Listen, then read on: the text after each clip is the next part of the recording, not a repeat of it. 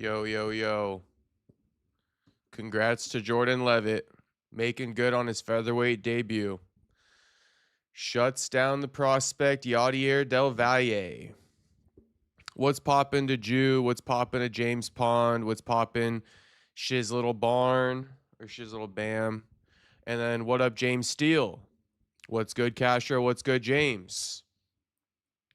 We joining just in time for Phil Rowe versus Les Boyani or something like that. Never seen him fight, but I see people picking my guy Lesbiani. Who you guys got in this one? Yeah, John Paul making his octagon debut, 0-0, going up against the 4-4 UFC record Phil Rowe. 11-6 overall for Phil versus 9-2 overall for John Paul. Damn, Ann Levitt took Yadier Del Valle's undefeated 10-0 record. Crazy work. Crazy work.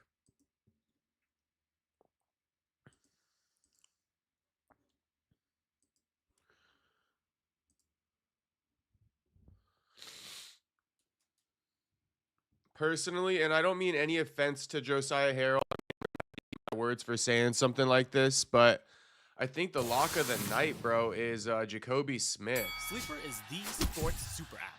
I would say there's two locks of the night. Something else I've been seeing today. I don't understand why I'm seeing it a lot, but people really think Zach Reese has a chance against Michel Pereira. Pre-game or live. Over 13 million. I kind of want to say that if Zach Reese beats Michel Pereira, I don't know anything about MMA. But I know doing something like that's going to make me eat my damn words. $20 entry credit. No but what's the deal with that? Sign up and pick. I mean, let's take a look here. Hello? Whoa. Mama Gorgon 85 lives here? Yep, that's my mom. We got Phil Rowe, John Paul Lesbiani coming up. Phone to ruthless online streaming slayer with no mercy for any living thing is your mom? Hey guys, apples with peanut butter? But yeah, I mean, if you go with AT&T Wireless and Home Internet. Hey, text me if you need anything. Level up your connection with AT&T Wireless and Home Internet, now available across the nation. No, what was I so just nice saying? Oh yeah, Michel Pereira, minus 145 favorite. Okay, plus 120 underdog for Zach Reese. Nearly even though. And ask your healthcare provider about Cobenfy, a twice daily pill. People think Zach Reese could win by knockout. Bro, what the fuck? Approach in mind. And delivered improvement in schizophrenia symptoms overall. Plus, yeah, either I'm tripping or everyone else is tripping. No substantial weight gain. Don't take if allergic to Cobenfy. Have trouble emptying your bladder or stomach, certain liver problems, or untreated narrow angle. He does have serious side effects such as urinary retention, worsening liver, kidney, bile duct, and gallbladder problems, slow stomach emptying, serious allergic reactions, narrow angle glaucoma, increased heart rate, and Michel Pereira coming off of 3 consecutive losses. That's got to be why. You know how Cobenfy affects you. But I mean, Fluffy and Kyle Dawkins, I want to see Zach Reese do any better against those guys. Difficulty speaking, breathing, or emptying your bladder. You know, Abu. Cobenfy. Imagine what could be. Cobenfy. Pick it up, pick it up, pick it up, pick it up. You see the drippy, I fit it up. Hop in my car and I get it up. Secure the bag, yeah, I get the. My bad. My bad. It should be better now or what? That was the UFC broadcast, unfortunately. It should be better now, though. I'm not going to repeat everything I was saying, but if you heard it, you heard it. Lock of the night, Jacobe Smith, in my opinion. Sorry, Josiah Harrell. No offense by that. And what was the other thing I was going to say? Oh, yeah, Zach Reese. I don't think he could beat Michel Pereira, but we'll see because Michel Pereira, he lost his last 3. But, the competition he's faced is pretty good. So let's see.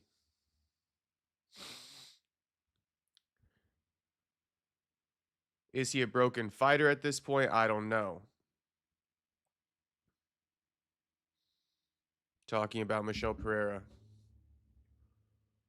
But yeah, Philly Fresh walking out now.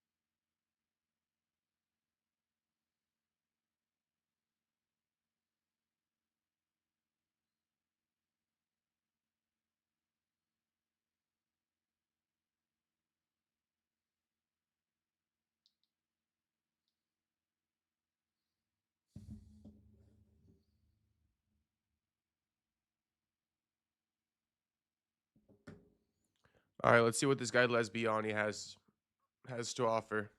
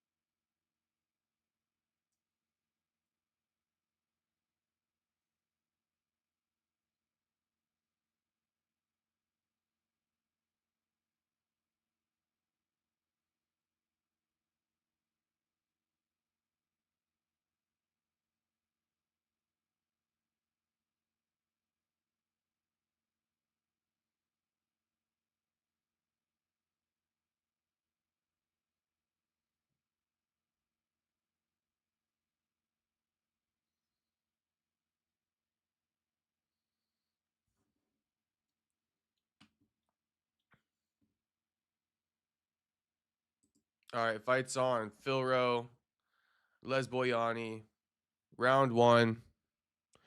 Phil in desperate need of a win. You know, both guys are. Phil 4-4 through 8 in the UFC. Lesbiani 0-0 making his debut. Phil Rowe filling in on short notice for... Not exactly remembering. I think it's an Asian guy. But I think that's also Josiah Harrell.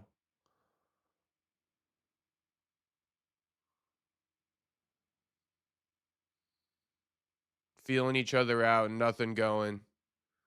Lesbiani got the he controlling the center for now.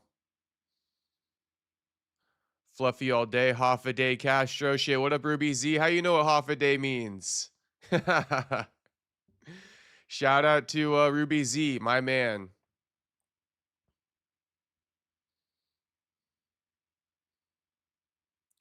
What up, Fluffy all day? Shit, I got Strickland. I know I'll probably regret that, but I got Strickland.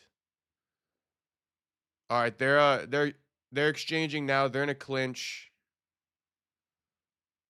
Phil landing with a jab there. Another jab for Phil. Leg kick from Phil. A little bit of a methodical fight through 2.5 minutes. I got a coworker from Guam. Shout out to Ruby Z. Yeah, half a day is like the Guam's equivalent of like Hawaii's aloha. For those wondering. Ooh, nice jab from Phil again. Leosani shooting in on a takedown because of the jabs. And he gets it. Phil, what's up with Phil's takedown defense? It's a bit sus. Like, I feel like he should have better takedown defense than that.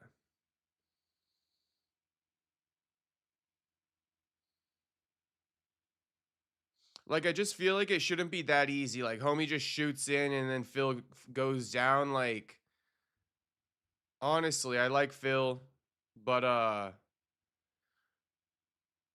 you know, you almost never see that in standard wrestling where, like, somebody just gets a takedown off their first attempt. You almost always have to chain attacks together. And it's like, Phil not even defending on the first attempt is just like, man, you didn't even force him to reshoot or anything. Now he's on top beating him up. This is how Phil lost his last fight. He's a black belt in jiu-jitsu, I get it. But the game has evolved so much to where, like, I don't think he thinks he's good on the ground with his black belt in no wrestling. I think he's got wrestling. I just don't know why he's not able to defend these takedowns. Like, first thing coming to mind is injury.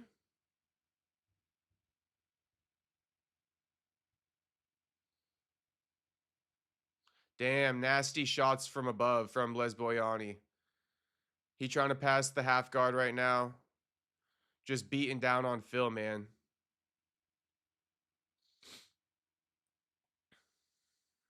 Lesbiani trying to go for like a Darce or an Anaconda. As he's going for it though, Phil stands up. All right, Lesbiani just like dirty boxing Phil against the cage right here.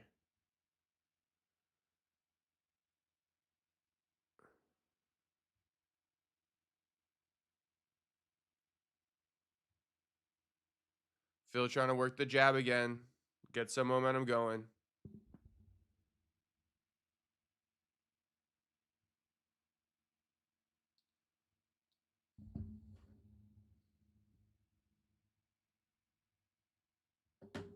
Oh, nice knee from Phil, but Lesbiani returning with some strikes, some punches.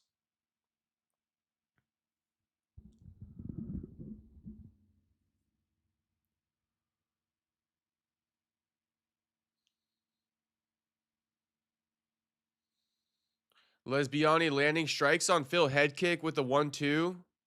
Now a 2-3 from Lesbiani.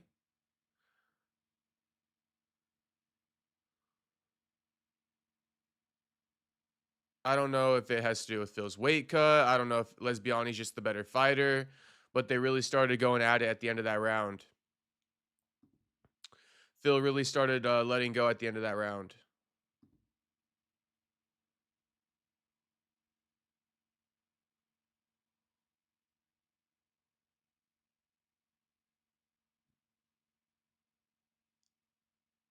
He need more water. He's begging for more water. Not begging, but he like being very stern about it. Like, shit, I need more water, motherfucker.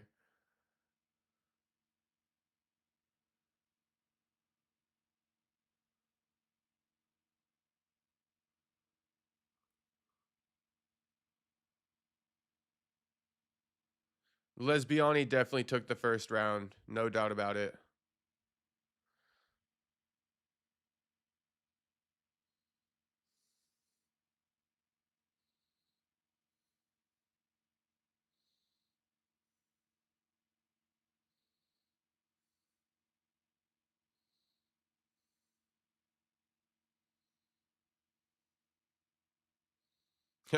Unbroken says, sorry I'm late. Technically, Jordan is a twink, so my theory holds true. You're right. You're right, Unbroken. Congrats to Jordan Levitt. We should have bet on him. Makes good on his 45 debut. Takes away Del Valle's undefeated record. All right. Phil working leg kicks. I thought Batty was going to be here for main card. He's at this event right now, Unbroken. I mentioned this on stream this week a couple of times. You might have missed it, but yeah, me and Joaquin canceled because he's at this event right now. He's in attendance. Unbroken. Joaquin has confirmed with me he'll be on for the BMF title fight, Max versus Charles Oliveira. So maybe it was a blessing in disguise. We'll have Joaquin on for the next numbered card, Joaquin Buckley. Don't want to promise, but I will just tell you he confirmed it with me. No worries, Unbroken.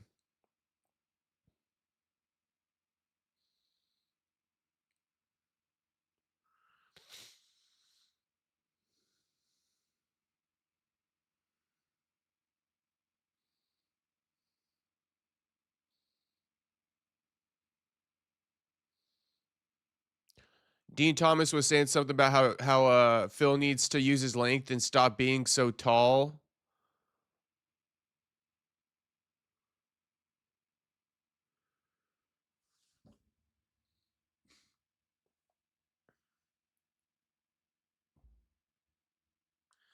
And Bisping Lesbiani. He got some blood dripping down on the front of his nose. Phil landed a nice kick. Lesbiani instantly shoots in on a takedown.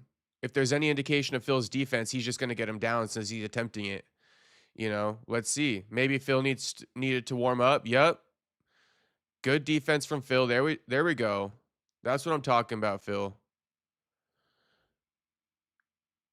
Bisping was bringing up how Lesbiani too, he throws with different intent. You know, Lesbiani throwing a finish. Phil, he looking to do death by 1,000 cuts. Phil ate a big body kick, and then he straight flexed on Lesbiani and banged the part where he got hit. Kind of telling that, you know, it bothered him or something. Or it was a good kick. Lesbiani, yep, landing.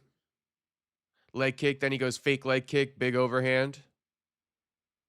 Phil working back leg kicks of his own here. I think Phil needs to throw a bit more, you know. I think he needs to start piecing together some combos. The jab's working, but you need to start piecing that together. You need to give him different looks.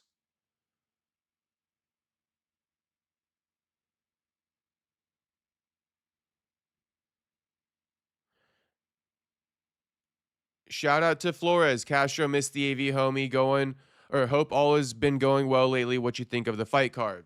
All's been going well, Flo. All's been going well. All's been going well, homie. Thanks for asking. Hope all's well with you. I think this is actually a great fight card. I would have been live on the second fight with Del Valle, but I was showering. But if I'm gonna be joining on the second card or on the second fight of the card, that's telling of like, you know, I think it's a good fight card because I will not start until a good fight starts. So I'd rate it like we can't go 7. I'm a do my own rule. We can't go 7. So honestly, I'll rate it like for a fight night. For a fight night, I'll rate this like an 8. It's pretty close to like it's a pretty good card, and the main event's even better. Strickland versus Fluffy, a former champion. Fluffy's one of the realest contenders we got in the whole promotion, bro. In the whole promotion, Fluffy one of the realest contenders we got. So yeah, I'm fucking with this card. I'm intrigued to see this Zach Reese and Michel Pereira fight. You know, we got a Hawaiian coming up, Punahele. So all these things I like. Sorry for taking a break from calling this fight. But long story short, whatever I missed out on calling, I'll just sum it up by saying that Lesbiani up 2-0. Phil needs more volume. Oh, yeah, he just fell too off a flying knee. Phil attempted a flying knee. Lesbiani punched him in the air, and then Phil fell. So Phil is, you know, making his way back to the corner.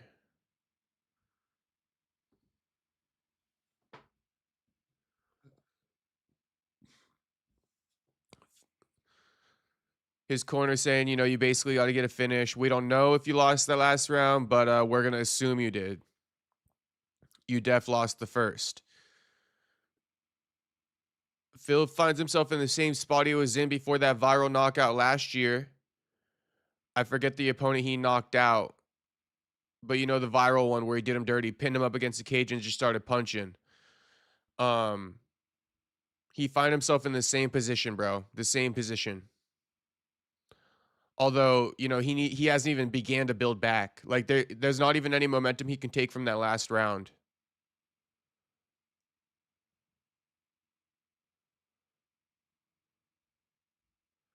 James Pond saying Dan Hooker is wild. LOL. Yeah, he is wild. Dan is technically an Asian twink now, so he will win. They're going to give him a favorable matchup.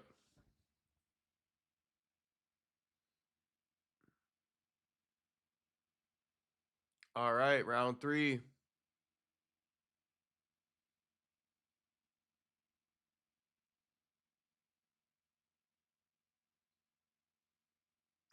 Leosani with a leg kick followed by punches. I mean, Phil pops a jab, nothing else really. Now he throws that overhand right a few seconds after, but he got to piece them together quicker than that, in my humble opinion. Jab again. Why not like jab 2 left hook, you know? Head kick from Phil. Phil jabbing.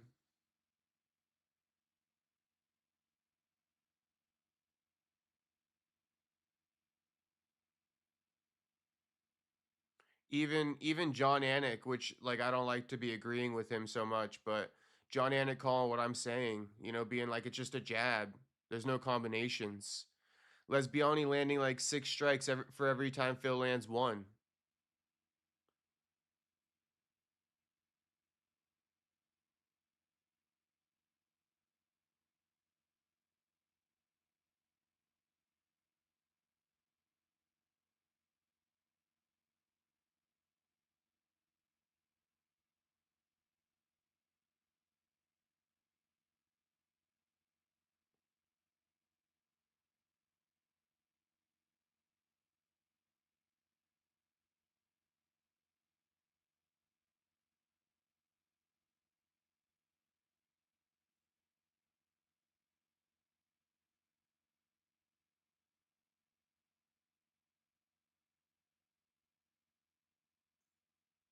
Phil having a bit more success at the end of the, at the 3-minute mark of this round. He got 3 minutes to work. He can get the job done, honestly. Honestly, if he locks in, he could get the job done. He needs to go full Marauder though. Channel his inner Pratez, just prod forward. And Phil's he's doing a lot better now. This is what I wanted to see from Phil. Lesbiani gets a takedown on the first attempt, and it's very unfortunate. It's very unfortunate. A debutante, not even really a full-known grappler.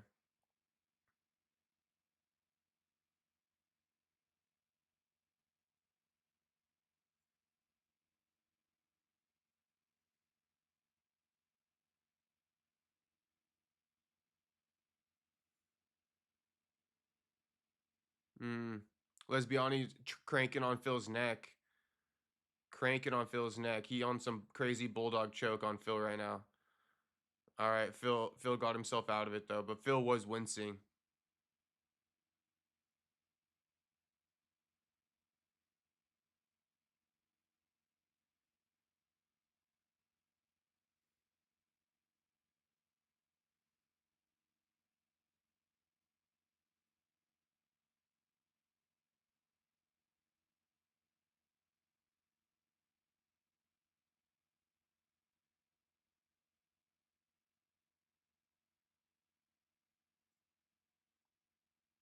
Bedtime MMA 2.0.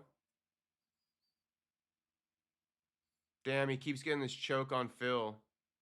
It's not really gonna work, but it just like makes Phil wince. Homie chaining together chokes though. All from the front headlock. Damn. Through 9 fights, Phil about to be 4-5.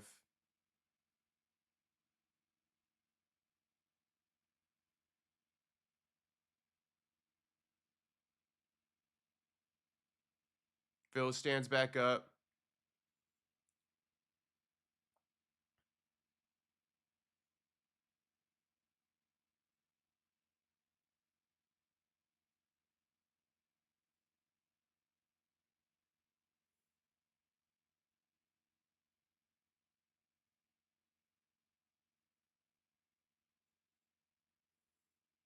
These boys just swinging at the end of the fight. Phil knows he got 10 seconds left, so now he's throwing 3-punch combos. He should have been done this a long time ago. He should have been done this a long time ago. He would have got the fucking knockout too. He should have been done that a long time ago, bro. He would have got that knockout. I don't know what the deal is. Honestly, I don't know what the deal is.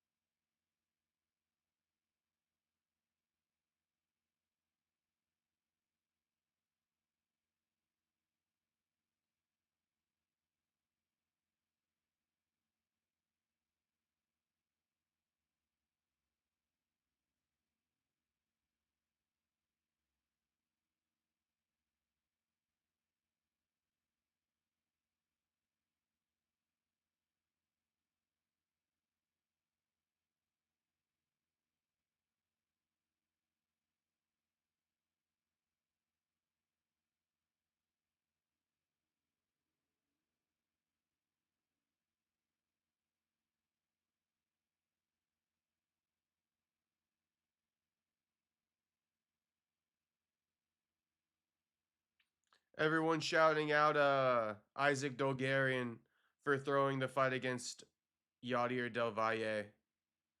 So true.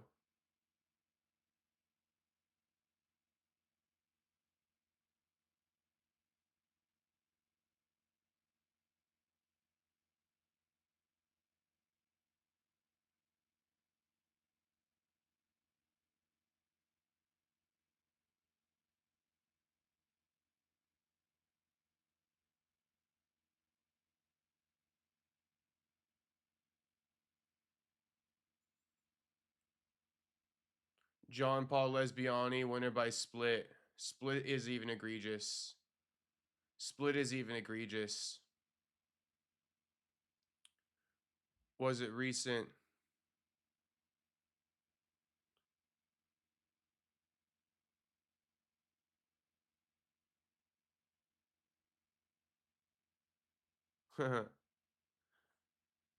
Nitro saying we don't got enough viewers in here right now, brother. I don't know, man. Where are all the loyal viewers every night not tapping into the fight companion? I don't know. Who knows, brother?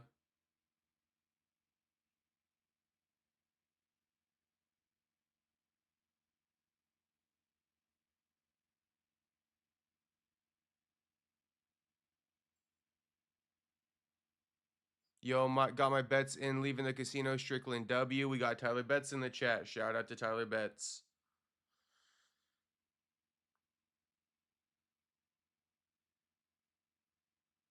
No, I'm just scoping X and I see people yelling at Dolgarian for throwing the fight.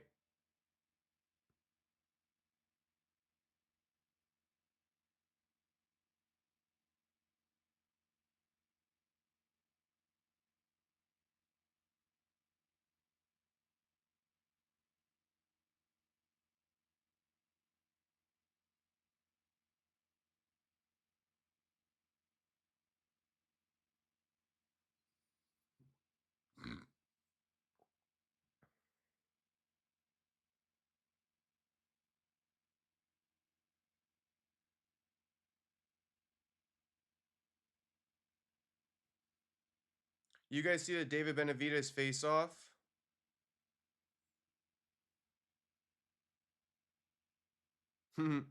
Cupcake says, I'm here just hungover as hell. No worry, homie. Nitro says, fuck this. I'm subbing. Shit. Shout out to Nitro. Got a sub, homie. Got a sub.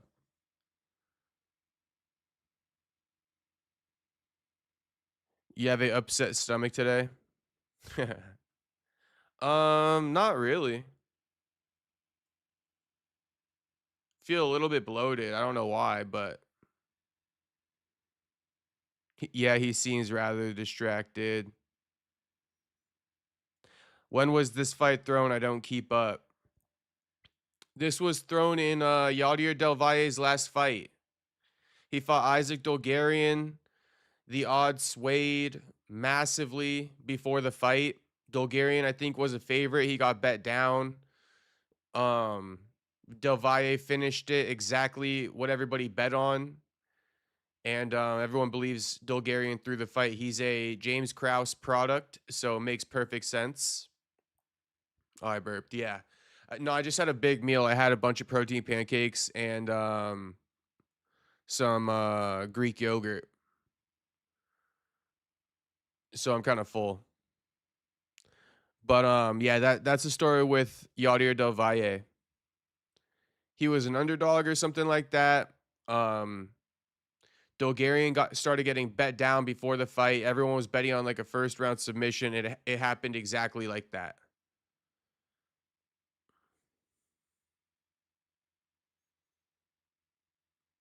Nitro subbed. My man Nitro.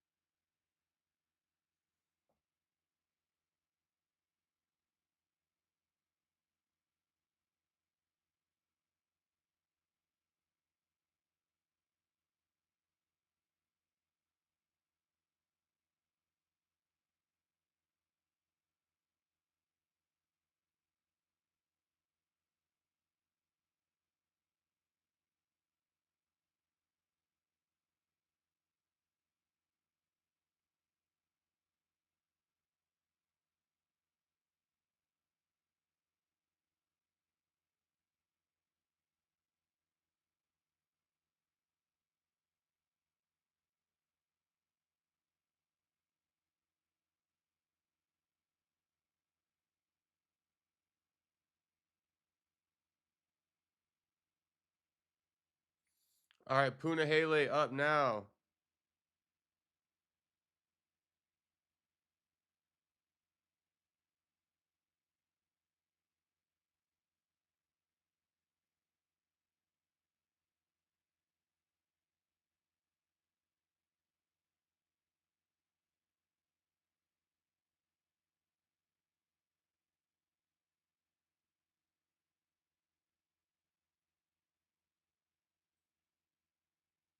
Ramiz Brahimaj.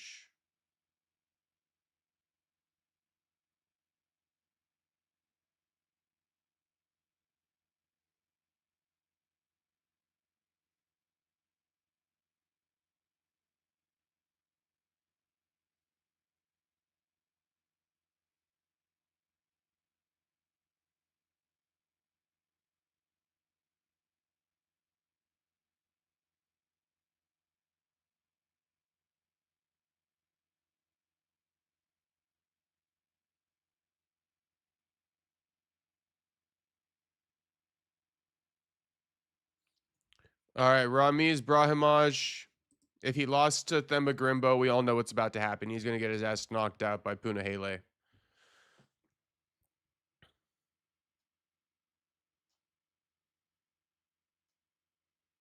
I'm broken asking if Bulgarian got released. Yeah, he did. And the guy in the makeup, that's Malik Wazell Acosta. He's very good. He's very good. I'm broken. I'm picking him to win tonight. Now I believe this is Punahele's second fight at 170, moved down from 185.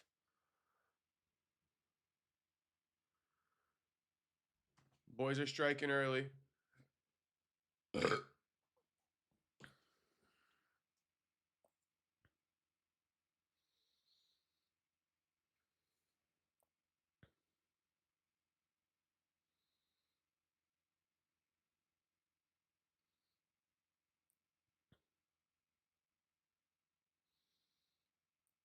Brahimaj is looking good, but it looks like Punahele's building. It almost looks like Punahele's like letting him throw so that he can get like give openings for Punahele to counter. Let's see what happens. But Punahele is letting homie get off. This is reminding me of that one viral clip that's been going around where homie lands 21 punches and then gets knocked out by one shot. Brahimaj, he's landing quite a bit, but I think it's going to take one from Puna. We'll see. Do you show us the fight? Brother.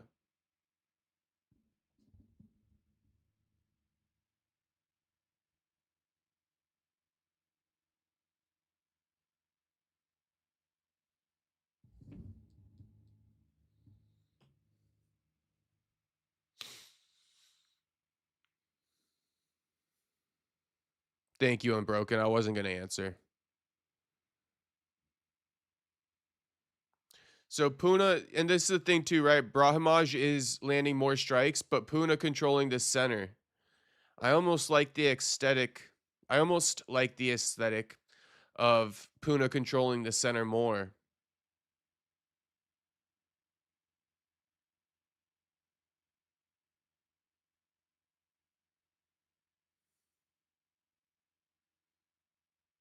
This fight will play out more into the second round, I think. Meaning we'll get a better gauge on who's going to win this bout probably like halfway through the second. It's still anyone's fight. It really is. Puna's eating a lot of shots to the body, though. You got to give Brahimaj credit.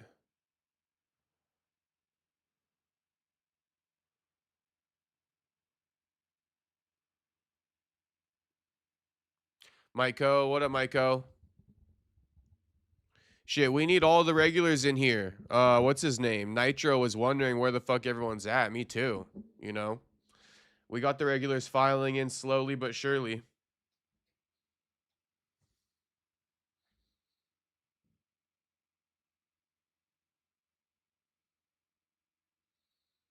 Two down the middle from Puna.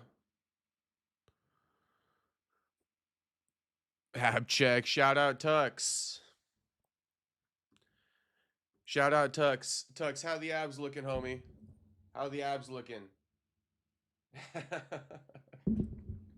How the abs looking, Tux?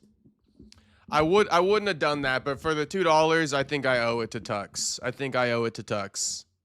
He paid $2 for the ab check.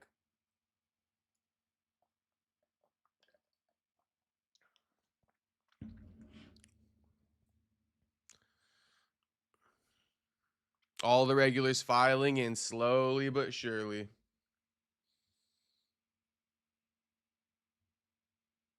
Yeah, Puna's nose bleeding now. Puna lands a nice 1-2 though. One slip 2. Ramiz shoots in on a takedown after landing that 1-2.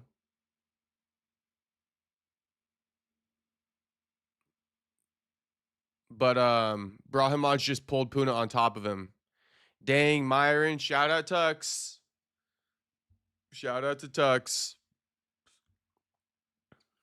Am I mogging Tux? Yeah, so Brahimaj, he almost panicked, took him down off of eating that 1-2. That one slip 2, I should say. Pulled Puna on top of him. Let's see how the fight plays out moving into the second. Tough fight, tough round to score.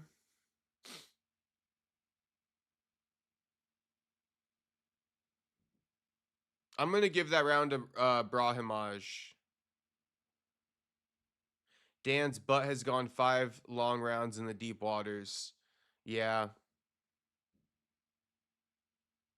Yeah, shout out to Dan's fucking, Dan's little issue he got going on with that.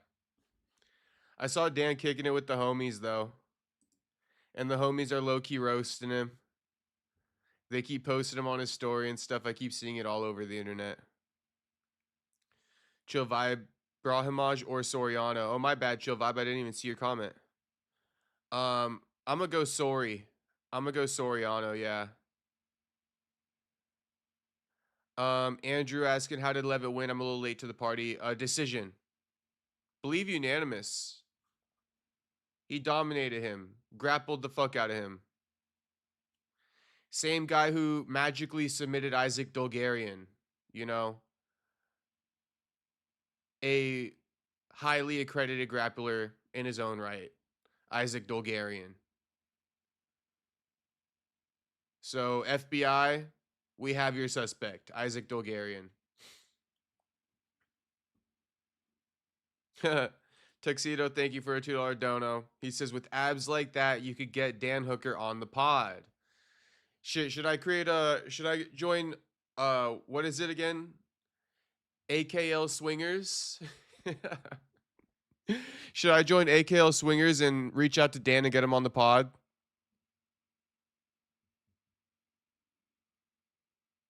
Brahimaj is grappling Puna to start this round. So he did not like getting hit by Puna. He a little bit scary now. Jordan won by teabag submission.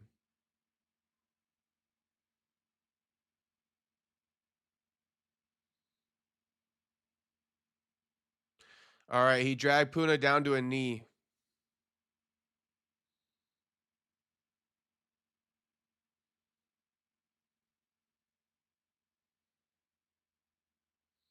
Yep, nice, nice. I looked down at the chat, but what I heard is that Puna hit the switch on him. Nice move. Some good high school level wrestling right there. Something you don't see from 90% of UFC fighters. Which is crazy.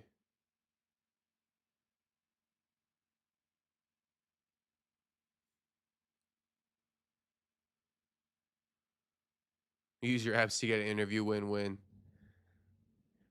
We'll see what Dan Hooker says. We'll see what my man Dan says. Maybe I could reach out.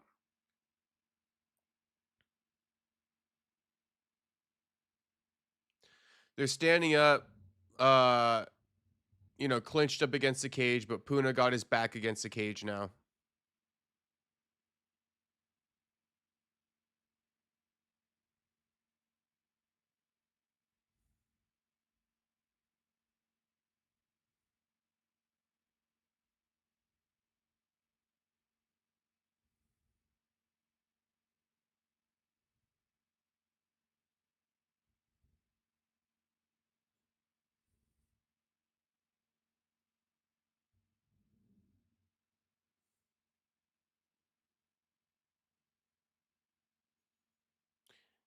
Chill Vibe saying I got Soriano plus 350, so I'll take it if he wins. Honestly, I think he's going to pull off this victory somehow. He's winning this round. He's already winning this round.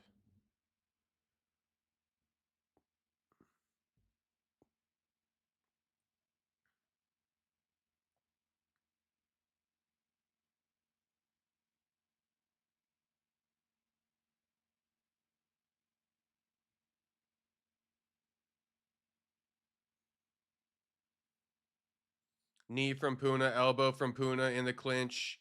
More knee. Finally. They've been clinched up for minutes, bro. No strikes. But, you know, my clock's a little bit behind. It's 1:10 left in the round.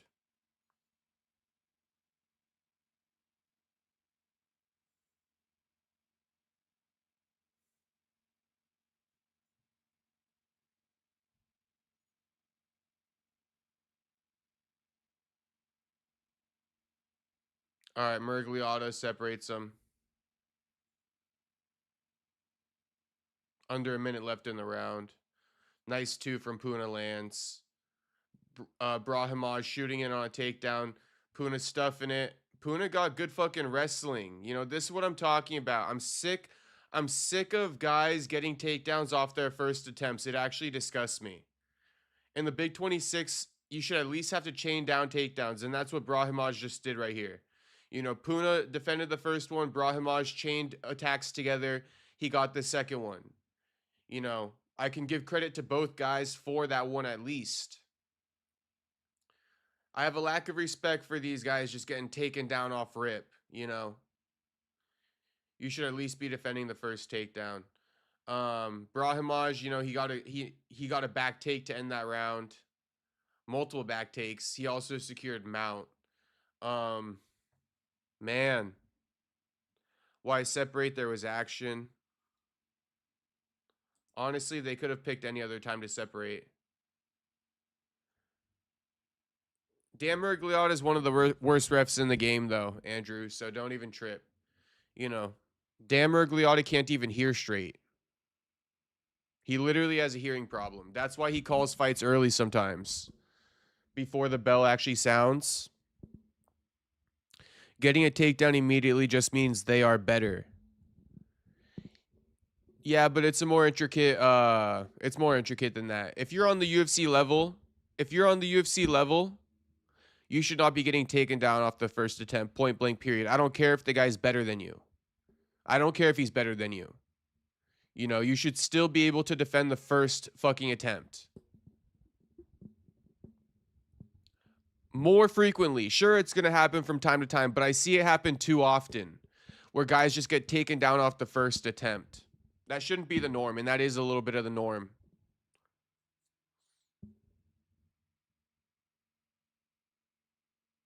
Owen saying I look like I could be Punahele's second cousin or something.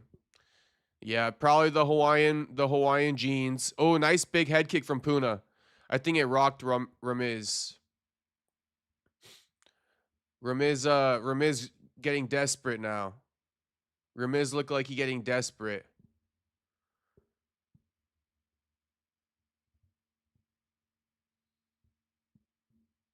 Two big head kicks from Puna. Ramiz clinches up. Oh my gosh. Ramiz clinches up. Tries to throw a knee. Puna trips him Muay Thai style. Lets him stand back up. My bad. My clock is a minute behind. Ramiz gets a takedown on Puna, though. Ramiz gets a takedown on Puna. All right, my clock started. Yeah, Cupcake says, not Jacob, you're right. Some of these boys lacking with the takedown defense. Yeah, man, it's just like, it's like if you compete in the same league, you guys should all have this same base level of skill. Exactly, Cupcake. Like, bro, you in the fucking UFC. Let's get a little base level of skill here.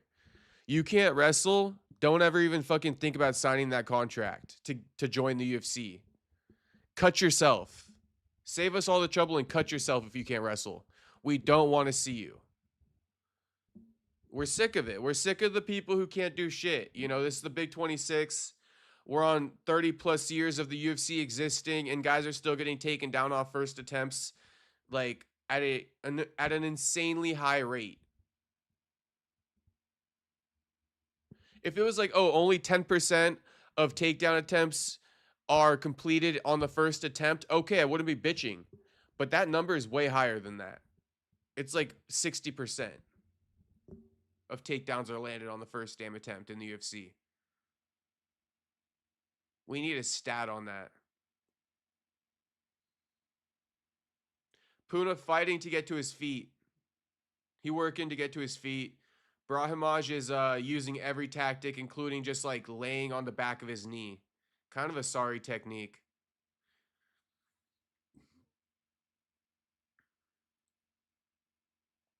Cut Brahimaj. I mean, laying on the back of the thigh like that was one of the gayest techniques I've seen in a long time. RPG, the prelims on. Prelims are on, homie. Perfecto, we hear daddy. What up, Perfecto?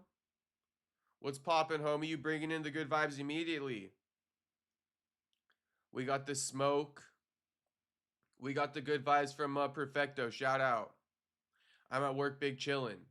Hell yeah, Perfecto. Ooh, nasty elbows from Puna there. Nasty elbows from Puna. A double elbow. Right elbow, left elbow type shit. How much cardio you do? Asked Tuxedo Mask. Not that much, homie. I mean, in relation, not that much.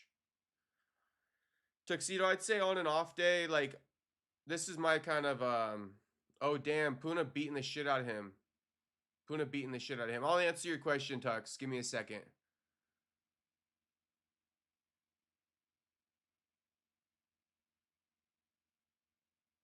Brahimaj attempting a guillotine standing.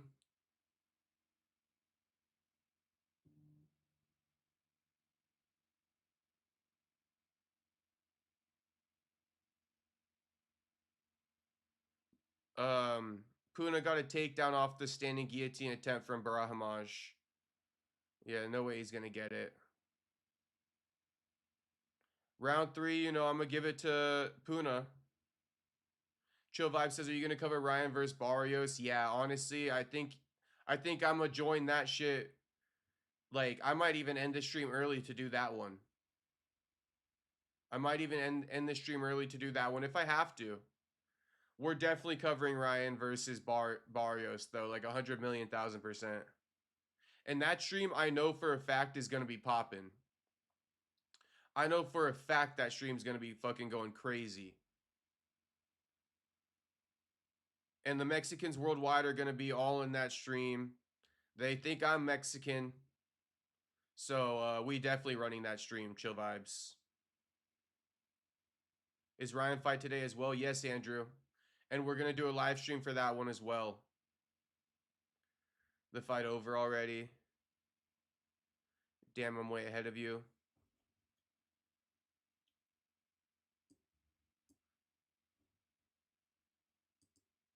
I'm live on here. 10 p.m. Then Garcia fights at 10:45 CT. Okay. Oh, Strickland versus Hernandez will be done at 10 p.m. Perfect. We'll go right into it. Chill vibe. We're gonna go right into it. You already know. Honestly, too, I think we can do then we'll do like a post-event recap stream. Nice Dragon Ball Z Brawly figure. Thank you, Andrew. Thank you. It's one of the main pieces. It's one of the main pieces of the stream. Everyone, all the homies love the Brawly action figure. I'm thinking we'll stream this event, right? We'll do the live stream fight companion for this. We'll do it for Garcia versus Barrios, and then we'll do a, you know, post-event recap stream after both events conclude. We'll take a look at the press conferences, react, hear what everybody be saying. So that's what we're gonna do. That's the plan for today. If I can do it, if I got enough energy, I mean, shit, we're looking at me being live for the next like 10 hours. All right. I mean, we're looking at me being live for the next 10 hours. If I do all 3 of those, I'm not going to be done till like midnight. So we'll see. I'm going to try though. RPG says it be the computers, bro. Yeah, I'm actually on my PC right now. Is that what it is? PC's lag?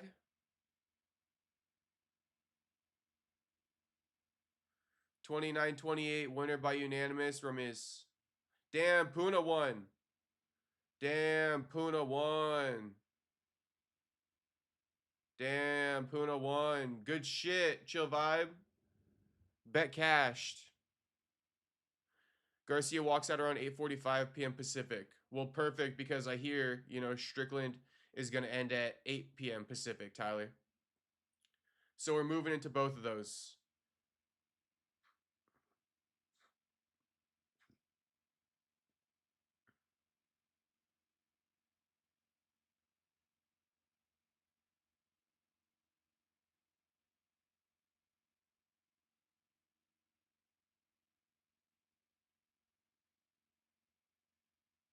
Hey, honestly, guys, I'm gonna take this one off. I'm gonna go get myself an energy drink from the store, and I'll be back in time for the next fight. But you know me, What you guys want me to do? You want me to call this shit? I know Tyler Betts got money on it, but he don't even want me to call this shit. Even Tyler Betts don't want me to call this shit. He got money on it. He don't even want me to call this shit. Honestly, I feel like he low-key would, but I'm just gonna say that. All right, I'm gonna just go buy an energy drink from the gas station real quick, and I'll come back. Maybe I'll get a snack too. We'll see. But yeah, I'll be back, guys. Give me, like, I don't know, 15 minutes or so. This is the commercial break. No more women's fights after this.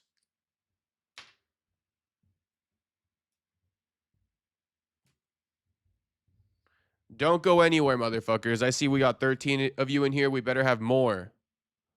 Yeah, go ahead, homie. Skip the cake. Okay, thank you. Tyler Betts gave me permission. I'll be back in like 15-20. It's all good. Do your thing. Perfect. I'll be back 15-20. Don't go anywhere, boys. I'll see you when I get back. Energy over cake. Facts, though. Facts.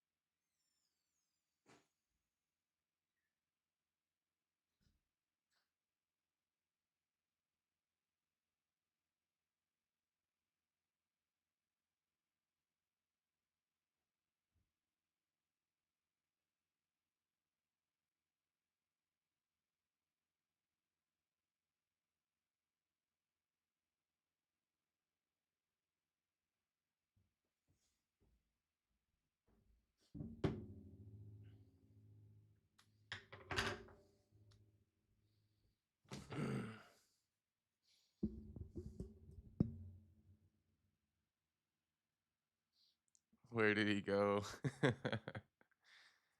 Perry eats more than a bunny is.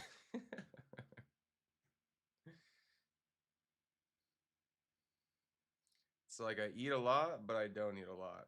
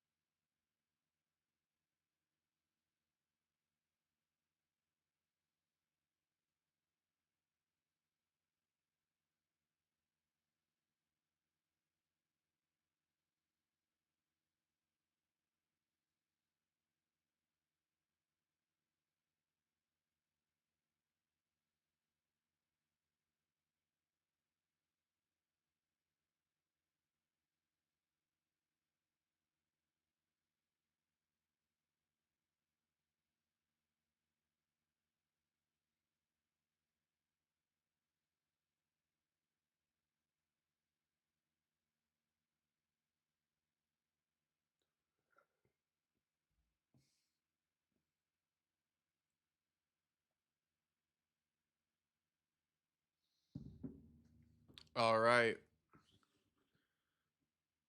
The fight is on.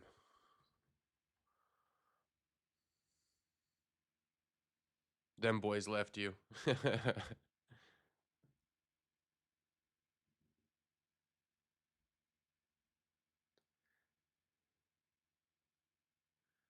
Just chill vibe. You don't gotta defend yourself, chill vibe. It's all good, homie. It's all good. I know you boys be popping in and out, so don't even trip. RPG, like, damn, them boys left you. I'm the only one who stayed in this bitch. Me and Unbroken, probably. Unbroken, loyal, fucking, never goes anywhere.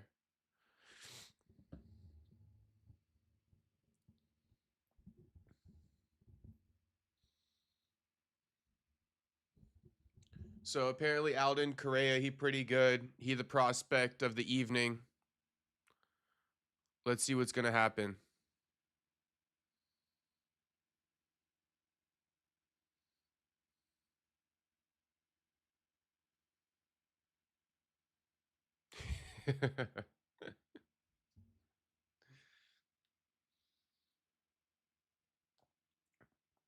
Oh, by the way, there's a new flavor of Bang I got from the gas station. You know, I kind of just want to call it the Bodega just cuz, but yeah, so there's a new Bang energy drink flavor that I got from the Bodega. Lime Pop Drop. I'm gonna let you guys know right now, this lime drop pop flavor, not good. Not good. I don't recommend lime pop drop. I don't recommend it. I also saw they had this they got new Gatorade flavors at the Bodega too. Fruit punch and cool blue mixed. And then they got orange and like lemon lime mixed. I almost bought that too. But I was like, nah. Out in Korea playing on the back foot a little bit. Unbroken says he's loosened up no Diddy. No Diddy, Unbroken. You gotta say no Diddy if you tell him you're loosened up.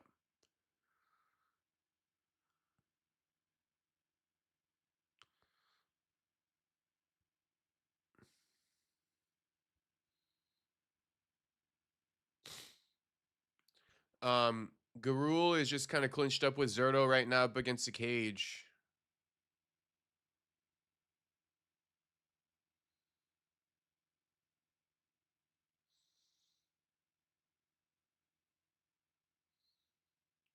Korea, a 4-year high school wrestler, apparently. Turned striker or something. He appears to be a striker in the octagon. I don't know why guys go from like wrestling in high school and then just, become strikers all of a sudden. It's kind of counterintuitive.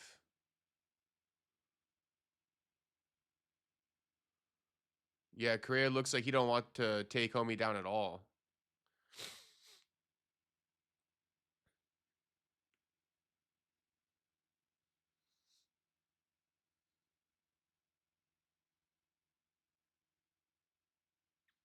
Korea got that George Masvidal boxing style. You can just kind of see it.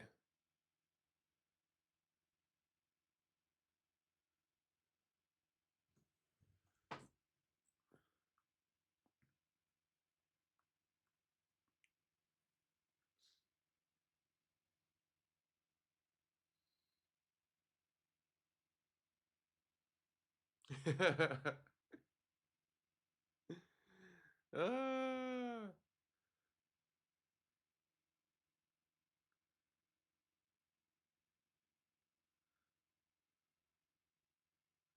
Chill Vibe says I'd never buy a drink called Lion Pop anything. Nah, you're right, homie. The color got me. The green got me. The green got me. What up, Jew?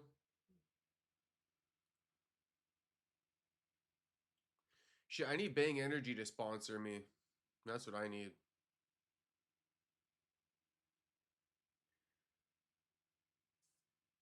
I mean, I'll probably give that Our Boy Phil lost. I know, Jew. I know. I don't know why Phil be fighting like that, Jew, to be honest with you. You know, I don't know why he be fighting like that. Don't want to criticize so heavily, but I'm just saying, as somebody who believed in Phil to win, who wanted Phil to win, like I openly rooted for Phil. I had no idea Phil was 35. I mean, I had some kind of idea. I didn't know it was 35, but I knew he was a bit older. But my biggest criticism with that Jew is like, homie should have fought like he fought in the last 10 seconds of the fight, the whole fight. Why does he wait till the last 15 seconds to start letting loose with the hands, stop being scared of getting hit, and just banging? Why does he wait till the last 10 seconds? Like, you would have got Jean Paul out of there, bro, if you would have fought like that from the get-go. At least from the second. Biggest rally was in the third, but you can't keep doing that. You did that last year. It honestly almost made me more disappointed in Phil. Yeah, it almost made me more disappointed in Phil to see him have that energy in the gas tank at the end of the fight to do what we asked him to do the whole fight. You know, that kind of actually disappointed me more. It's like, oh damn, you had it in you the whole time, motherfucker. Like, what the hell? Garuli goes for a big takedown, does not get it. Big body lock takedown, doesn't get it. Zerto uses some good hips there. Bounces back up to his feet. They're back to striking. I'm going to give the first round to Correa. But it's close. Who knows who this Garul guy is? Like, come on. Who is this guy? This is a journeyman if I ever seen one. This is a gimme fight. This guy Garul will never be anything in the UFC. No offense, Garul.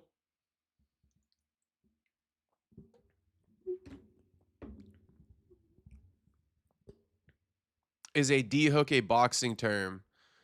Probably, Unbroken. I'm not familiar with what a D hook is. Juicy and Phil had the power to sleep, dude. Yeah.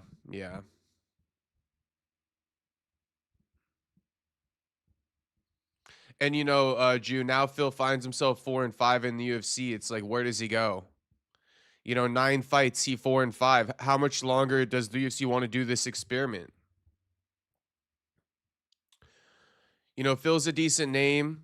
I imagine they'll keep him around for a little bit longer, but there goes your favorable matchups.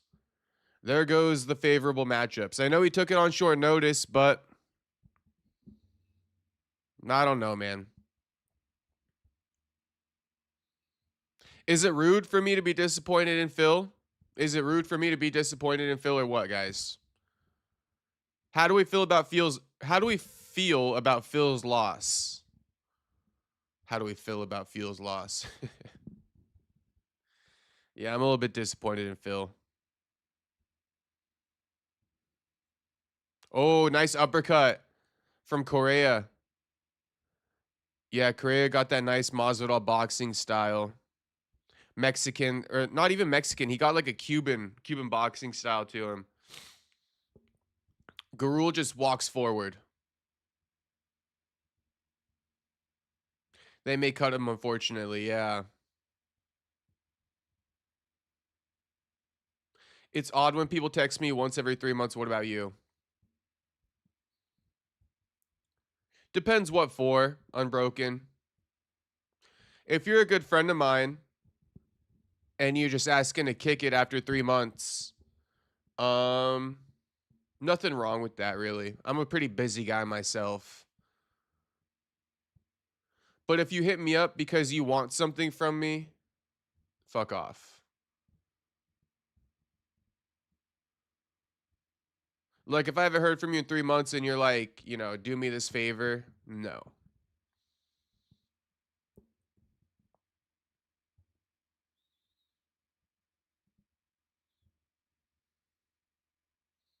Off-brand Gene Silva, if I ever seen him. It's like a mix of Diego. It's as if Diego Brandao and Gene Silva had a baby.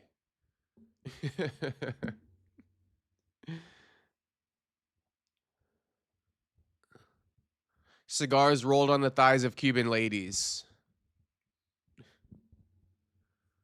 Shit, doesn't sound that bad.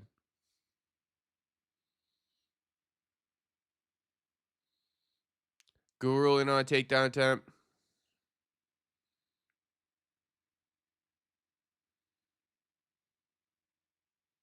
Juice says, I got friends that hit me up once a year. It's often more genuine than it is them asking for a favor. Yeah, me too. Me too.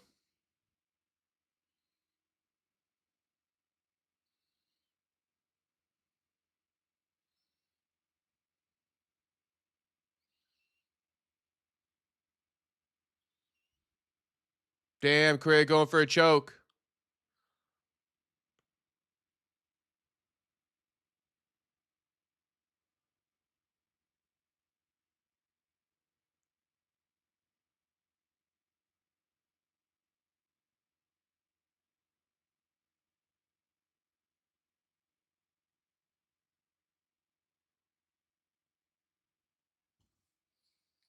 All right, Correa definitely won that round.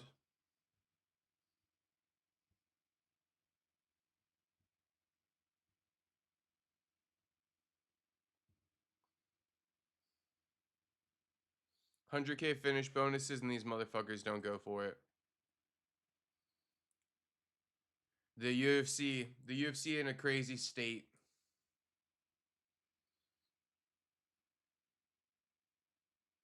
That's the myth of why Cuban cigars are so expensive, because they're rolled on the thighs of the Cuban ladies. Is it 100K finish every time now? No. Finish bonuses. What's crazy is finish bonuses are now 25K flat. Performance bonuses are 100K. But instead of 3, they give 2. Or no, instead of 4, they give 3. Something like that. Because it's just for performance of the night and fight of the night now. You know, if you get a knockout or a submission, that's 25K. But usually one finish in the form of a performance of the night is going to get 100K. But the rest of them don't. All right, round 3. I mean, Correa, he kind of nice with it. Not super nice with it.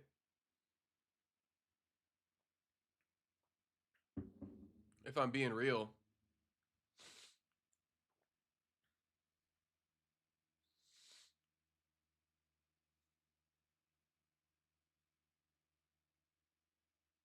Maybe it's a tough fight. Oh, that's what it is. Yeah, Jew.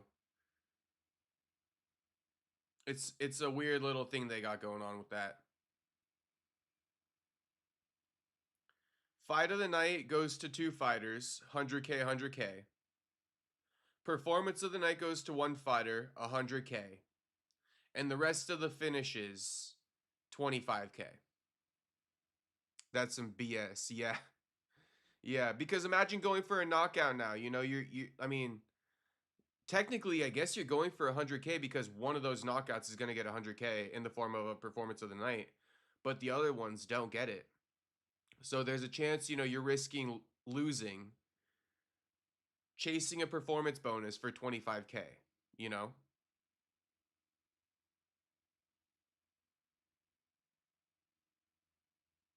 Gurul has good, decent boxing. I was going to say, this could be, you know, Correa, people are high on Correa. They think he's a good prospect. He just got a good takedown. It could be the matchup where he's not able to show out as much. But you would like to see a better performance from Correa, would you not? I think we could all agree. I mean, there we go. You know, start showing some flash. Start executing some moves that we want to, you know, that's going to garner some respect. Don't just skirt by here. Do not just skirt by, homie. Show us why you belong here.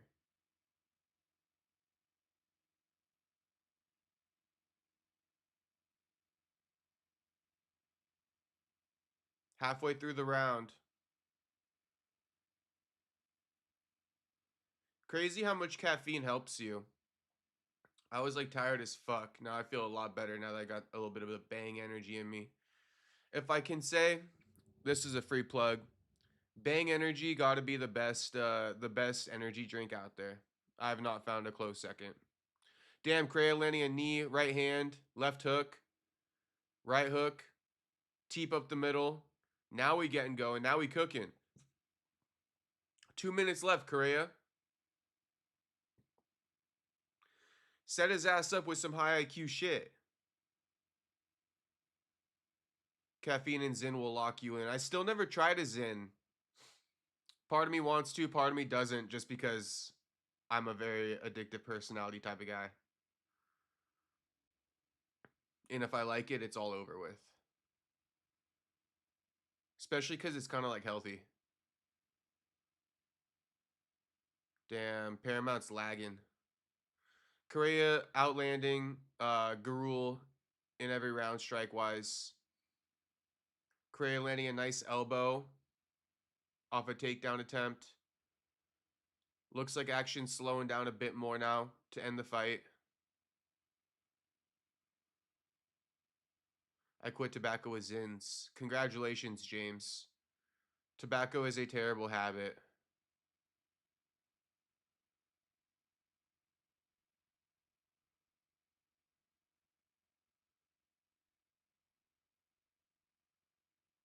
Seems like nicotine's all you want from the tobacco anyway, so, you know, makes perfect sense.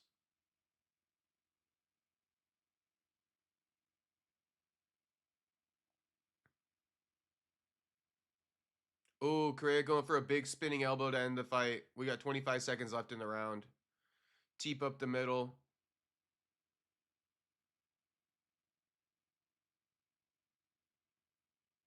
Ooh, nice slip lead uppercut.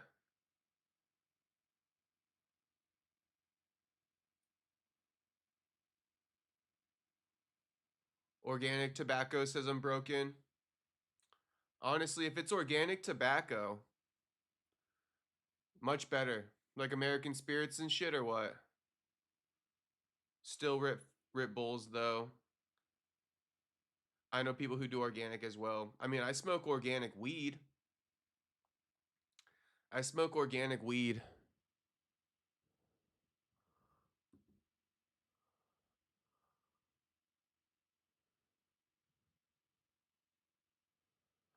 Juice says it's interesting how two main event fighters in Gaethje and Strickland have already spoken negatively on fighter pay the last month on the Paramount era. I mean, bro, like, how the fuck do the fighters feel?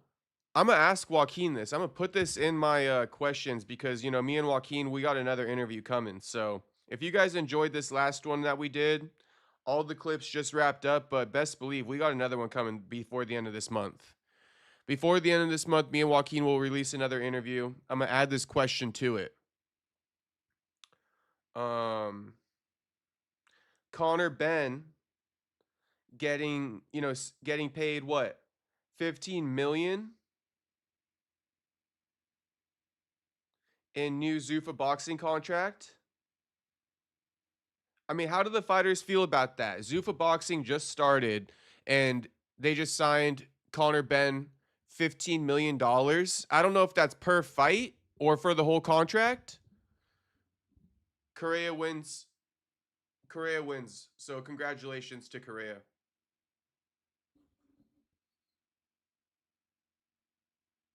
Unbroken says I like turtles and black coffee. Unbroken, are you talking about that candy? The turtle candy? Like the caramel with the pretzels and the chocolate?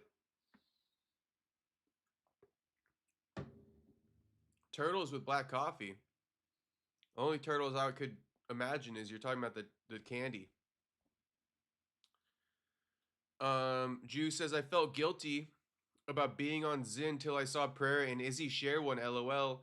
If those high-performing athletes can get away with it, might not do that much damage. Honestly, I don't think it does much damage at all, Jew.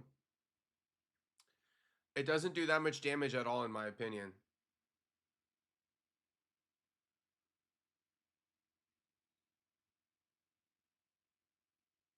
I think it's totally fine. I just personally don't like being reliant on things as little as possible. Because if I wasn't conscious of it, like I'm already kind of low-key reliant on like energy drinks, pre-workout, weed to some degree. Not as reliant anymore, but like, you know, I do like to smoke weed before I work out and stuff. So, and to go to bed. You know, so I don't like to be so reliant on so many things. That's my only thing. Because then it's like if I don't have it, I feel like out of sorts. So I don't like to feel out of sorts.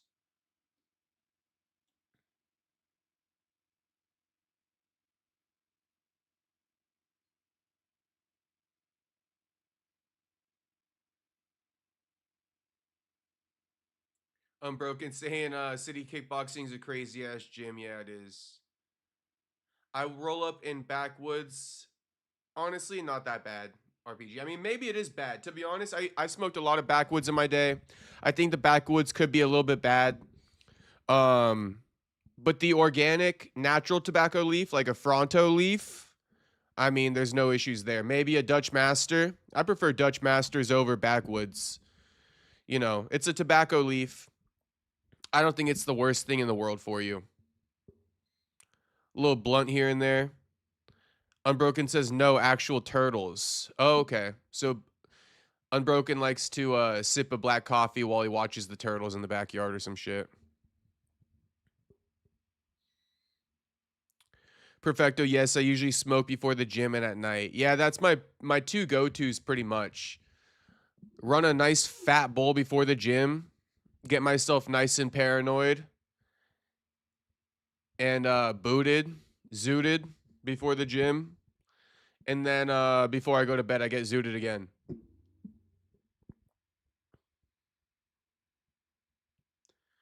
Yeah, they do, and Zins give you indigestion too. Well, shit, you guys can already tell I got indigestion already. I'm already burping. All right, let's see it. Let's see O'Day. Juice saying he fucks with O'Day.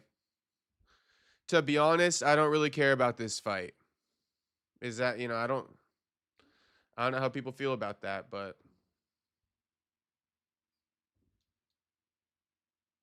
I don't really care about this fight, but we'll see.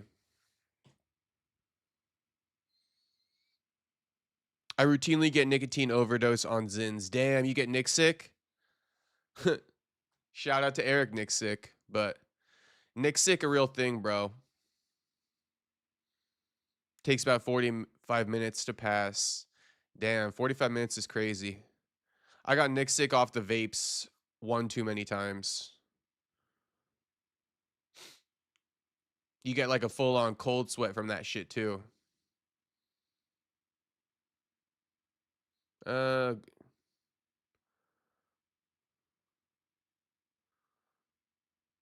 Sat him down. Did I miss it?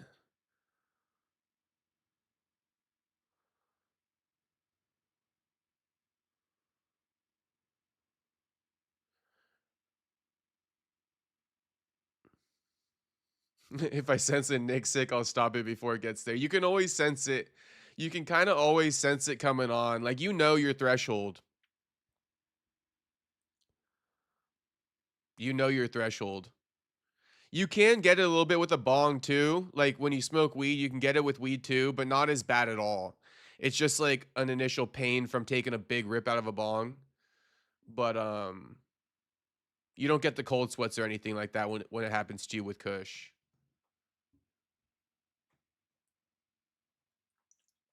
And honestly, you really got to push the boundaries on like a big ass Kush bowl.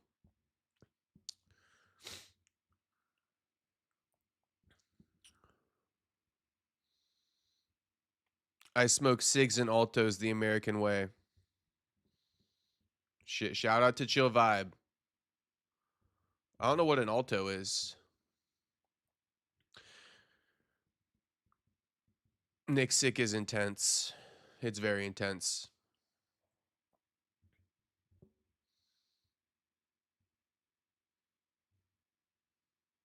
Is that literally how you spell Eric Nixick's last name too? You spell it literally like Nixick.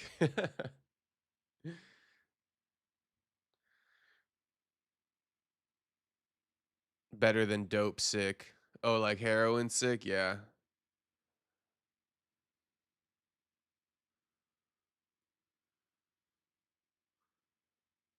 I can't get away from the backwoods, bro. Not RPG. They're addicting for sure. They're addicting for sure. You know what's funny is like how much experience I have with like dabbling in things, getting addicted, and then quitting. I never really spoke about it, and you know, this is the fight companion, but shit, we don't really care about me calling this O'Day fight. I can already tell. So let me give you guys 2 tips on how to quit some of this shit, at least from my experience. If you be vaping, this is what I did because I used to vape a lot too, like those stupid ass, you know, nicotine vapes. I would choose to smoke the vape in your most stressful daily situation, meaning like what brings you the most stress, like working, school, whatever it is, right? If you're trying to quit the vape, just do it there at the most stressful part of the day. And then don't do it aside from there. That's how you're going to start weaning off of it. And then once you kind of like get used to not smoking it for a majority of the day, just when you're at work or when you're at school or something, eventually you'll get to a point where you can just cut that out. So now instead of cutting out the whole thing altogether, you're just cutting it out from that one opportune time after weaning off it for a few weeks. That's how I quit the nicotine vapes, to be honest with you. I just smoked them at work. And then I would have days off from work. So like on weekends, I wouldn't smoke vape at all. You know, so that was an easy way for me to quit that shit. And then with the backwoods, the way I quit the backwoods, bro, because I used to be addicted to those too. That's why I'm saying they are addicting. I used to, I mean, you just got to smoke extra weed pretty much. Like, because the backwoods, it's like the act of continuing to smoke and shit. So, and getting super high. So you got to be smoking like 3 bowls, you know, out the bong and shit when you're trying to quit the backwoods.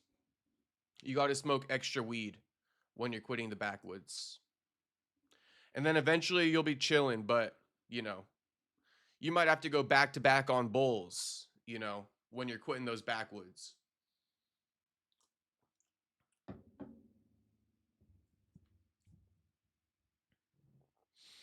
Haha, I got it back on my wood. Do you? Do you, Chill Vibe?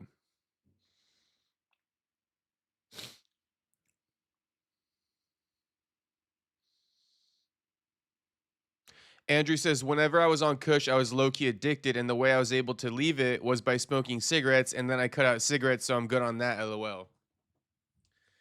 Yeah, there's plenty of different ways. As long as you have your own strategy and you think you could do it, I mean, that's pretty much the main thing you need. Someone said they banging. Oh, Jew. Yeah, they are banging.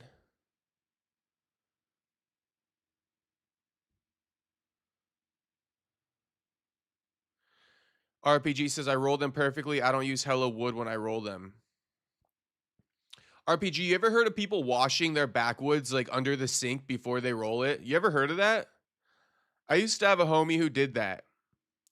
He used to wash his backwood in the sink, paper towel dry it, and then roll it up damp. And then obviously dry it with the lighter once it's rolled.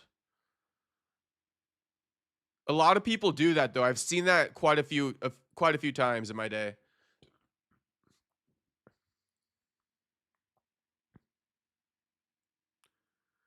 Chain Firing says Larry Wheels should have paid you for advice when he was spending thousands on cam girls in Dubai.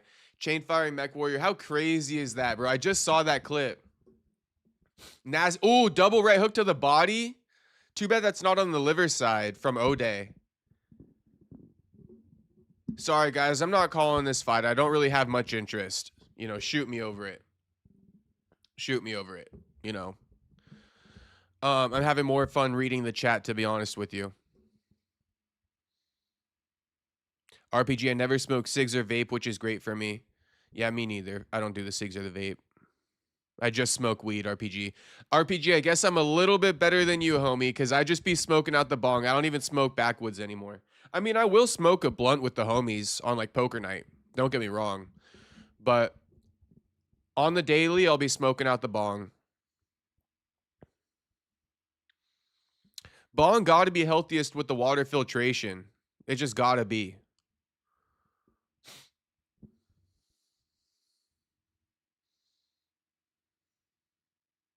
Meeting Playboy Cardi and Xavier so based always brings me the most stress. Unbroken, what the hell? How you know Playboy Cardi?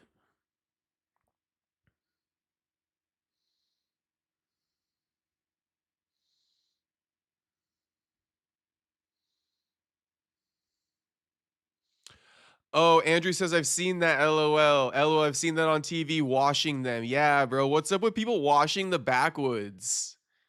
My homie used to do that shit. I mean, I let him. I'm like, shit, if you insist, you do it. You do it, you know what I mean? But I ain't washing the damn backwood before I roll it. I'm just gonna roll that shit. I've done that hella times. It takes out a lot of the nicotine. Yeah, okay. Yeah, some people like to wash the backwoods. If you know, you know. If you know, you know.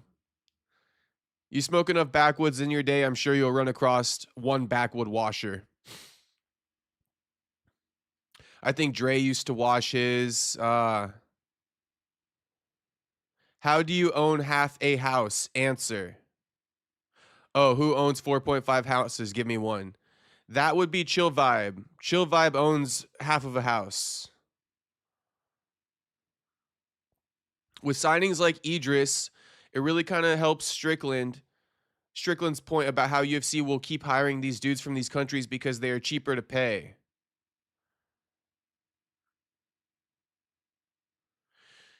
So here's what Strickland's kind of talking about. Here's what Strickland's talking about in a way. It's like the UFC will shoot themselves in the foot through their greed. And what do I mean by that? I mean that the UFC, they want to pay fighters what they want to pay them, you know, and they would rather scrap the matchup than pay them extra to deliver on a fight that people want to see. So let's say that the UFC, you know, for example, let's just give an easy example, kind of a back in the day example, but this could even be relevant to today. You know, like back in the day when it was Buck versus Cuck, Joaquin Buckley versus Ian Gary. A lot of people wanted to see that fight. And I'm not saying anything happened to why that fight didn't take place. I'm just using an example of a fight people wanted to see or want to see. Buck versus Cuck, Joaquin versus Ian Gary. God forbid one of those fighters wants to negotiate before the fight. If one of those fighters wants to negotiate, what does the UFC do? They call someone else up, they offer them the fight, you know.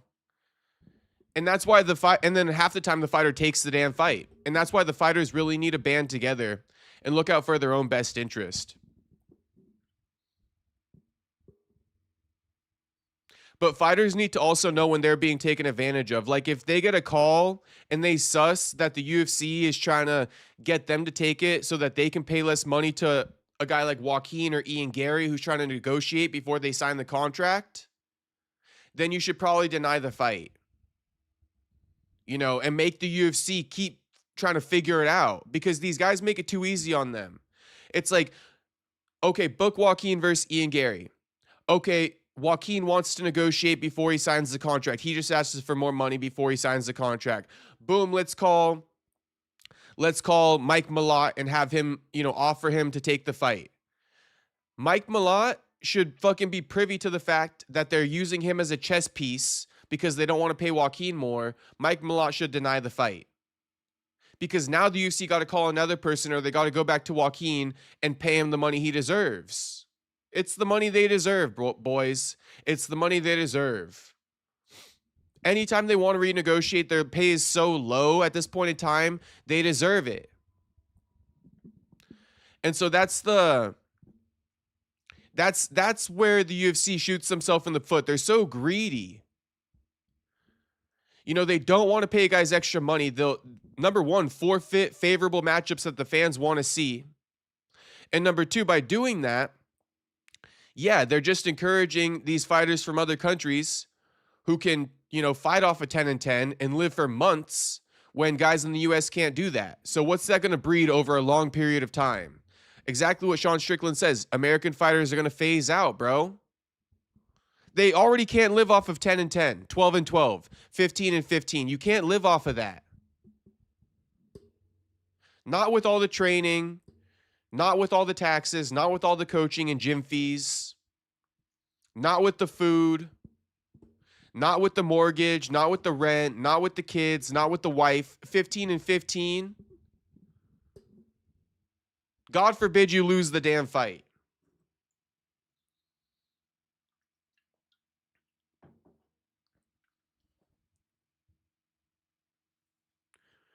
But that's the issue, you know. That's the issue right there. If these guys are negotiating for more money, maybe it's because they live a shit-ass lifestyle and you guys need to pay them more. Stop trying to go around it by offering it to a foreigner.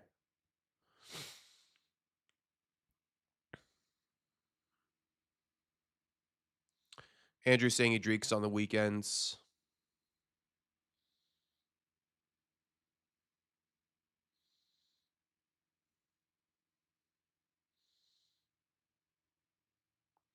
Man, these ads are ruining my vibe and I'm chill.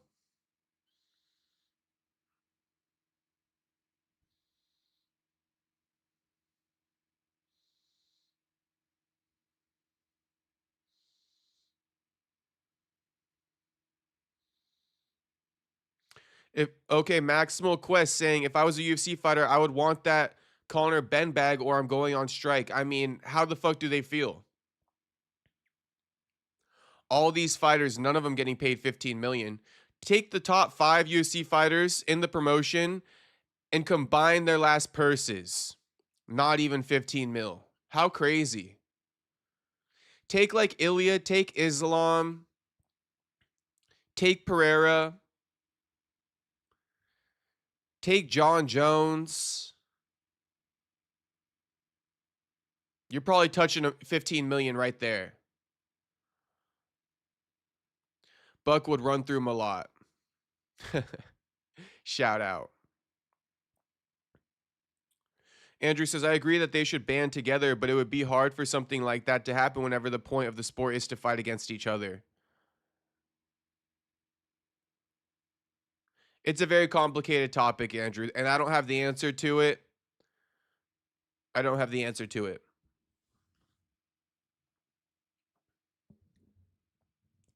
But it's pretty much on the fighters. It's pretty much on the fighters.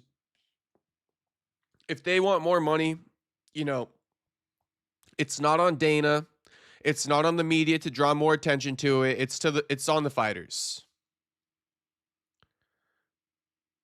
Honestly, fighters shouldn't even be blaming Dana. They should blame themselves for accepting such little money.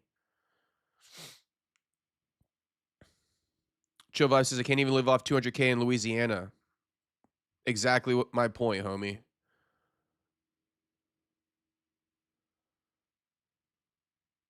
But honestly, if I had 200K a year, I would be living like a king, like Unbroken says. But that might just be because my overhead's pretty low. You know, my overhead's pretty low. I don't got a car payment. I just pay rent pretty much. I got limited subscriptions and shit. I don't got a lot of bills that I have to pay. Connor's so dirty, LOL. Conor Ben got a special contract, though. Don't forget that.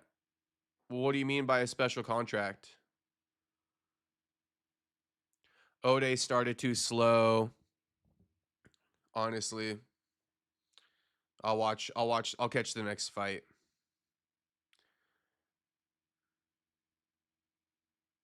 Islam and Habib don't need high pay. The Taliban pays them. Yep, that's another downside that UFC or American UFC fighters don't get.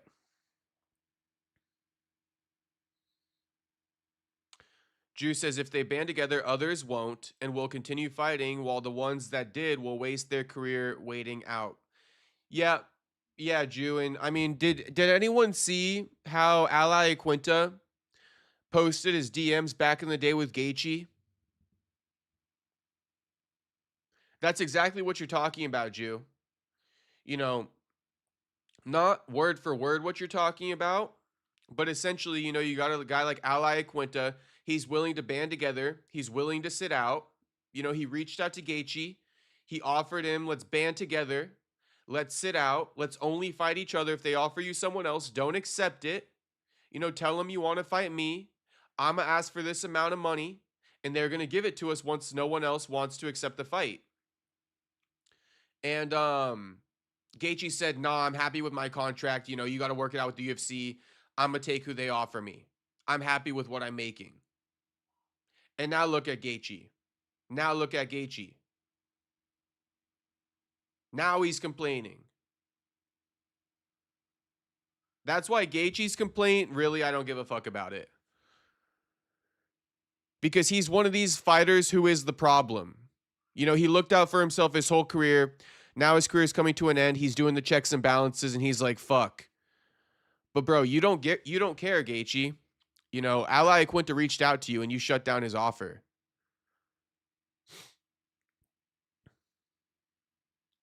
Gaethje should be furious he's not getting paid like that at all. Honestly, RPG, like I just said. UFC has become a rich man's game in foreigners. Honestly, it kind of has. You got the Armands of the world, the Ilias of the world. I find Conor Benn genuinely disgusting. I don't think he is who they claim him to be. I don't think Conor Benn is exactly who they claim him to be. He's never won a belt in boxing. And I know a lot of people would say, well, yeah, well, neither has Ryan Garcia. But Ryan Garcia's amateur background, you know, way more illustrious than Conor Benn. I mean, let's see Ryan Garcia versus Conor Benn. Let's see that shit. Let's see where Conor Benn really stands. Why? I wonder why James Pond finds Conor Benn genuinely disgusting. Is it just because he gives industry plant? The only one who escaped that UFC matrix is Conor. Yeah, and Nate. Andrew, I would say, and Nate. Get your manager to get you a great contract instead of complaining. That's what I think. RPG, these managers are just like these UFC fighters are reliant on the UFC, right? And that's why they'll never go against them. And they'll just be good little boys and say yes. It's the same thing with the managers, homie. It's the same thing with the managers. We've seen it, RPG. I can't be going over this with you, but I mean, if you think that these managers negotiate with the UFC, you are sadly mistaken. If anything, these managers negotiate with their fighter to take less money. That's what the whole antitrust lawsuit's about, RPG. The UFC, not conspiracizing, but the UFC like partnering up with managers to get fighters to take less money.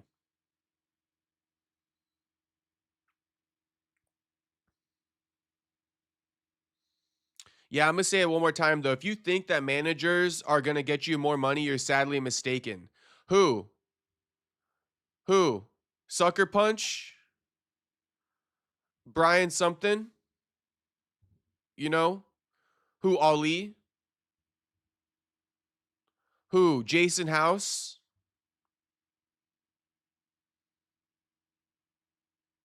Who? Danny Rubenstein? You know, if you think that these guys negotiate with the UFC, you're sadly mistaken.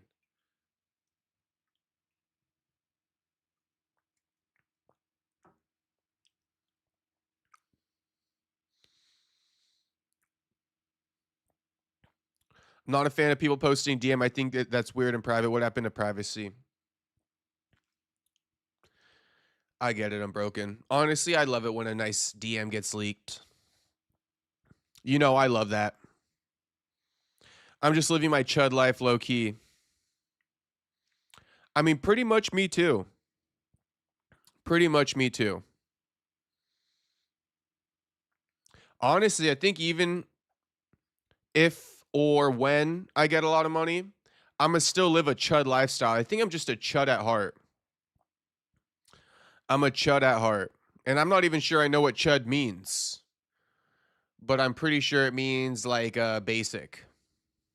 Nothing flashy. Juice says they should cut Idris. What's the appeal and potential? Him potentially hugging Van to a decision in an hour and a half from now.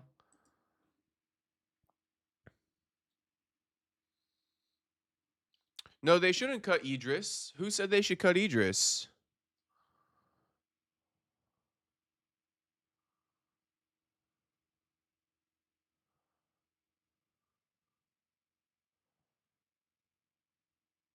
Conor Benn is really new to the boxing game right now. He living off his Papa name.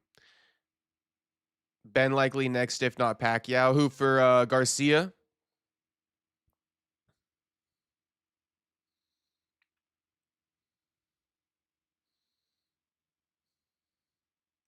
But if you do have a manager, I would hope they would, or I would tell them kick rocks. That's just a waste of money. I can't really go into this in too much depth because I want to call this fight, but RPG, the managers, I'll tell you what a UFC manager is good for. Getting you fights. I'm telling you. Unfortunately, they're good at getting you fights. When it comes to the finances, they're actually probably going to lose you money. The only thing a UFC manager is good for is getting you fights, bro. You know, if you're one of these fighters who signed under Ali, you're probably going to get a fight sooner than later, right? But if you're one of these Sean O'Malley's, even a Joaquin Buckley who don't got one of these name brand managers, that's why he's not getting fights as often. Now let's call this fight the Turtle, bro. Leal, I think his name is I don't think his name is the Turtle. I don't know what his name is, but Leal, bro, is beating the shit out of Njokuani right now. Yeah, Chitty chin check coming. I mean, he beating the shit out of Chitty. Leo 1 and 2 in the UFC and low-key whooping Chitty. Well, you know, Chitty, he kind of sucks. He's a great striker, but I mean,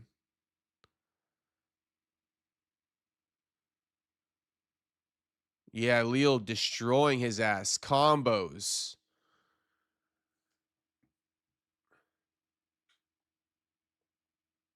Nasty left hook to the liver.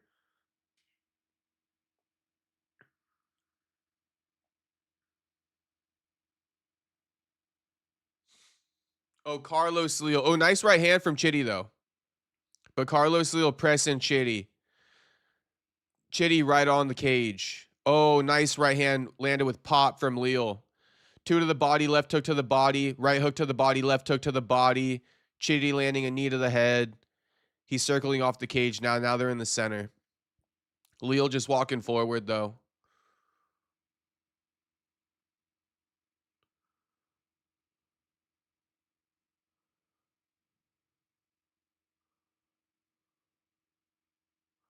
Left hook is landing nasty.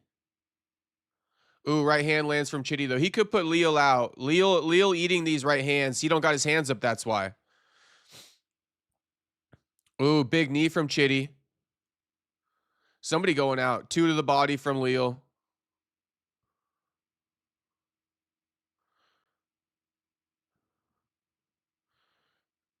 One, 2 from Leo. Ooh. Leo, Chitty looks like he could go any moment. Not that he's rocked, but I mean, I can just see it kind of coming. If Leo keeps fighting like this, I'd be surprised if Chitty gets out of the first round.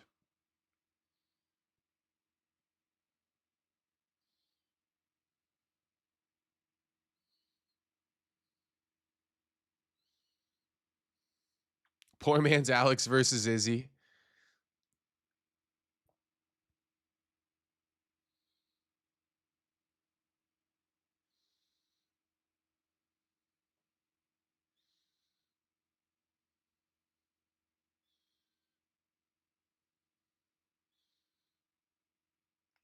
And Njokuani's firing back. He landing some knees. He landing some punches. Leo not having as much success as he was earlier in the round.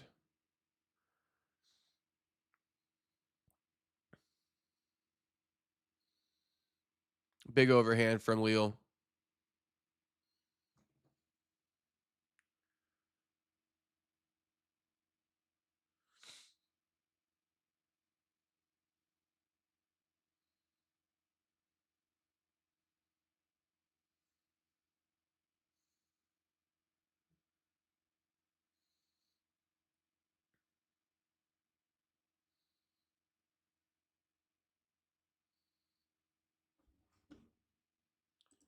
Chitty fought his way back into that round towards the end, but it's still, 10-9 Leo. But, Leo, his stance, he's open to getting knocked out by Chitty's right hand from the orthodox position, bro. It's just waiting for him to hit him.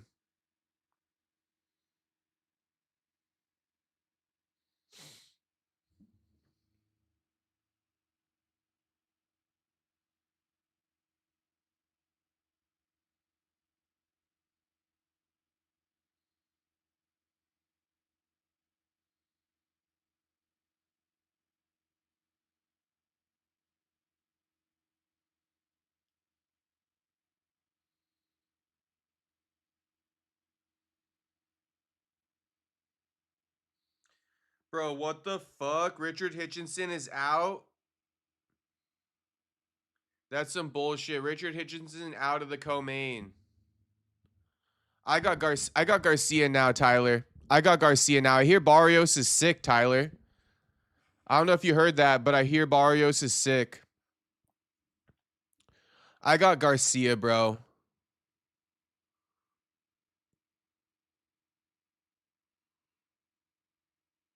Chitty fought his way back at the end of that first round.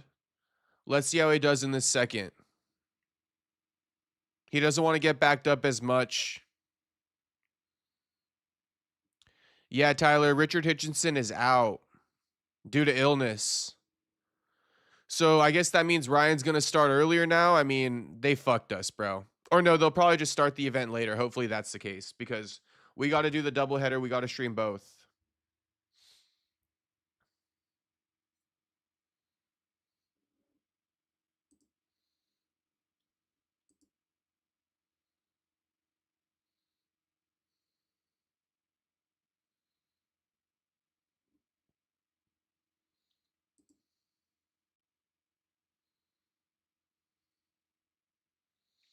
Couple big knees just landed from Chitty.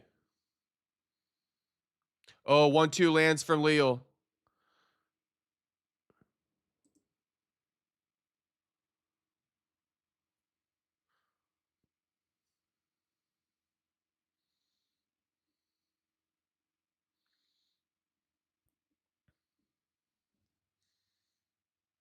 Uppercut from Leo. Right hand from Leo.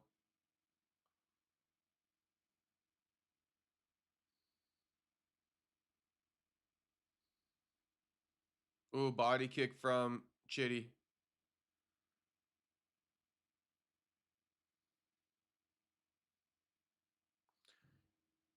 Goes for a trip. Chitty went for a trip. Didn't get it, though.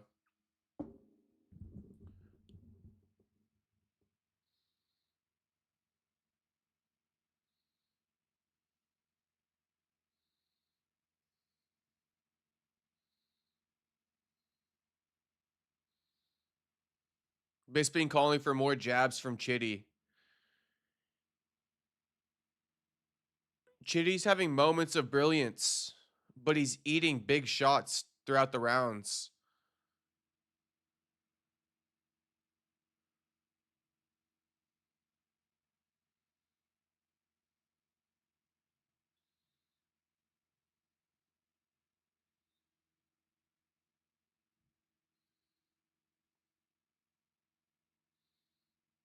Chitty is working the jab a bit more now.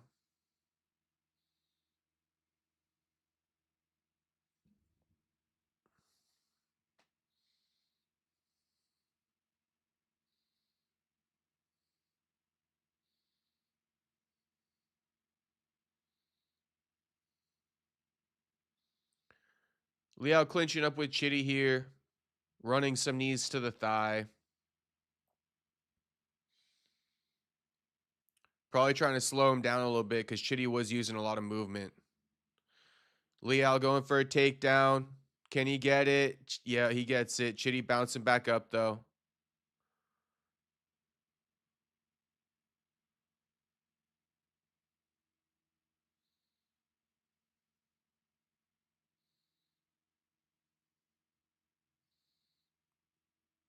Fingers totally in the cage.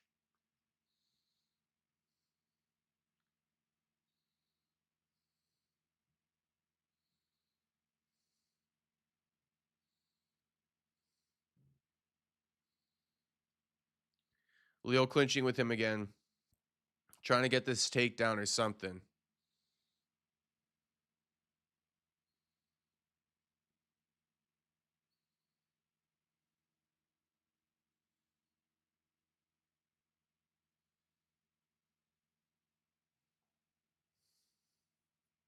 Still doing it. Still doing it. Getting booed from the crowd now.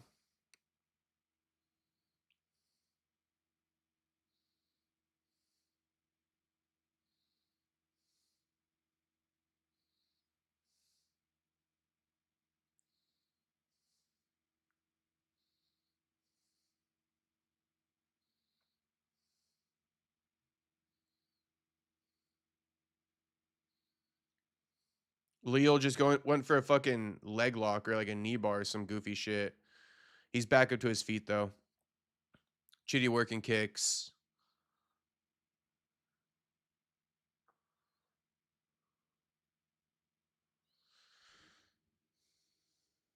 Kind of an odd round. Kind of an odd round. I mean, the way the scoring goes, I think it's going to go for Chitty. But a bit of an odd round.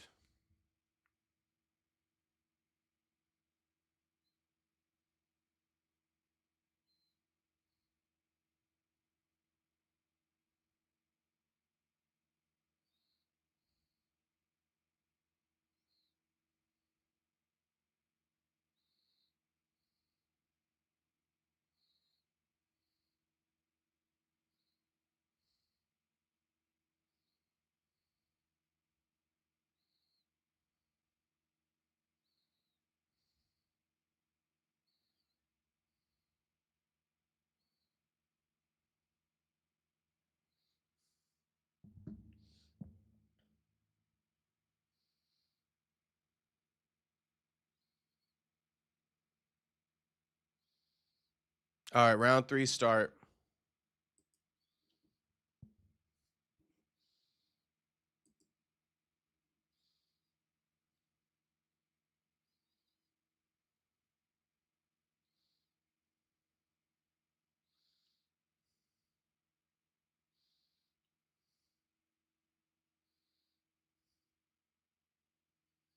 Cupcake back.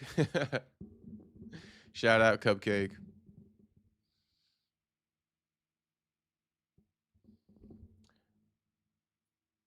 Jew wasn't familiar with Leo's game. That's what Jew's been saying. He wasn't familiar with Leo's game. Yeah, Leo pretty good, bro. Bro, firing off combos on Chitty at the start of this 3rd round here. I'm talking like a 20-punch combo just now.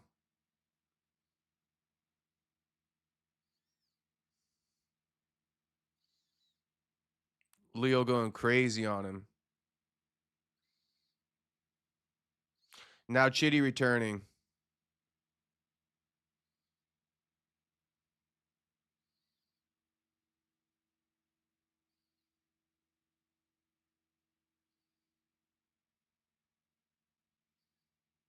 Ooh, nice left hand from Chitty. These guys standing in the middle banging. Oh my gosh. Leo just mixing up to the head and the body. Chitty mixing up punches and kicks to the head. On top of leg kicks. Body kick from Chitty. Leg kick from Carlos.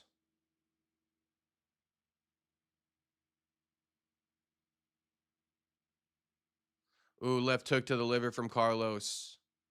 Left hook to the chin from Carlos. Ooh, elbow from Chitty. Knee. This is just a straight kickboxing match in MMA gloves. Ooh, nasty left hook from Leo. Chitty goes for a Muay Thai trip. Can't get it.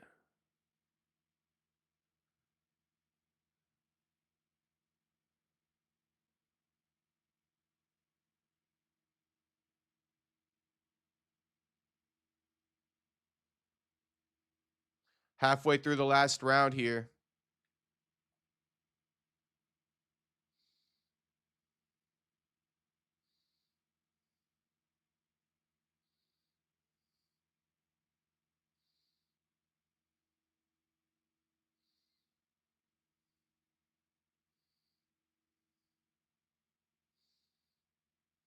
Oh.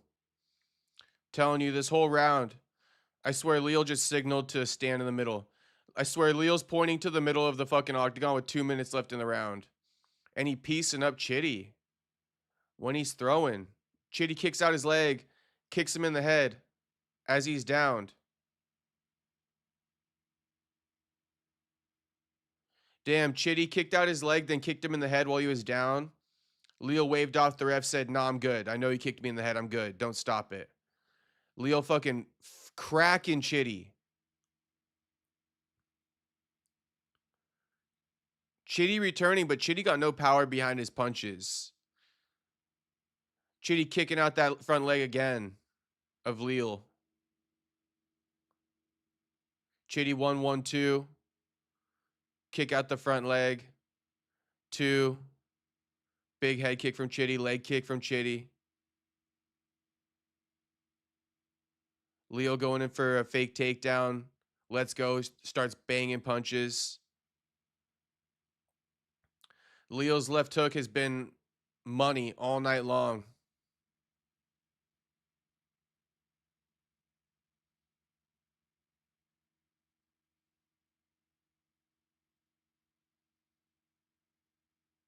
What up, Tony Sal?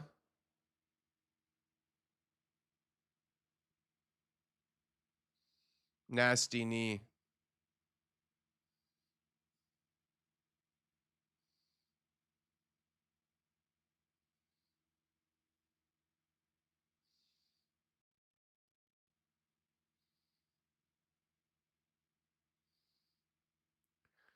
Leo outstruck Chitty in the first and third rounds.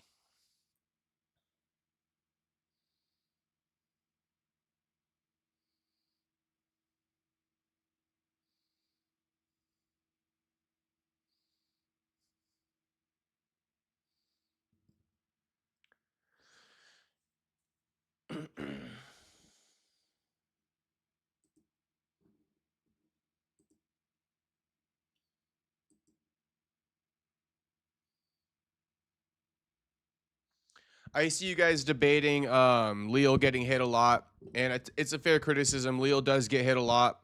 Who knows if he just doesn't give a fuck because he felt the power. But aside from that point, he can't get hit like that against certain opponents, you know. Chitty got no power, that's a fact. So he could have afforded to take more shots from Chitty. That could have been a calculated decision.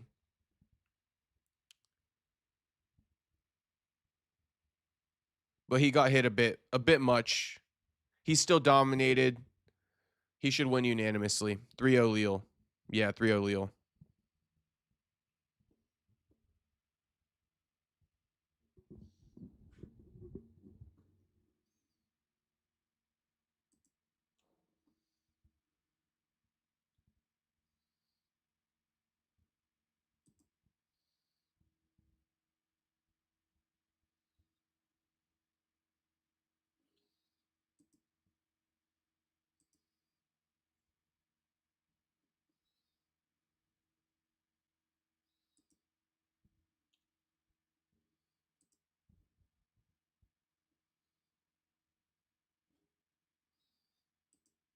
All right, here's the official decision. 30-27, 29-28, 29-28.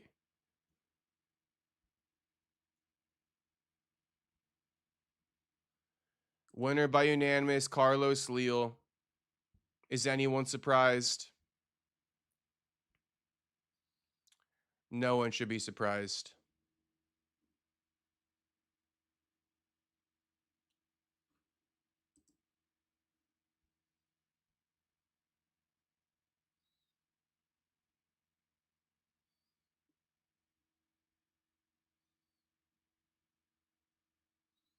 Congrats, Carlos Leo.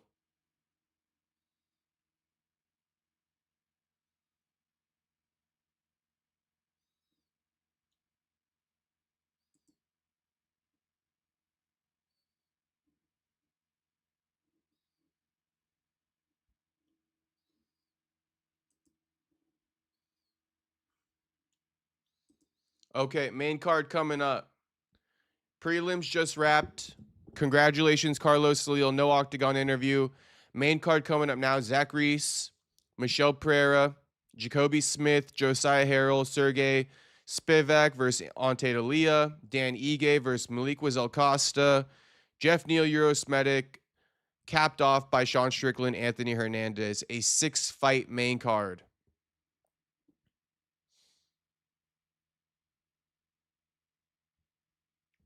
Juice says he has some potential, just got to tune some things. Definitely. Got a little bit of tuning to do, but he got potential. Facts.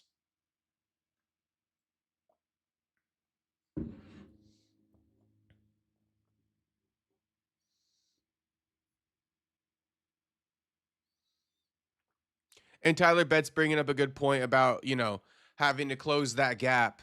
Might have been why he got hit a lot. He's smaller than Chitty, and that makes a lot of sense. That does make a lot of sense. Okay, I'll be back before the start of this before the start of the first fight on this card. Before Zach Reese, I'll be back. Let me just do my thing for a little bit so I don't got to sit here the whole time.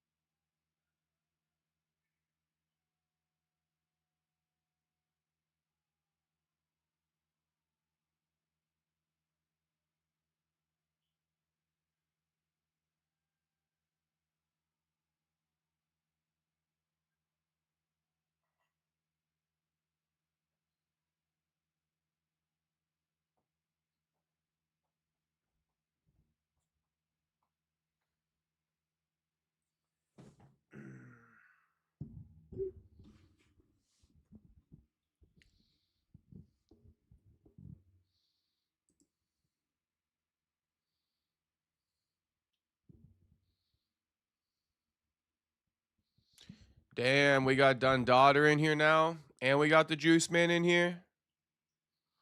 Perry taking a shit. No, I was actually just sitting on the couch. I was just sitting on the couch chilling.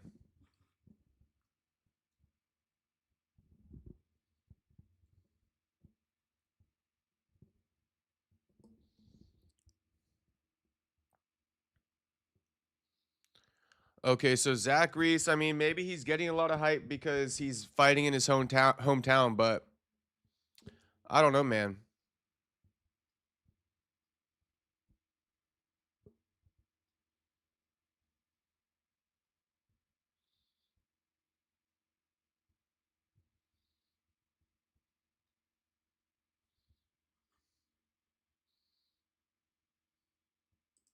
All right, fight is on.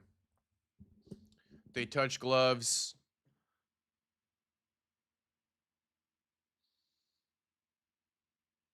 If Zach Reese can will this win, crazy. Yeah, Michel lands a big body kick to open up the fight.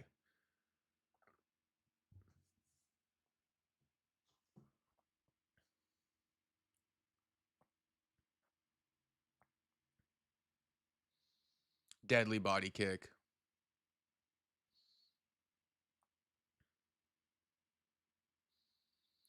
Zach Reese got a little bounce to his step now. He's looking like McGregor.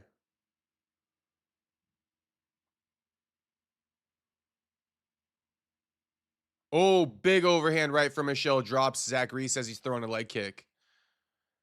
Zach Reese trying to do some up kicks.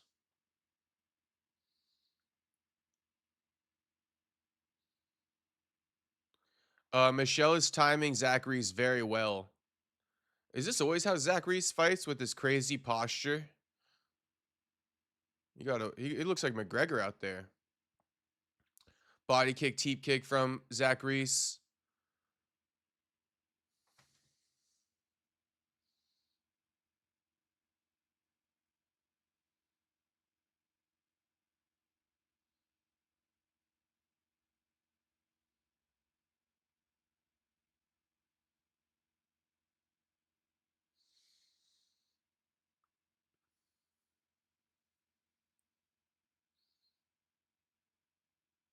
Michel, I think earlier in the fight, he was trying to time it. Every time Zach throws that leg kick, the rear leg kick, Michel gonna counter, come over the top with the overhand right. See, look, boom, as they show the replay. Let's see if Michel can continue to time it.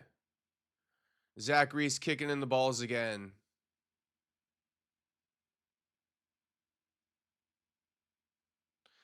Classic Zach Reese. Zach Reese being Zach Reese, I guess.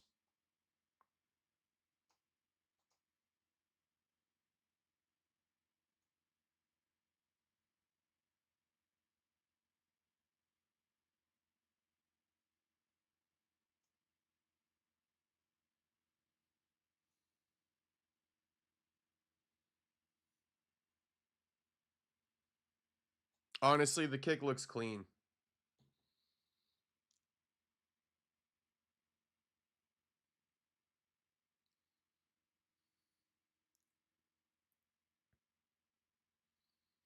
Michel's still shaking it out. The ref should have been like, "Yo, that wasn't a bad kick. Let's get back going."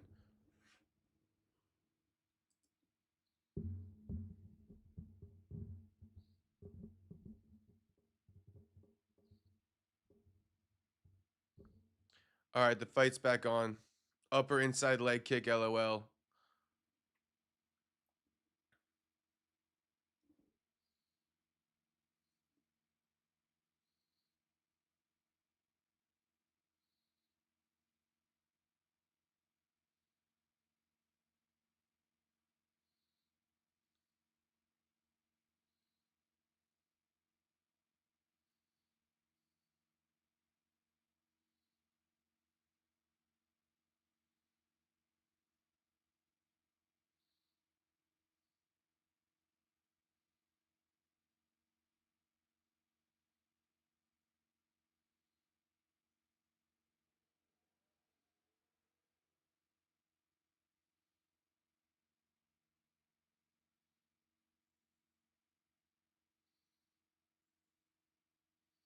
Bro, again from Zach Reese. When are you going to take a point, though?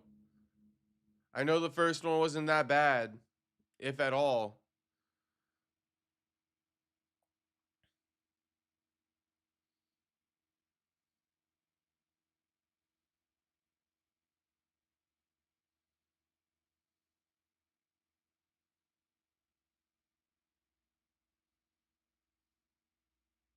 That's a foul.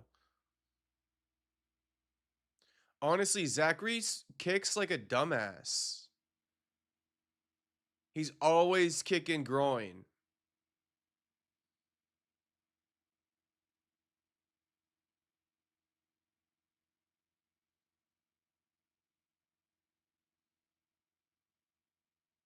So take a point.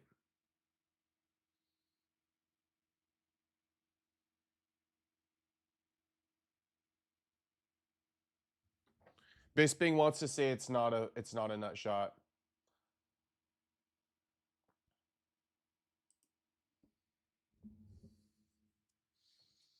I mean, I want to see a knockout, bro.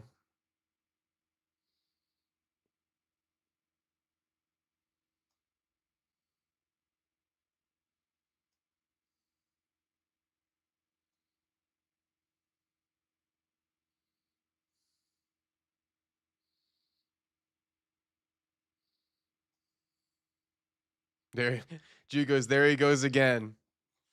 Yeah. And then Drew also said, this is going to happen all night if he keeps kicking.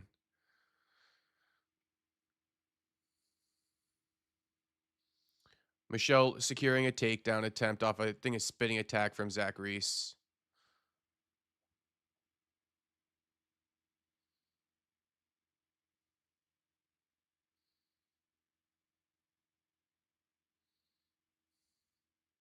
Michel landing some punches here.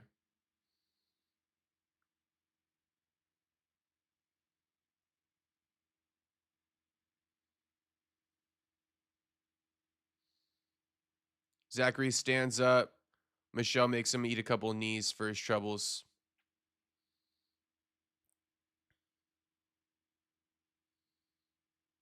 Oh, big right hand followed by a left hook from Michel off of that rear leg kick.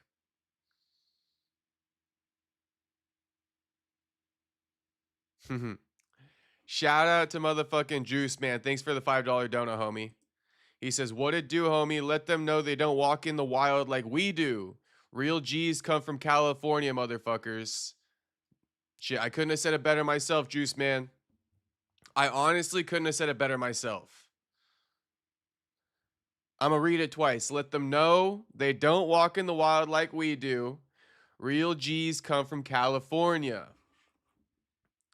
Shit, the real G's come from Cali and they don't be walking in the wild like we do. Shout out to Juice, man. Thanks again, homie.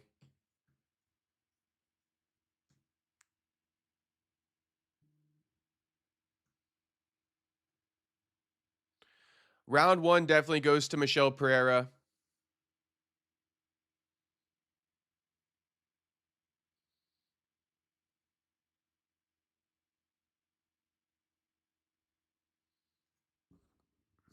We got Jacobe Smith versus Josiah Harrell up next. I really can't wait for this main event, though.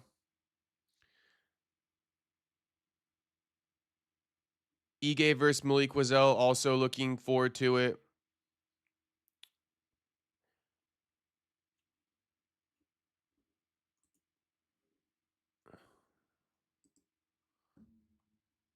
All right, round two.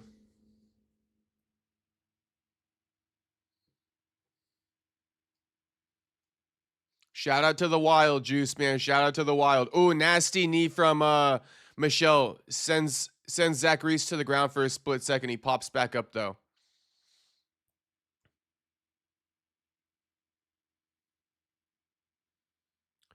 More knees from Pereira.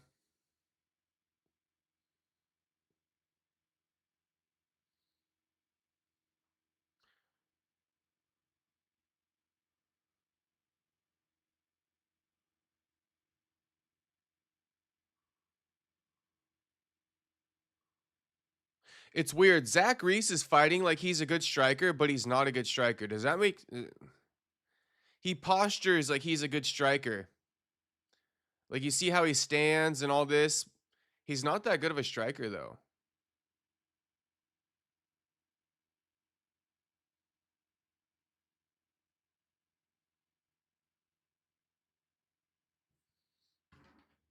Bro, an eye poke. Zach Reese even said, I'm sorry. Zach said sorry.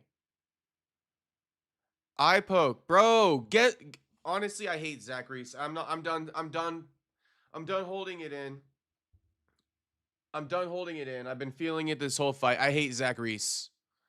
I dislike Zach Reese. I hate watching him. Look at him. He even apologized for it. I hate watching Zach Reese. Every time I turn this guy on, it's just a stink fest. The last time, can this motherfucker lose a point? I mean, take the damn point. He's a dumbass. Herb, walk your little ass over there and take the damn point. Now.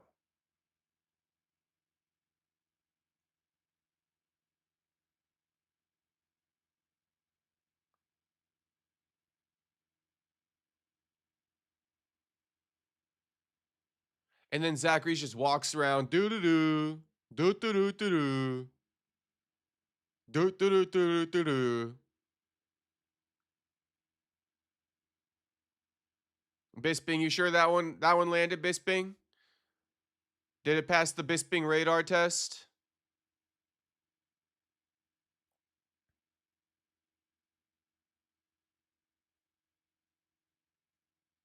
Herb Dean doesn't call it. Crazy Herb.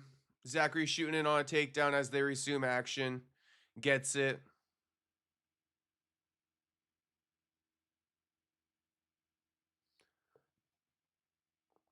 Zachary's nose is leaking, though, for the record.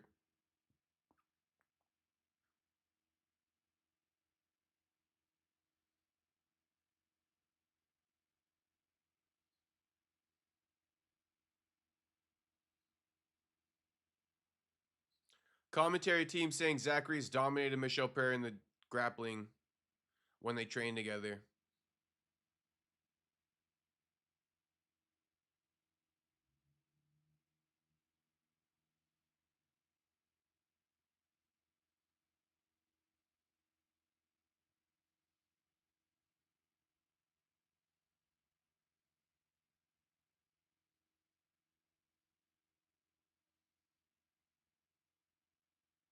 Oh, big left hand from Zach Reese. I wouldn't be surprised if that rocked Michel. Apparently it didn't. Michel landing nasty knees to the body.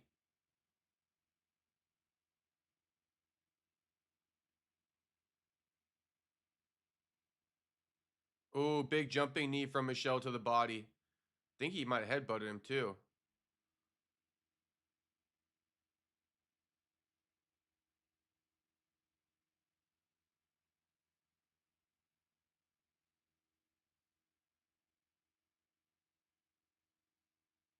He postures like Connor. Thank you.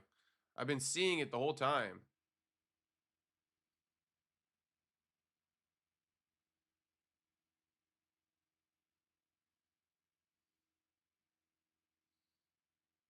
Two followed by a body kick is landing at will from Zach Reese right now. Who's winning this round? Hard to tell, bro. It's like he hits, you know, the one guy hits one guy, the other guy hits the other guy. Very back and forth.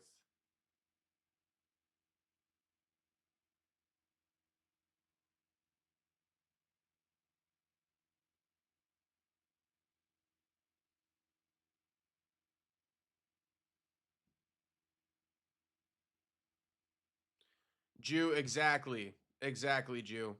He postures like he's good at striking, but he's not. That's what I was saying earlier.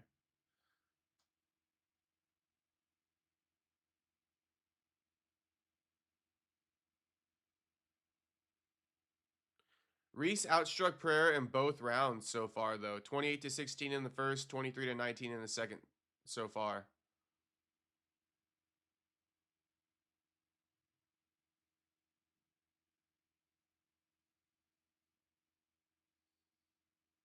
Left hook, right hand from Zach Reese.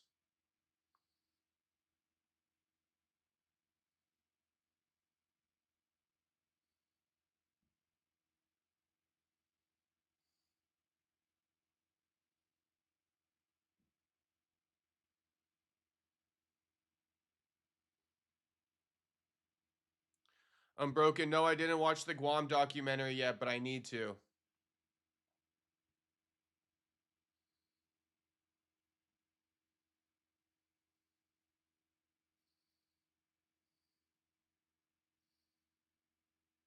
I hate the fuck out of this fight. I actually hate the fuck out of this fight.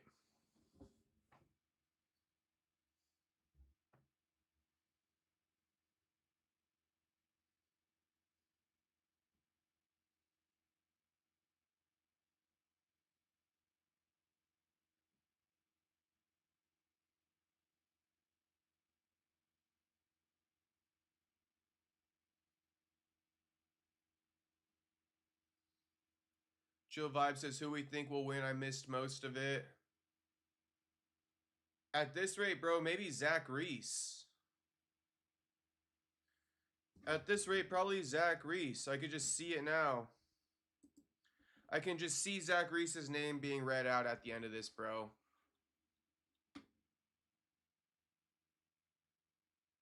Let's watch Guam instead then till fight's over. We can't, Unbroken. We can't.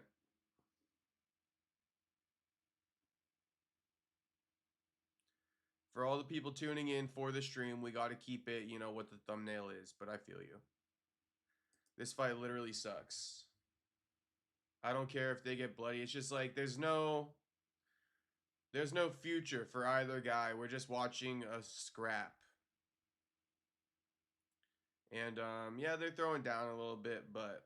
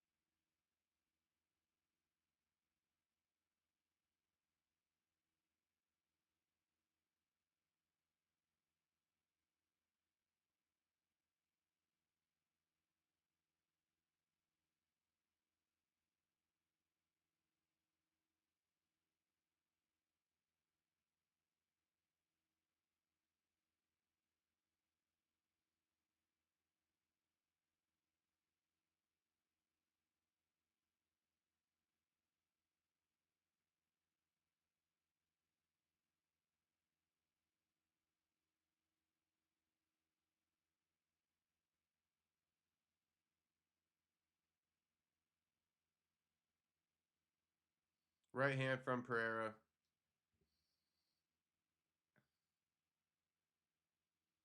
Another right hand from Pereira.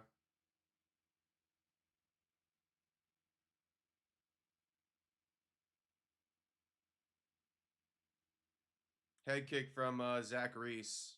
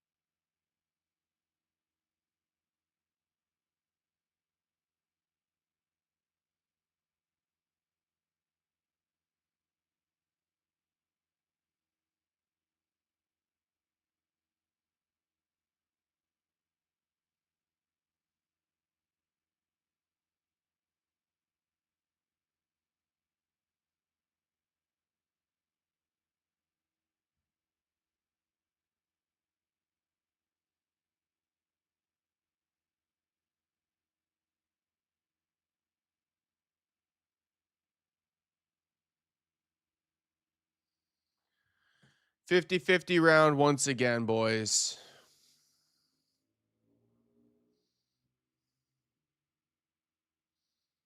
Overhand right from Michel. Body kick from Zach. Right hand from Michel.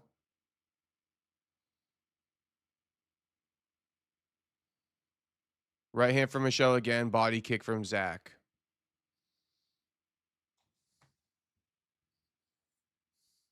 Another right hand from Michel. 2 to the body from Michel.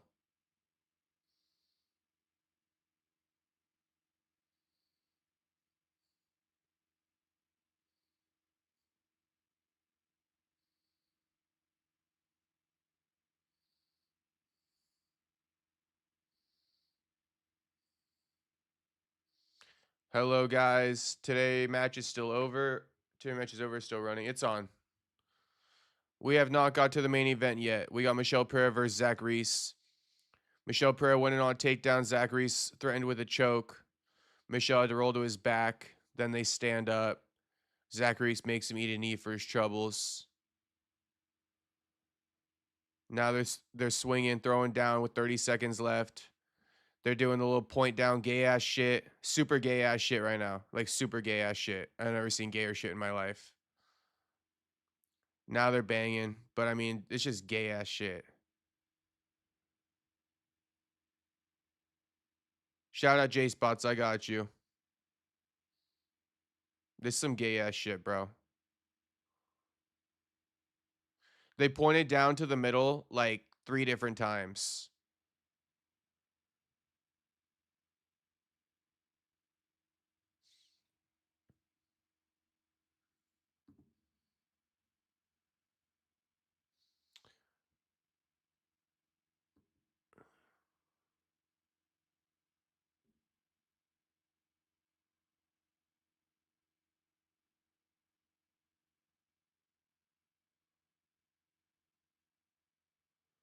Something needs to be done, man. Something needs to be done. They can't keep getting away with this. We can't keep doing this. You know, they can't keep getting away with this. We can't keep doing this same old song and dance. That was a good last round. Was it? Every fight going to a decision. I mean, that's one thing. That might be why my patience is so fucking tested right now. But I'm just getting to a point, like, I'm low-key getting tired of all UFC fighters getting treated the same. You know, this equality bullshit can only go so far. All UFC fighters are not the same. Zach Reese, not even worth fucking watching. Michel Pereira way past his prime. It's just like, ugh. The life is sucked out of me. No Diddy.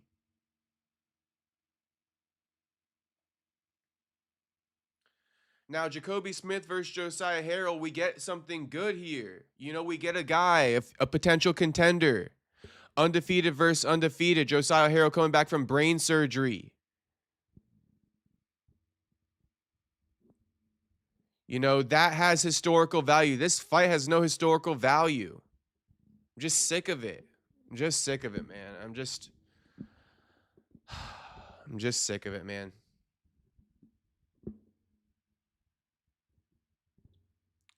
Yeah, Zach Reese is a UFC fighter. But I mean, the cliff between a Zach Reese and what we actually want to watch is just an insane cliff. Split decision. Michel Pereira. Well, at least that solidifies what I said to start off the stream, which is that if Zach Reese wins tonight, I know nothing about MMA. All right, Zach Reese. The experiment is done. Get rid of him. Shit, get rid of Michel Pereira too. It's done with. It's done with.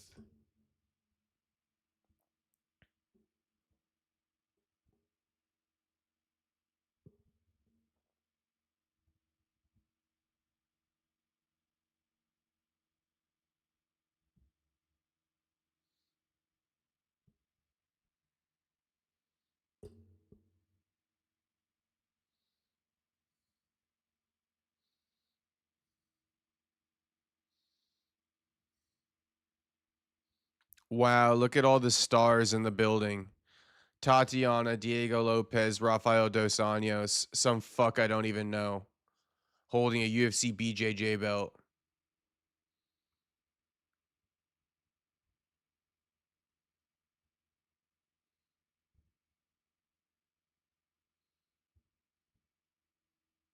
Arguably the first fight of the night that's actually worth watching.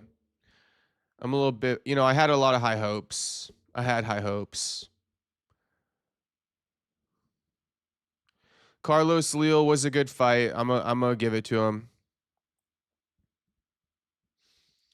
Alden Correa, I mean, at least it's like a prospect fighting, so it made it a bit more interesting. Brahimaj versus Soriano. It was aight. Phil Rowe, John Paul. It was aight. Decision, decision, decision, decision, decision, decision, decision. Who won? Michel Pereira.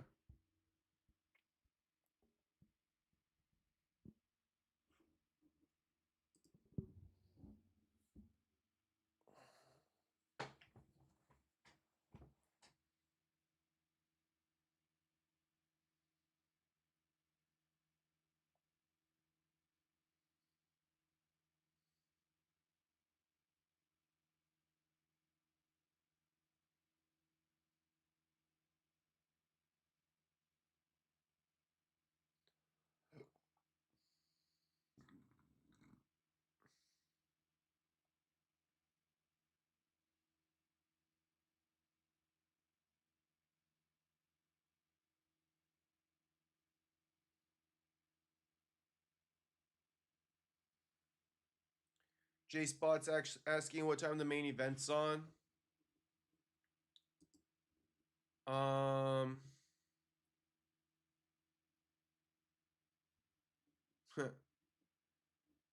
about 2 hours, homie. Like 8 p.m. the main event's gonna be on.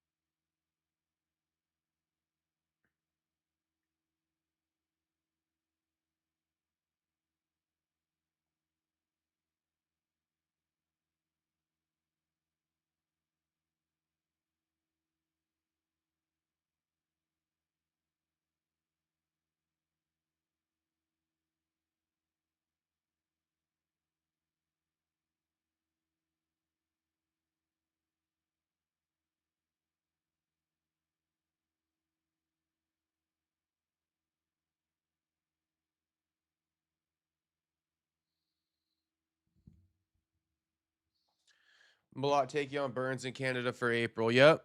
Yep. I just heard it.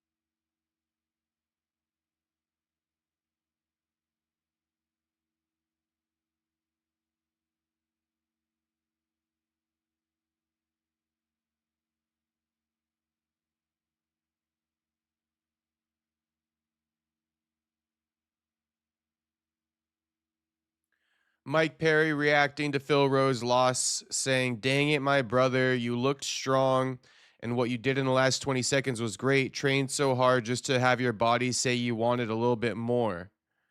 Good fight, bro."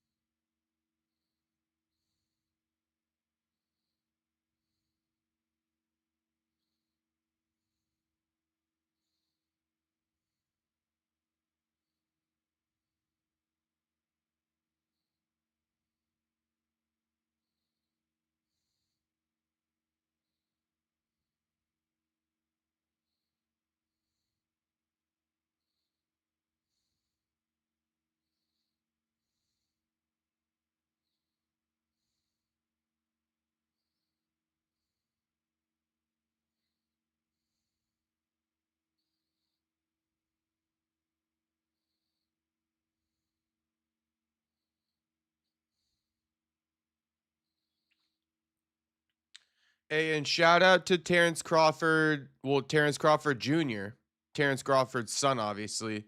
He's he just won the state championship in Nebraska as a freshman, which is pretty dope, brother. That's pretty dope.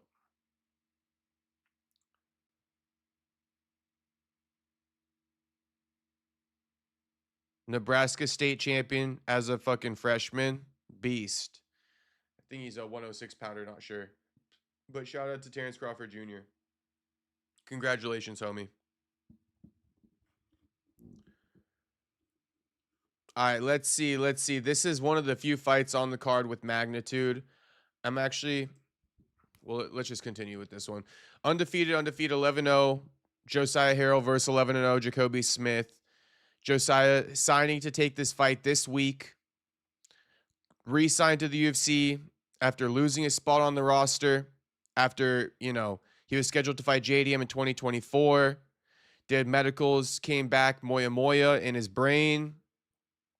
Homie had the brain surgery. Like I just mentioned, he lost his spot on the roster. He's been fighting ever since. Finally got the opportunity after Jacobe's opponent pulled out. Here we are. Not much going at the start of this fight.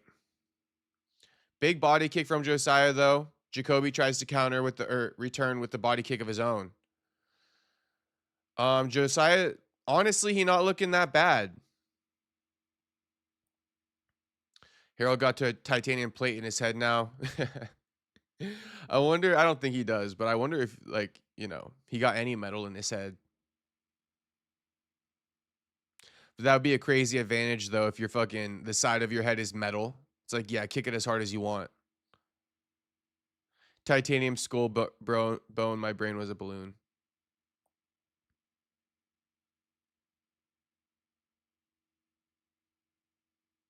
Shit, does he have titanium in his brain? Jacobe looks massively thick in this fight. Like, Jacobe looks like all of 200 pounds, probably like 190.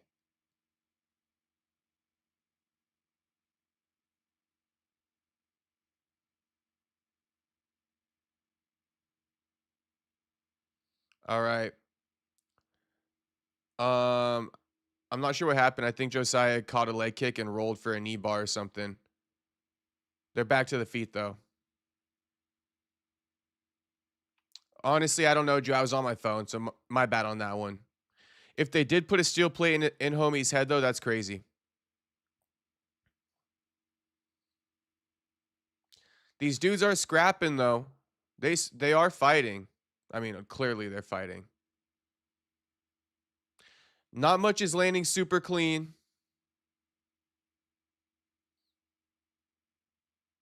Jacobe working a big takedown, big body lock takedown, gets it with ease. But you see Josiah getting up pretty quickly here. You like to see that.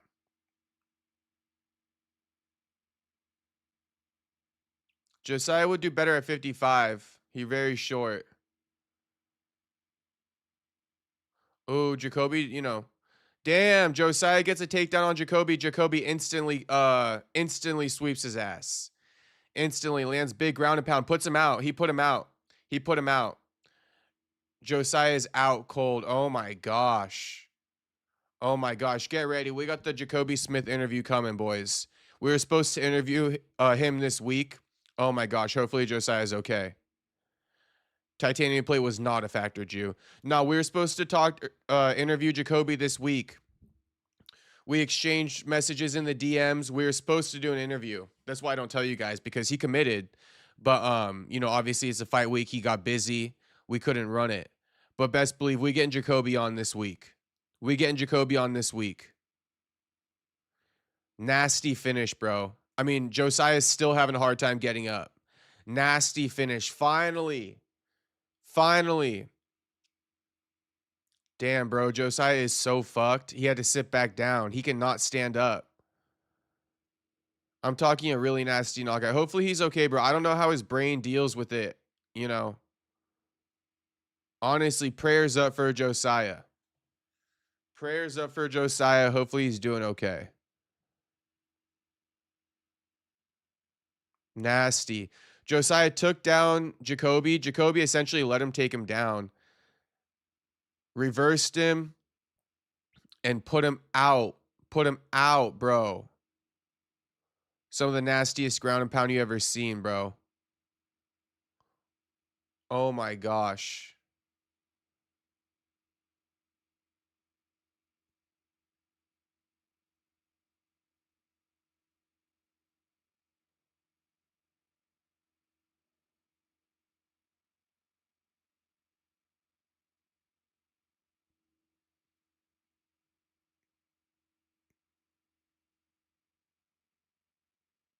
This dude is a prospect of all prospects. Jacobe Smith delivered. New team going into this fight. You know, he didn't even have an opponent. They were looking for an opponent for like a week before this fight even got booked. Homie pulled out, just was opponentless for a week, still training, and he shows up and he does that. Jacobe Smith is a certified, bona fide contender at 170. All of 170 needs to be on notice. This is what I'm talking about, though. You know, you got some hype behind you, right? Like Alden Correa. You get given a certain type of opponent, you best fucking capitalize. You know, that's why I wasn't too stoked on Alden Correa. Yeah, you know, you look decent in there. But what did you really do? How is that going to translate? How is that going to create any type of excitement for us to watch you face higher level contenders in Correa? You know, this one right here, it's like, oh, we need to see. We need to see what Jacobe can do against these higher ranked contenders, because he running through these other guys, all of them. Nico, this dude, Josiah, the other guy in his debut, Preston Parsons or something like that. Oh my goodness gracious. This is what you do. This is a fighter we want to see. Josiah, he's doing better now. He's walking out of the octagon early, though. And this referee, he's known for late stoppages. Want to say Kerry Hatley's the one who let Bobby Green almost die in there against Jalen Turner. Off the top of the dome, I want to say that.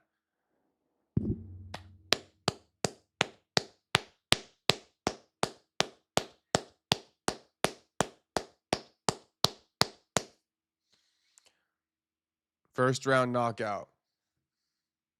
Don't ever take down Jacobe Smith.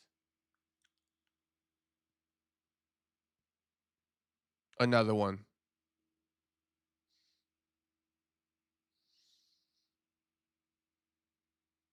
It's this homie right here.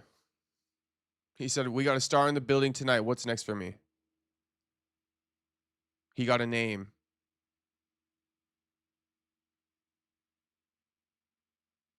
Kevin Holland. Where your bitch ass at? Where your bitch ass at? Hey, Kevin in the building. Kevin's scary. Kevin's standing up. Kevin don't want that smoke. Kevin don't want that smoke. I want that smoke for Kevin though.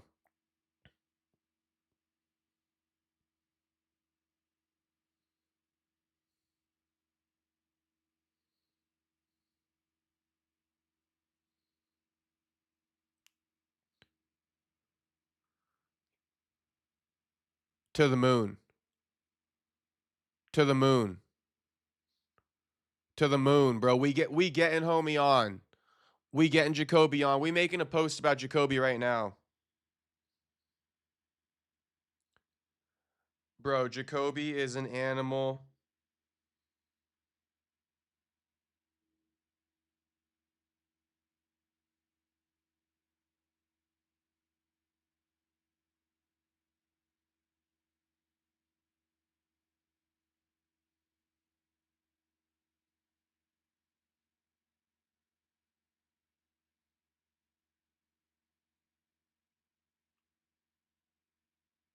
Congratulations, Jacobe, man. Finally a jolt of excitement. Something. I haven't felt nothing all fucking day. Shout out Jacobe Smith. All right. People are going to say, oh, homie's caffeinated. Shit, that caffeine wore off the second the energy drink fucking finished. This finally jolted me. Finally, motherfuckers. Oh my goodness gracious. I hated this entire card up until this point. I have hated this card.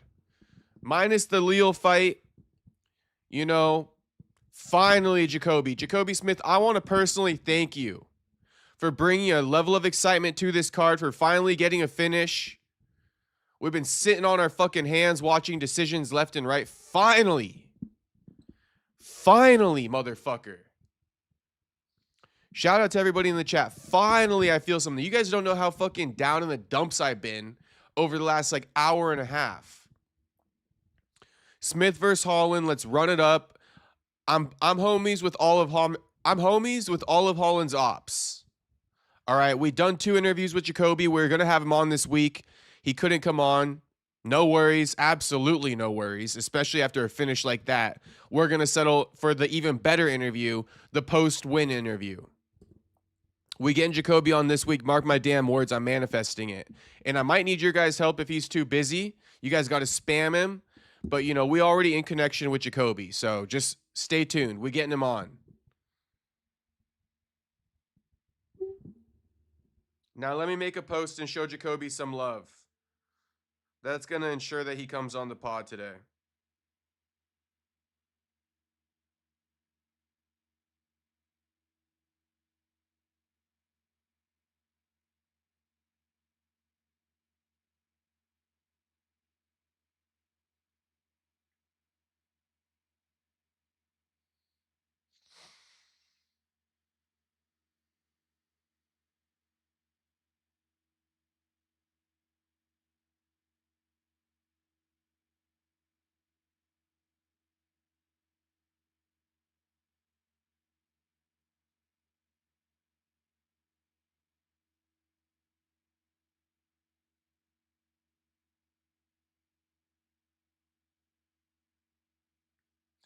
And what up, Kevin? What up, Kevin from Chicago? What up, Stuart? Just joining. But what up, boys? Kevin saying, what's up, Soldier Patriot? What up, homie? And then Stuart saying he beat that ass. He beat that ass, homie. He beat that motherfucking ass. And, you know, hopefully Josiah is okay. There's not like I enjoy seeing Josiah get knocked out, but that shit is what it is.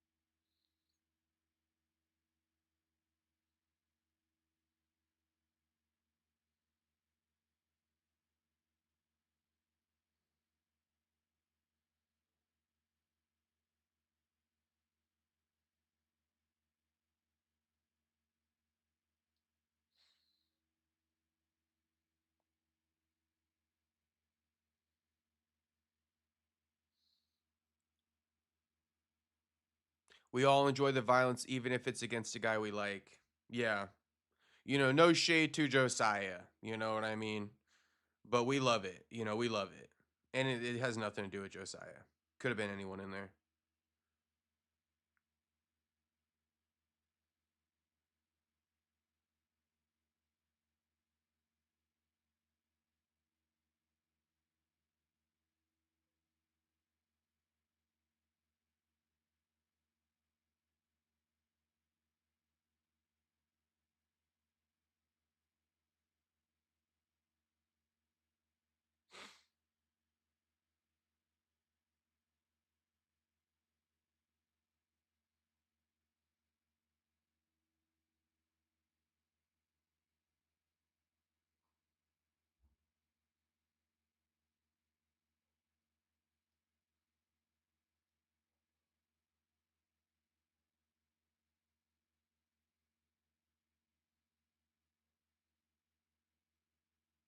That copyright free BMF music they're playing on commercial right now is so bad. I just be complaining, don't I? I'm sorry if I'm a complainer.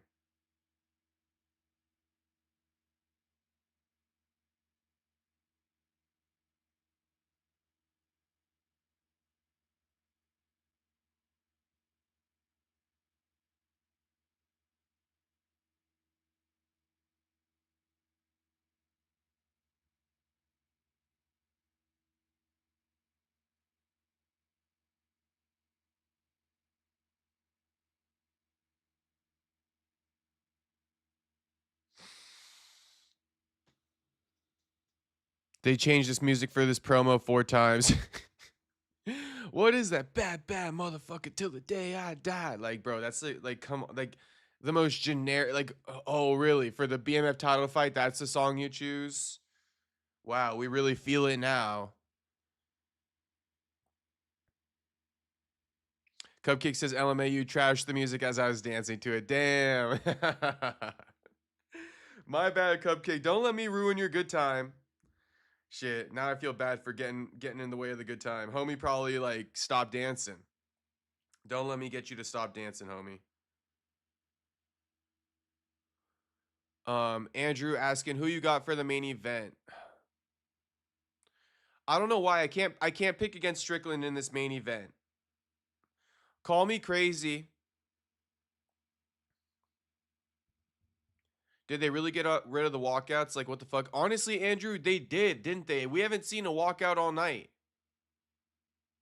We haven't seen a walkout all night. I've been noticing that. I've been like thinking we have time because the walkout's gonna happen. And then like boom, the fighters are in the octagon. Actually, they did a walkout for they did the walkout for Zach Reese in his hometown.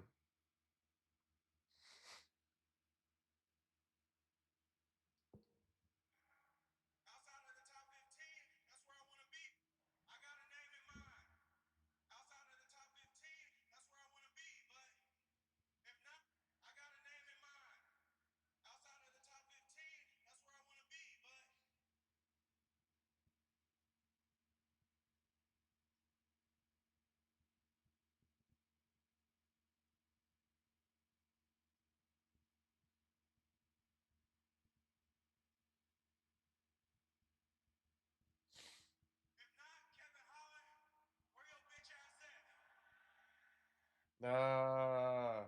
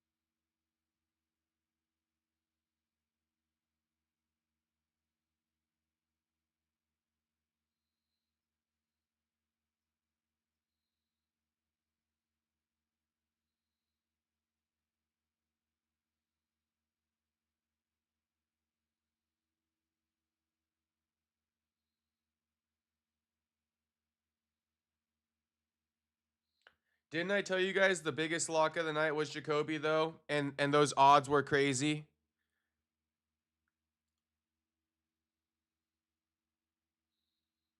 Yeah, Juice saying also boys don't pay for Paramount Premium. There's no difference when it comes to streaming UFC. Facts though. Jew probably looking at the same commercial as me right now with Wolverine. Nah, that I actually regret. I wish I did put a little bit of bread on Jacobe. Those were great odds. If nobody, Tyler Betts, you put money on Jacobe if you in here? Honestly, I told you guys, lock of the night was Jacobe Damn Smith.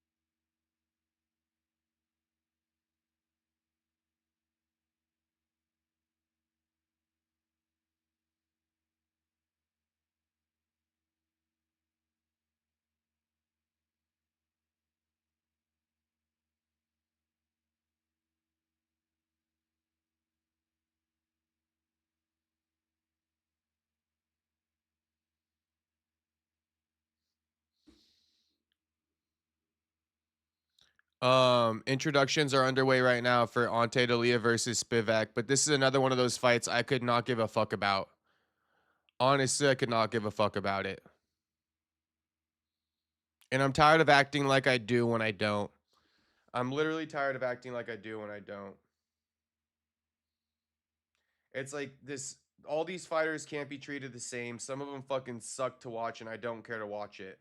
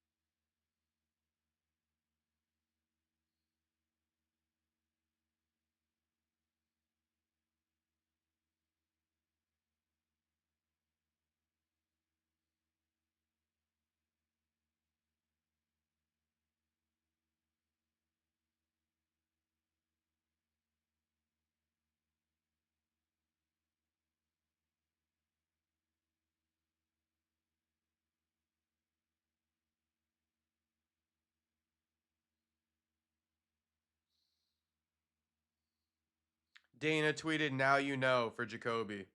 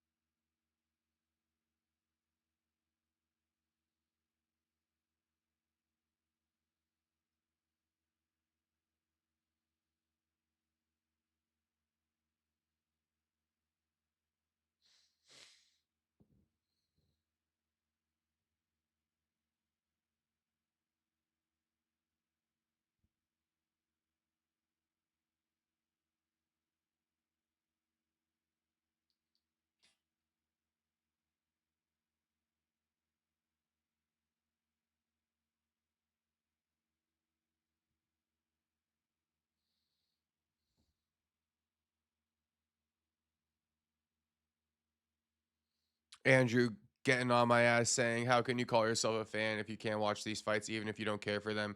Because being a UFC fan doesn't mean just mindlessly watching whatever fight they put on for you, Mr. Andrew. I'm sorry, but in what world does being a UFC fan mean you just have to watch and you have to digest every single fight they put in front of you?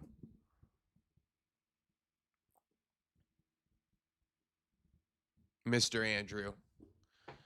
No offense, homie, but that take is kind of like makes no sense.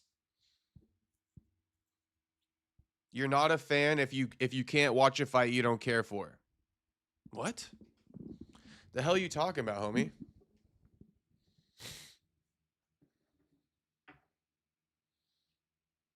The hell are you talking about?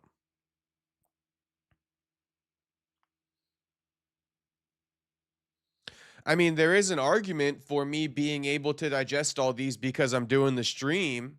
There's definitely an argument for that. You know, that would be more of a good argument. Like, what? No offense, but you're doing a live stream. You should be able to, call all these fights. That would make more sense, Andrew. But questioning whether or not I'm a fan of MMA or the UFC because I don't want to watch fights that have no historical value to them, that's a bit off. But I can definitely agree if someone were to criticize me and say, well, you're doing a live stream, you should call all these fights. John Anik doesn't get the same privilege to just sit out. And to that, I'll say, okay. To that, I'll say, okay. I'm not going to argue with that one. And to be honest, I have for the most part over the history of these streams, I have for the most part. But yeah, I don't know what happened today. Maybe it's me, maybe it's the card. I'd be open to both ideas.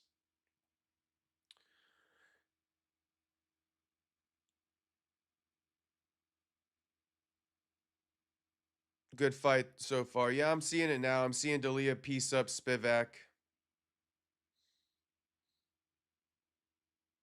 What's up, Jacob and crew? What up, AD? Ante beating the shit out of Spivac.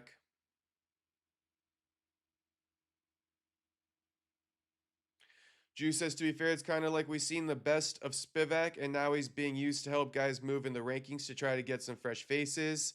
And Della isn't really rising to expectations.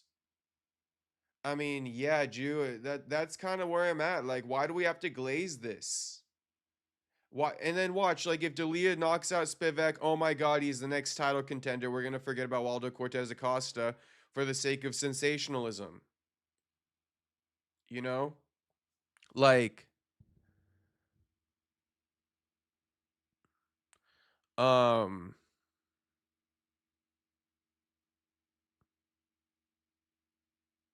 that's my thing. That's my thing.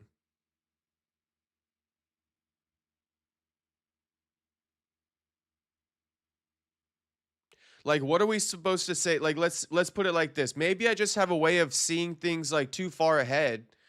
But let's say, I mean, now Della is getting clinched up against the cage and eating punches. But let's say Della, he pulls off the win.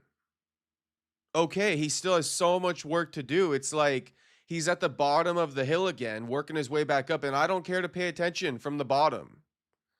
I honestly don't care to pay attention from the bottom. Same with like a Gable Steveson. Like, let me know when you're 10-0, homie, and I'll start paying attention and I'll look at all the highlights. But I don't need to see you and comment on you and sensationalize you after every win and say you're the next heavyweight champion. I just don't need to do that. And, Della, he okay, but there's nothing to talk about even if he wins. Congratulations if you win. You still have a lot of work to do. You're coming off a loss to Waldo Cortez Acosta no more than 6 months ago. Versus Jacobe Smith, it's like, oh shit, he just called out Kevin Holland. He just knocked out Josiah in the first round. What do these fights against the top 15 look like? You see which fights get my juices flowing and which fights don't?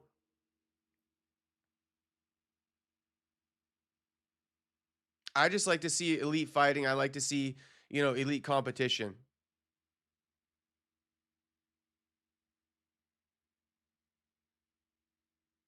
Oh, Juice Man saying every time you say Jew, I think you say juice. LOL, I'd be hearing like I don't say shit. Well, Juice Man, I guess. I always call you by the full name. I always call you Juice Man. I'm pretty sure, so. I won't be abbreviating Juice Man to Juice, because that'll be confusing. I guess round 3 starting now.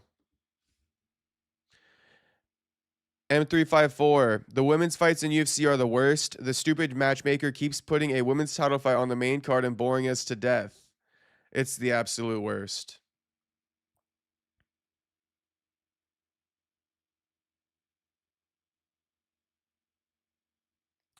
Andrew says, true, you're right. But I mean, like, things can change and you never know the actual value of the fight.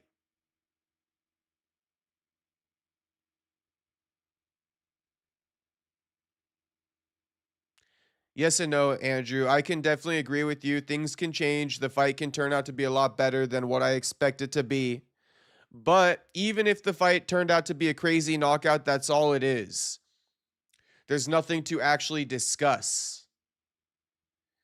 That's my thing.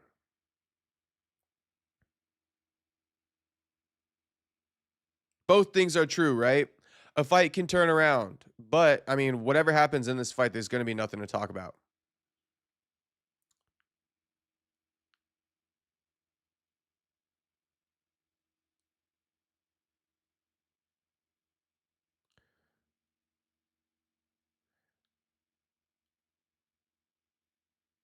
AD asking me about my streaming shit.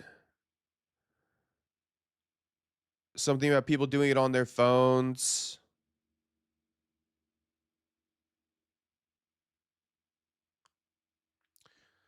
I mean, there's something to the algorithm, AD. There's also probably something to the amount of people who are watching at the moment in time.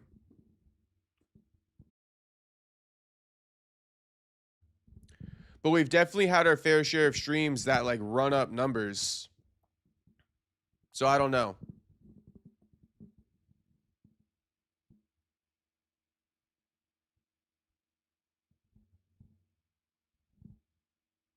Because in comparison, AD, if we were going to go in comparison, because you're bringing up Ginger Dude Fight Society,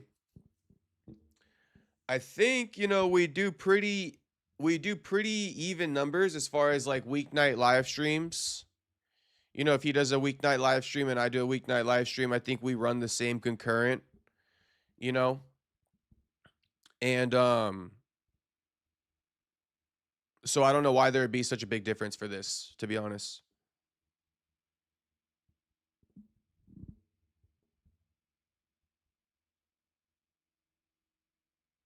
Andrew, paying attention to the only the top 10 is kind of ignorant. All UFC greats came from the bottom. Andrew, don't do me like that, homie. What's Jacobe Smith ranked, homie? Andrew, what's Jacobe Smith ranked? I never said I only pay attention to you if you're a top 10. That's not what I said. It's not what I said. But I've been watching this sport long enough to know who to pay attention to and who not to. You know, there has to be some of that going on as well. Imagine having to pay attention to everybody without knowing anything. You're just mindlessly watching. Like, I know what's going on here, bro.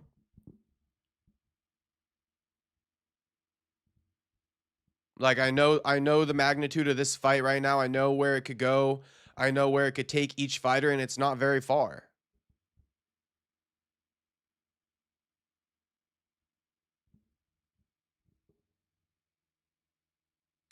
Zhang will always be a must-watch as a woman fighter, not going to lie in the bullet. You know, shout out to you, Andrew. You seem like a great UFC fan, so... You know, if that's the fights you like to watch, then go ahead.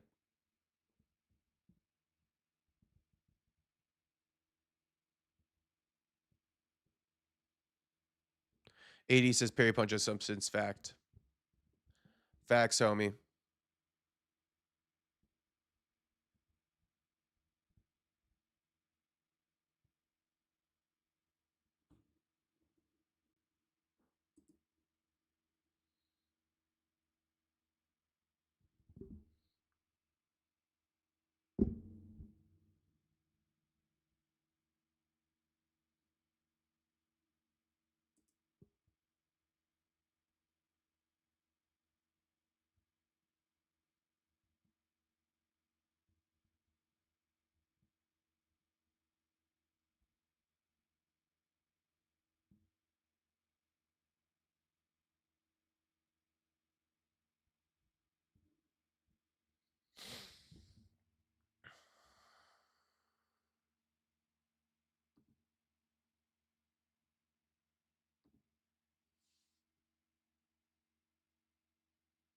Who knows who won that?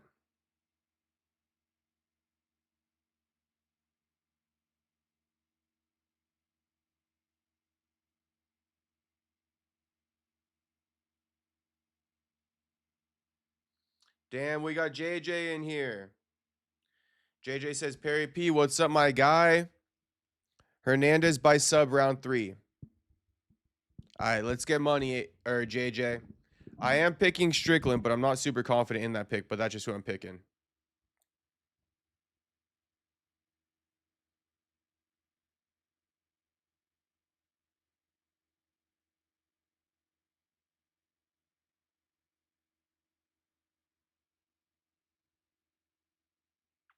Have things improved with the neighbor lady?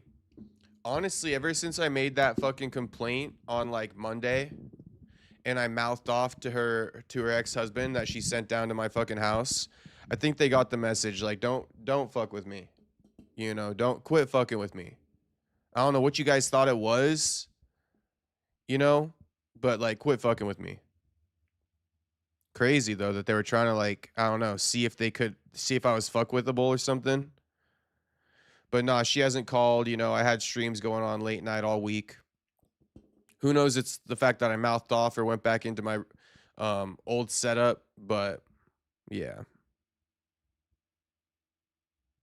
that's the update on the neighbor. She hasn't said shit. But I'm with all the smoke now. I'm with all the smoke. So come play with me. Come play with me, and you're really not gonna like it. Like you're gonna get disrespected like crazy if you come play with me at this point in time. I've been nice for too long. Sergey Pavlovich beats him. Or Spivac.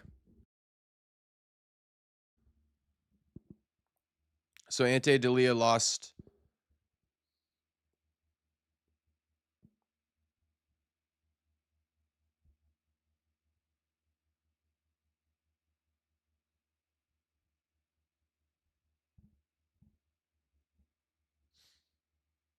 Rest in peace to Spivac's father.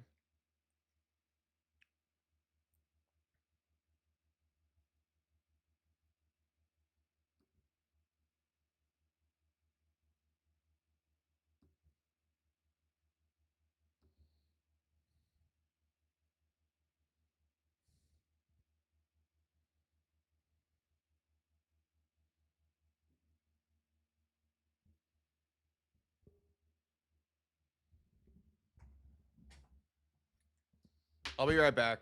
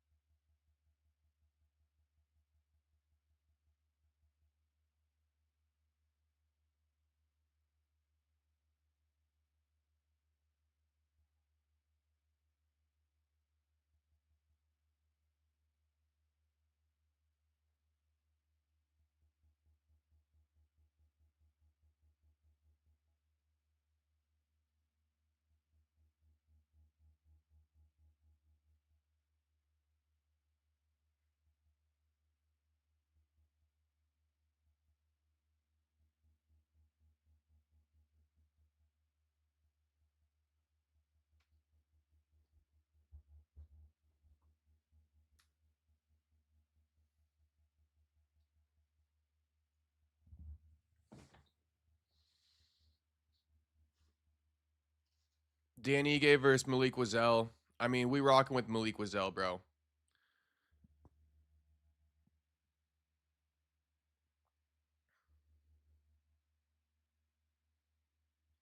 Andrew says Amanda Nunes is also goated. Apparently she's coming back, but that might not be a good idea.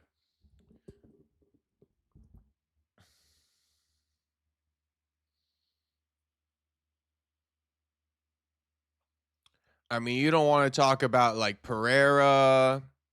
You don't want to talk about like Ilya. You know, there's so many other people who are quote unquote goated. But I mean, I guess we can talk about Amanda. Unless you're just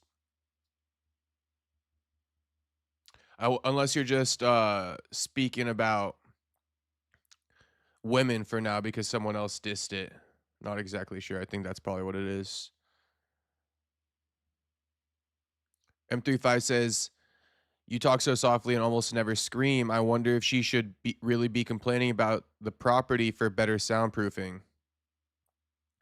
That is what she should be complaining about. M35, it's not my problem. It's like sue the construction company. It ain't got nothing to do with me.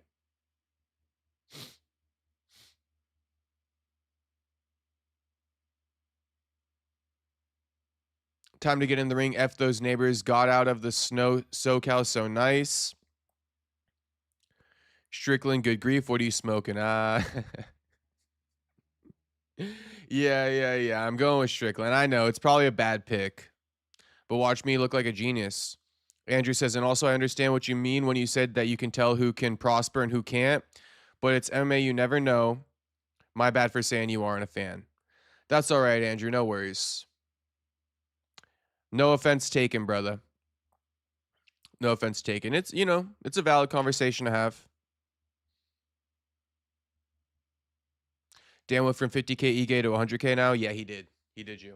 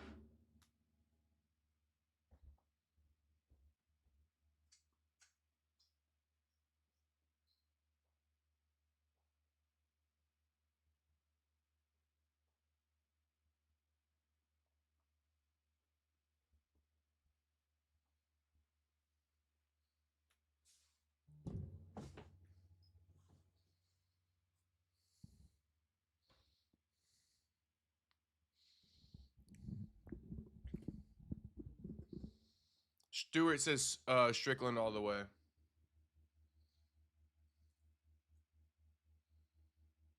Now, I love Hawaiian fighters. And my mom actually, well, not my mom, but my family actually lives in Haleiwa. With that being said, I don't like Dan Ige.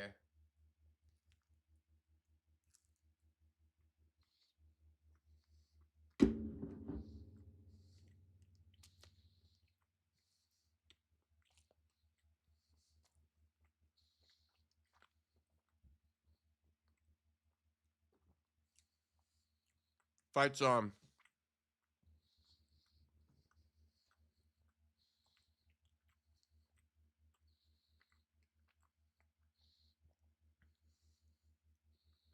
$50K Ige, formerly known, now $100K.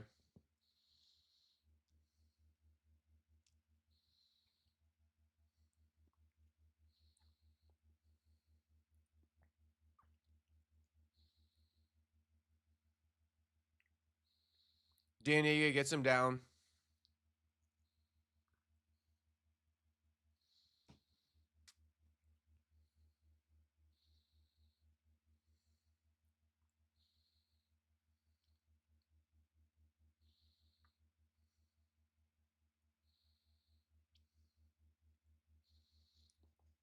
Dean doesn't want to box Malik Wazell, which kind of surprises me.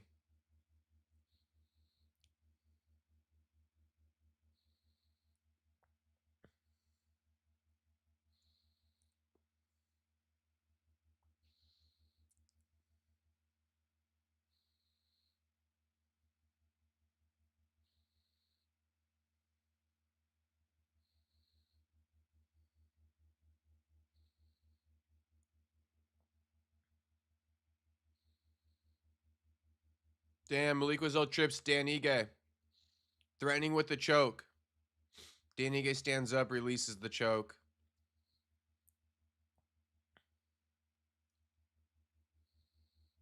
Dan still clinching with Costa against the cage here.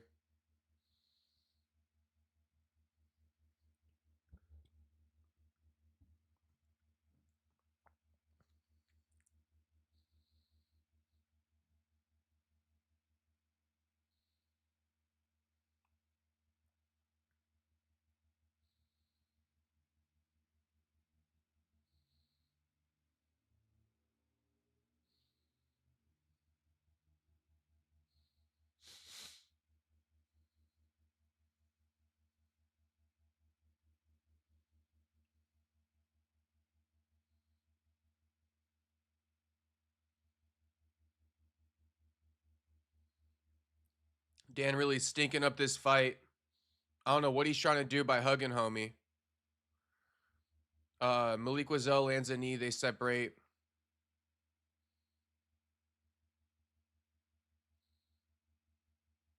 Malik Wazell clearly bigger than Dan.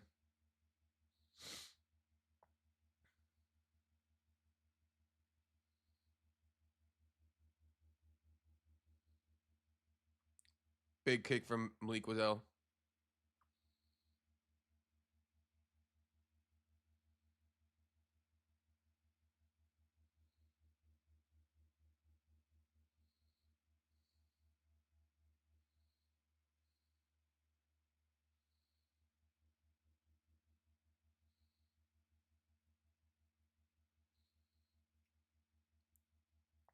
Oh, big front teep to the chin from Malik Wazell. Dan looked like he covered up briefly, followed that up with another head kick. Teep to the body now from Malik Wazell. He disguising that perfectly. You don't know whether he's going head or body with it. Dan really trying to defend that head kick now whenever he throws it. Malik Wazell finding his rhythm though. Malik Wazell ripping those kicks.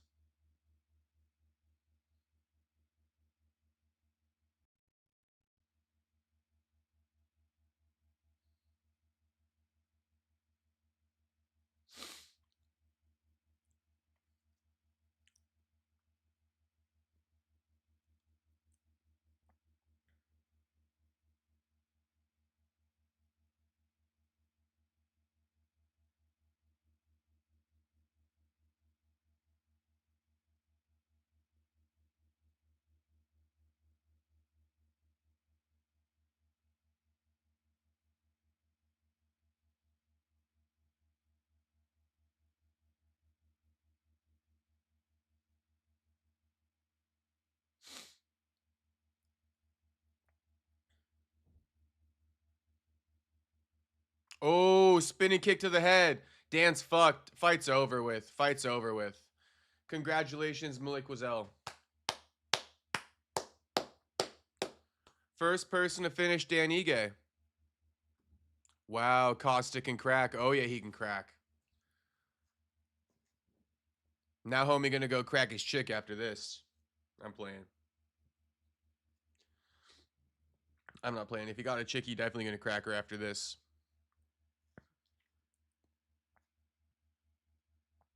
Spinning back kick. You saw that wince from Dan. You saw that wince from Dan.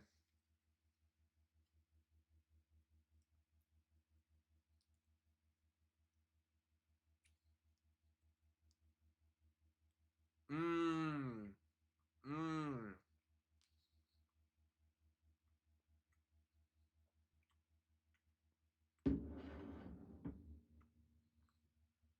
Nasty.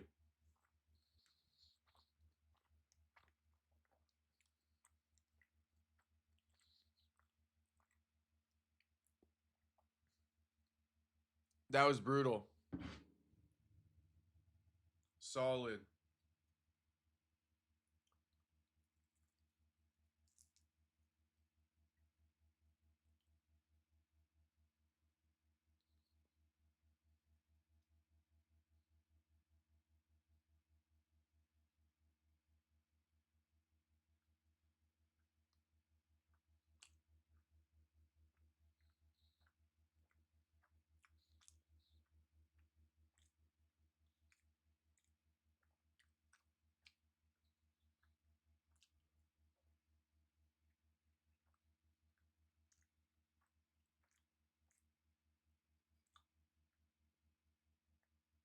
Let's see what Malik Wazell got to say.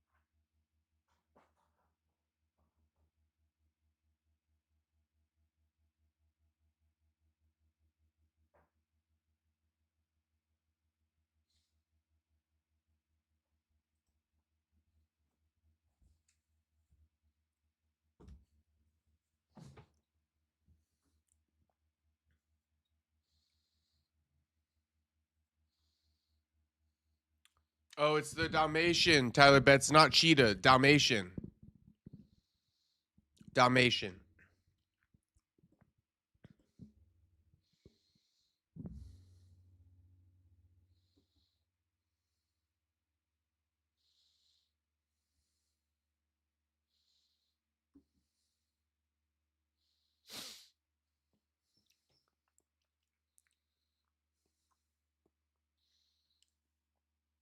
Well, 7. He changes it every fight, bro. All right. Fair enough.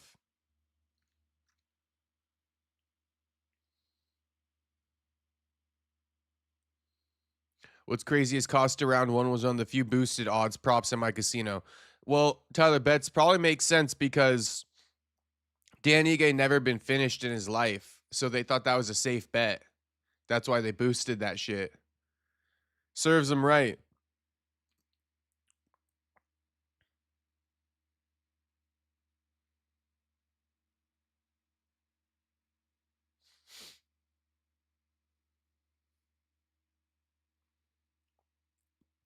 Stewart saying, haha, he was standing in a side stance and Ige never saw it. Useless cunt.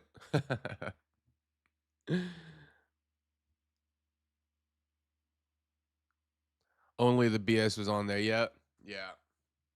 You know how those bookies do it.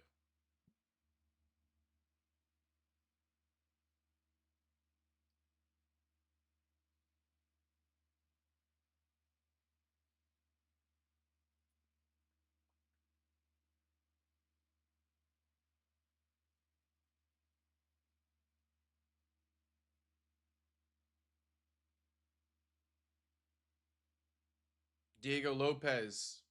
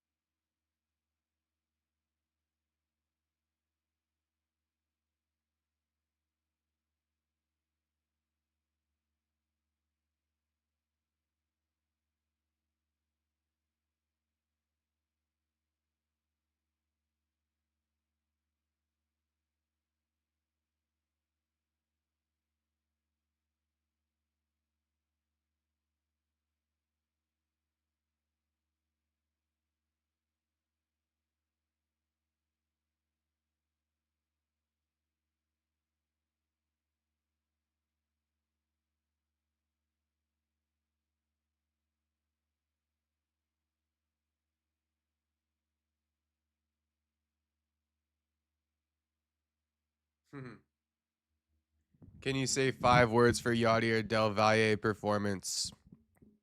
Yeah, I could say 5 words, homie.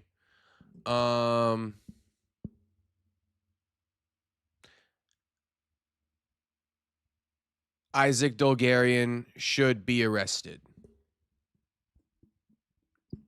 5 words. Alex Poetin Pereira Shama. Isaac Dolgarian should be arrested. FBI, we have your suspect.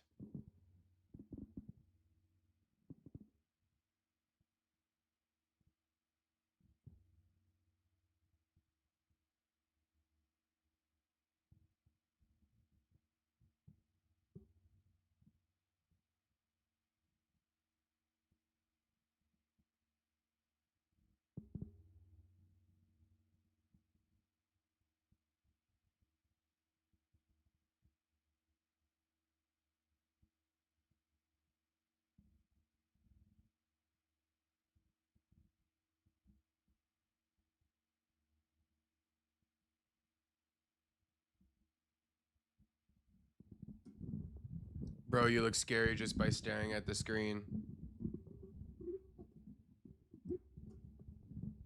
I know.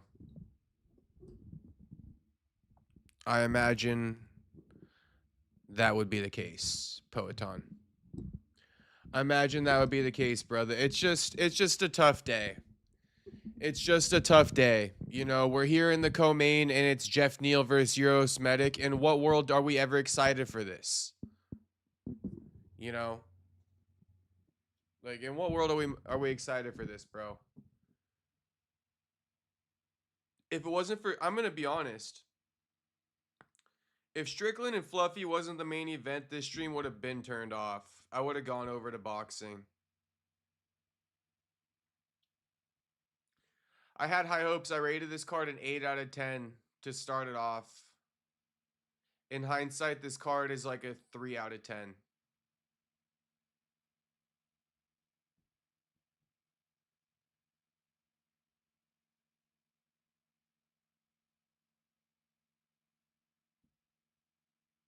Shout out Tony Sal.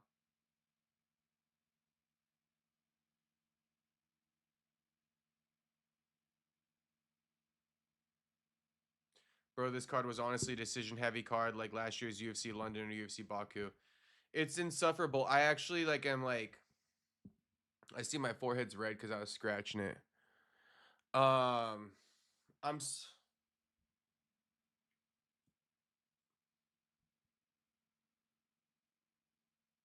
It's all right. We're going to get through it.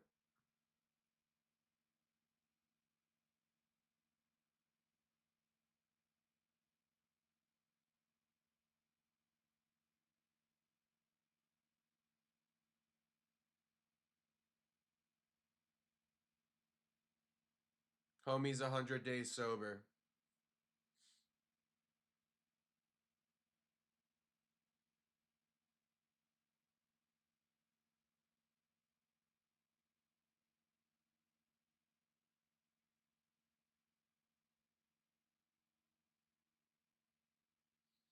Thing is about this whole dialing back in now that he's sober, Jeff, you waited too long to get sober, homie. You're 30-something. You're 30-something. You waited too long to get sober. Now you're trying to check these boxes off, trying to, you know, be the best version of yourself you could be. You're 35, buddy. You're 35. You're 35. Now, quitting drugs and getting sober when you're 29, 30, okay. Okay. Quitting drugs 29, 30, okay. But homie quit drugs. He 100 days sober at 35 years old, and somehow we think that's going to change things. I mean, I guess if you just listen to the UFC, you do think that. But, I mean, these are just talking points, and it's fine. We got to do talking points, but I'm not for glazing Jeff Neal for getting off the drugs at the end of his UFC career.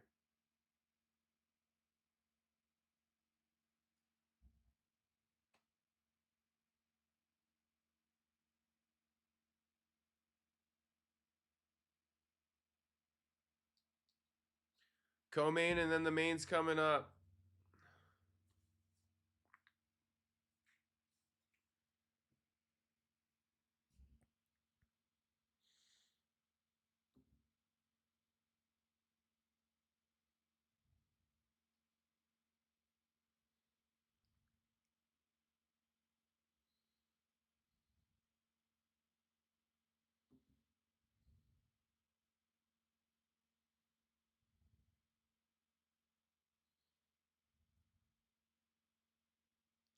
Andrew, make sure you're subscribed, homie. Of all the things of the evening, you need to make sure you're subscribed.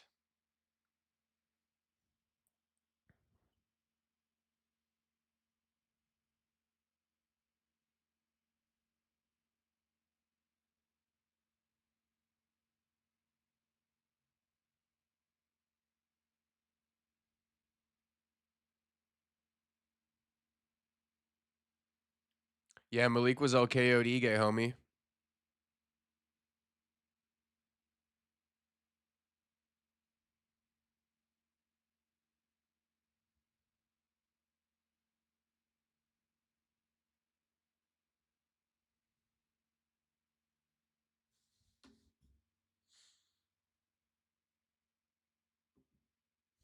Fight's on. We waited a long time for this fight to fucking start.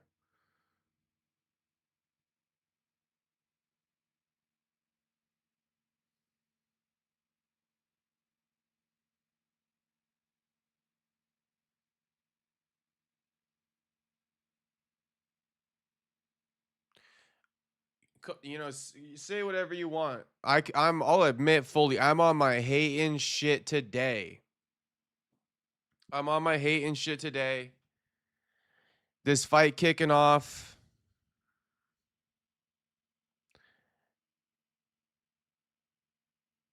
Damn, Juice saying Neil getting knocked out and it's his fault because he could have rematched Holland in the main event. Which is what I was about to start hating on. You know, this fight, who cares about it? We're just watching it like, ugh. I'm actually going to lose my shit today. I'm actually going to lose my shit today. I think the days of watching entire UFC cards are done. Honestly, I think the UFC is merging into boxing in this sense. Oh, yep. Jeff Neal just got knocked the fuck out. Told you. You told me, Jew. You told me. You told me. Jeff Neal just got knocked the fuck out.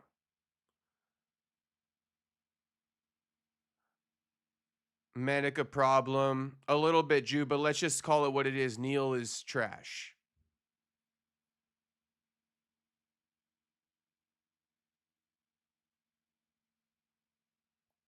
Neal fighting, not anymore. He just got his ass knocked out. Nah, but it's like, you know, yeah, it's a cool finish, but there's nothing on the line. There's nothing on the line. And what I was going to say to what Jew also mentioned earlier, you know what would have made me interested in watching this fight is if Jeff Neal would have fought Kevin Holland, who he turned down because they have a beef. I mean, that's the most retarded thing I ever heard in my life. I would have cared so much more if Jeff Neal fought Kevin Holland. There would have been some real magnitude, but Jeff Neal denied it. He turned down the fight because they had beef. Just got knocked out by a left hook on the fucking dome. Should have been able to eat that, honestly. Ew, snot flew out of his nose. Damn, yeah, snot flew out of Jeff's nose, too. Kerry Hatley was in there. Thank God it was a one-hitter quitter, because we all know what would have happened if Kerry Hatley had to step in for the stoppage. Jeff Neal would have been dead. He asked for this fight, too. Yeah, of course. Leave it to Jeff to ask for a fight no one wants to see. Euros trains out of Huntington Beach, though, California. Southern California, so shout out to Medic. Gotta win.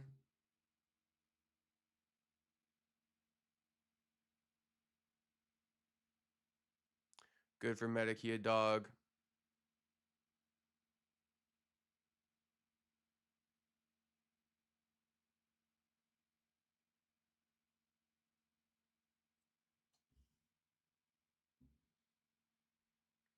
Juice says Jeff already had an easier fight night with Kevin Holland.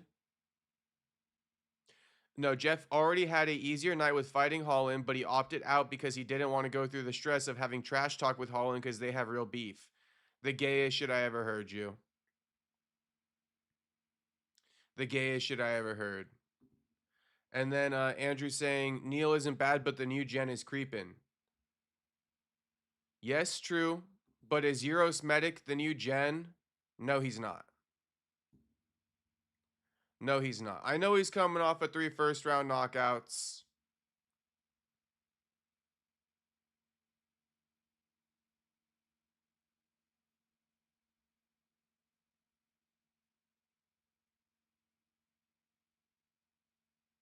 But I'm afraid we've already seen, and call me grim. Call me grim tonight. You guys can get on my ass if I'm being negative. But I'm just telling you guys the truth from my side of things. Why I don't care as much? Well, homie already lost to Punahele. Homie lost to Jalen Turner. All right. I won't use the Mitabek loss against him. But he's lost to Punahele, knocked out in the first round. Submitted in the first round by Jalen Turner. Punahele, Jalen Turner, 2 guys. We've seen them lose to worser competition too. So, as good of a win as it is for Euros Medic, what you want me to say? Shows how good Soriano is to knock out Medic. Yeah. Yeah, until you look who Soriano's lost to. You know, Nick Maximov, Roman Kopylov, Dustin Stoltzfus. You know what I mean? I mean, maybe, I don't know if everybody else has this hindsight of things, but that's what I'm saying. Like, I know what's kind of going on in these situations. Like, before I even pull up Tapology, I know, you know, Euros Medic has lost to guys like Punahele, guys like Jalen Turner, who will unfortunately never sniff a title shot, most likely.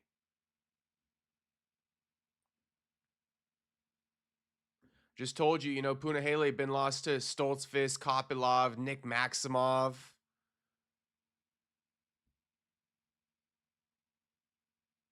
So that's my thing. It's like good shit, but just good shit. You know, it's just like I just watched somebody get knocked out.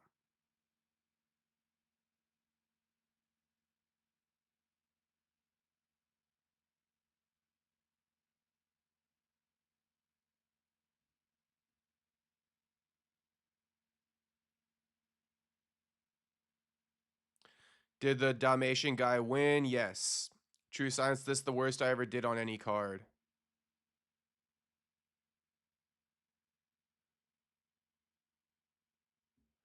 Oh, damn. Euros Medic hasn't fought longer than a minute in the UFC.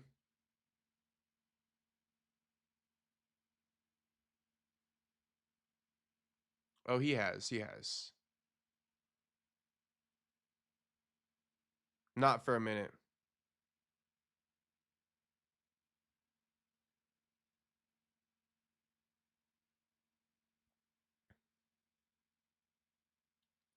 Juice saying, oh, he's wrong. Yeah. Yeah.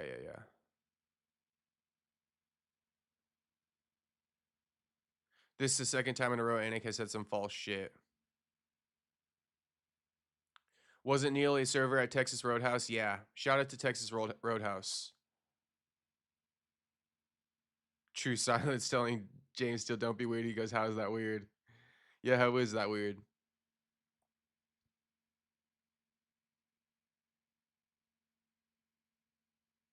Bro, back the fuck up. Neil, question mark? Yeah, Neil got his ass knocked out, true silence.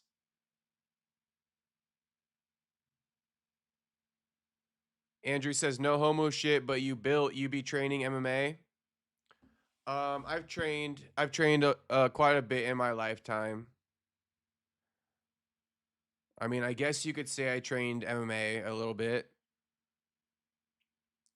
More so like wrestling and jiu-jitsu. And then doing like the striking classes after jiu-jitsu. That's pretty much what I used to do. I used to wrestle in high school. I did jiu-jitsu when I graduated from high school. And I used to do the striking classes after jiu-jitsu. That's the extent of my training. I haven't been training in a minute, though, but I do hit the gym. I'm too busy for that 9 a.m. or 6:30 p.m. schedule that, you know, all jiu-jitsu gyms like to run.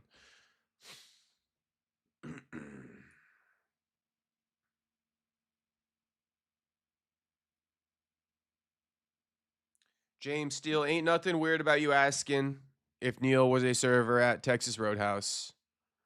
Ain't nothing weird about it. Okay, we really got a fight on our hands now. We really got a fight underway now. Sean Strickland, Fluffy Hernandez. Who you guys got? Let's do a poll.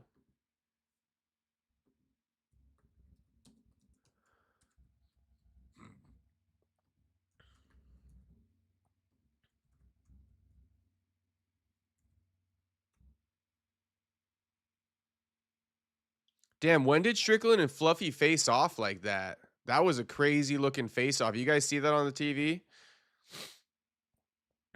Okay, round 3 sub pays big. Round 3 sub for Fluffy. Fuck, bro. This is going to be another minute. Neil going back to the serving, I guess. Yeah, most likely.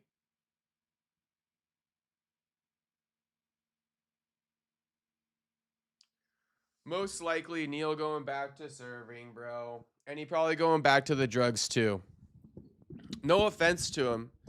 No offense to him, but 90 days sober, it's very new. And he just got his ass knocked the fuck out. You know, UFC career likely coming to an end. And sobriety as well. No offense. No offense. Honestly, guys, just to be honest with you, I don't know what's wrong with me today. All right? I don't know what's wrong with me today. So, like I keep saying, if I keep hating, if I keep just being disrespectful, you guys just got to deal with it. Because I don't know what's up with me today. I'm not seeing too much positivity today. I'm just getting all my negativity out today.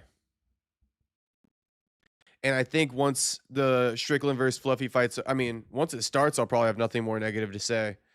Unless Strickland loses super sad. But as soon as I can switch over streams to Ryan Garcia versus Barrios, I think I'm going to be hyped.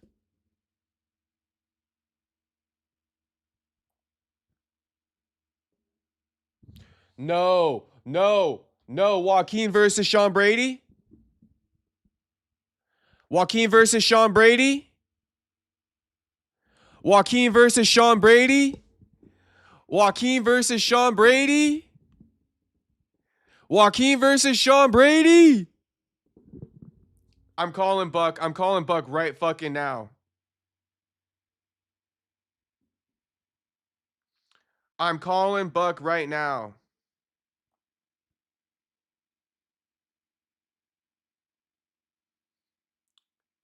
We're literally FaceTiming Buck.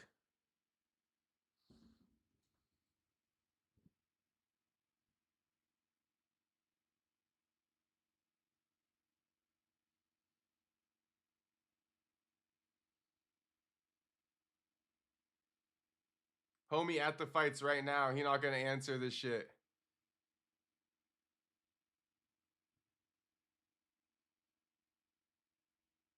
Bro, my day just got so much better. Finally. I won't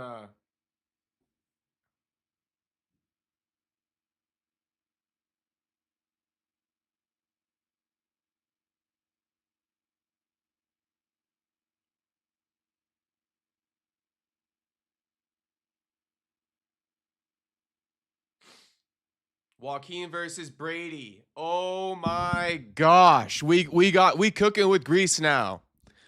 We cooking with grease now. This is a grudge match of all grudge matches. This is the grudge match to end all grudge matches right here.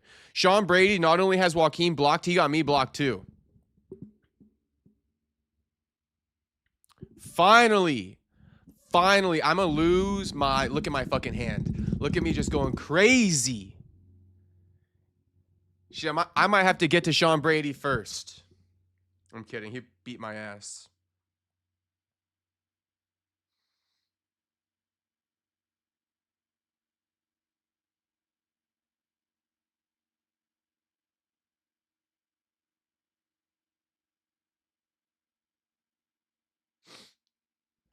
Happy, happy, joy, joy. I'm making a post now. I got to make the post, boys. Before Strickland comes on, I got to make the post.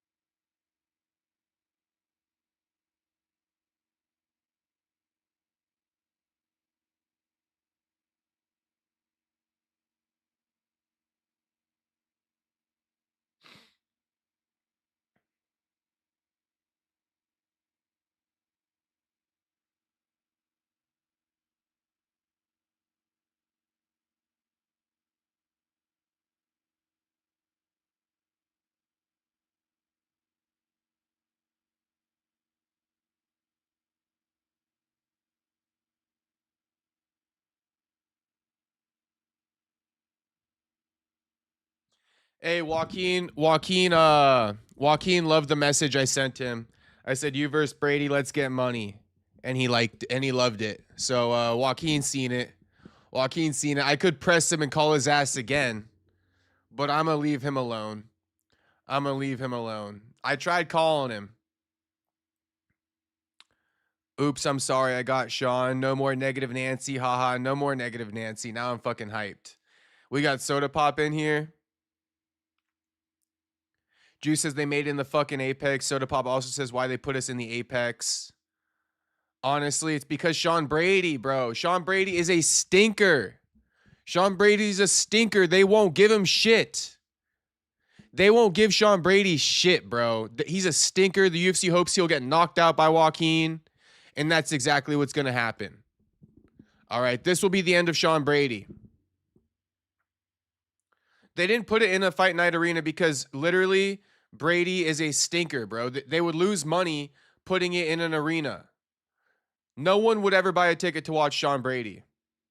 James still says his phone is blowing up right now, I'm sure. Yeah, I know. So at least he, loved the message. But hey, I can all but promise you guys new interview with Joaquin coming ASAP.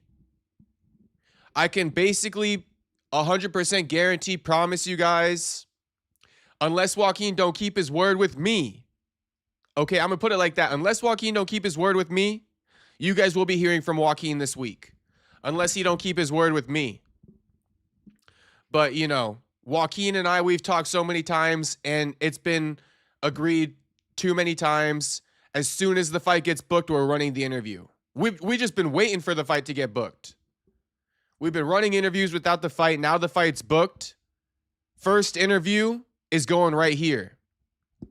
We just got one more thing to talk about. I already had the whole interview and all the questions lined up. We got Fight Society in my shit right now.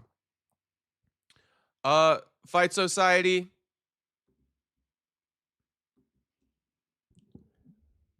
You're the hater, homie.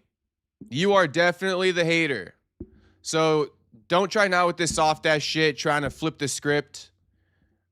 Don't you got a live stream to do, homie? Homie, we're going to get Joaquin on here for an interview. Don't even trip. Did you go make a video based off that beef I started with Joaquin and Strickland? I know you, Fight Society. You just going to hop in here, drop a chat, and dip. You're not going to go back and forth. Let me know when you got that Joaquin Buckley interview dropping, homie. Let me know. Come tap in here when the Joaquin Buckley interview gets dropped.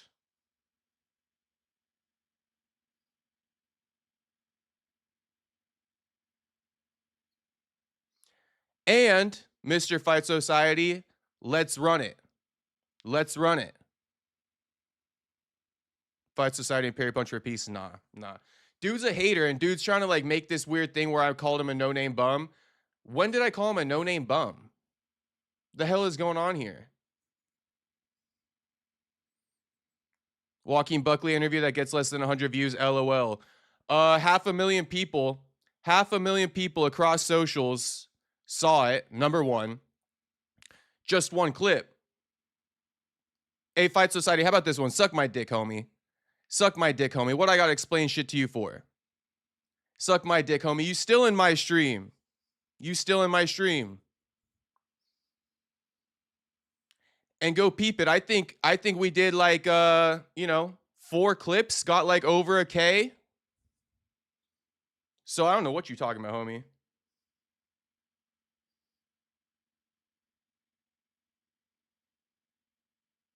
What happened to that K interview? What happened to that K interview? You came in here promising an interview. You ever get that shit or no?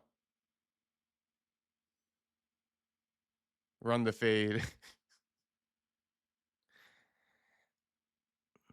Perry number 1.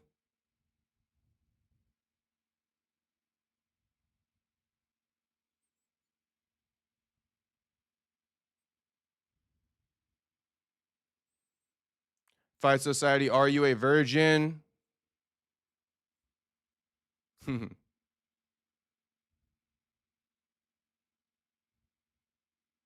You want to run it or what, Fight Society?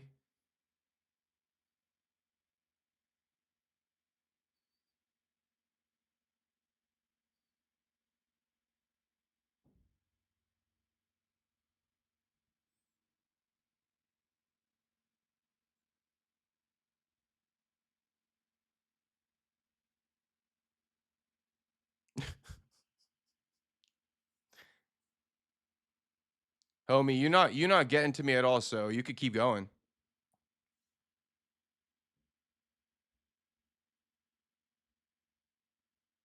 You think I wasn't aware of how many people were in here?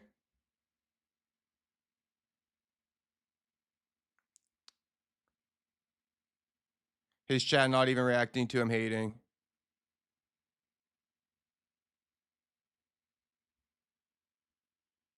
I mean, I don't know.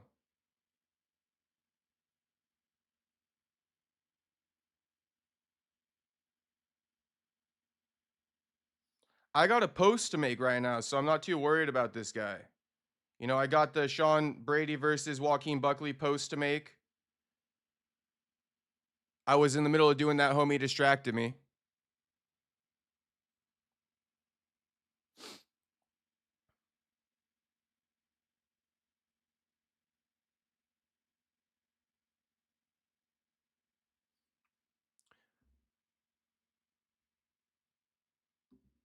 What card is this on? I got to get this post made before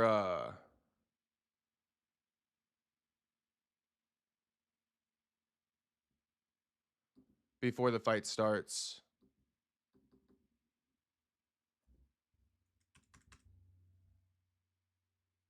But nah, Fight Society is one of the lamest goofballs I've ever seen in my life.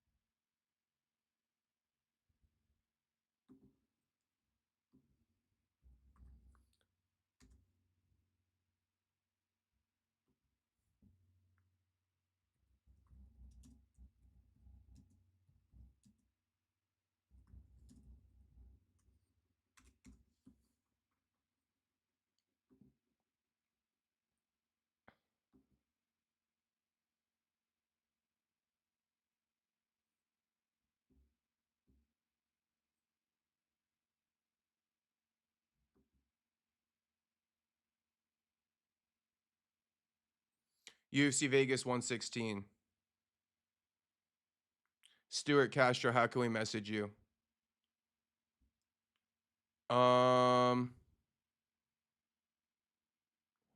You can message me on IG.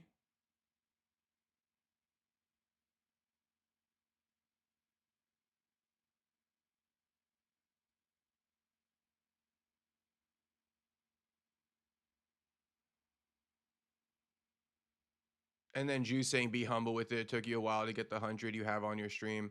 I mean, bro, I don't give a like. What the fuck? What are we supposed to argue about? Like, are we gonna say that I've never had 100 on my stream or something like that? Like, is that what we're gonna say? I'm sure there's been streams where I got more viewers than Fight Society too, so it don't really matter that much. You know, it's mostly YouTube pushing it in anyway. The Joshua Van versus Pantoja, that whole pay-per-view did over 500,000. How many views did Fight Society get? How many views did Fight Society get for that Joshua Van one? You feel me? I mean, let's take a look. Actually, no, I'm not going to waste my energy right now because I got something else to do. And I told you guys, that guy is like the biggest fucking bitch I ever seen in my life.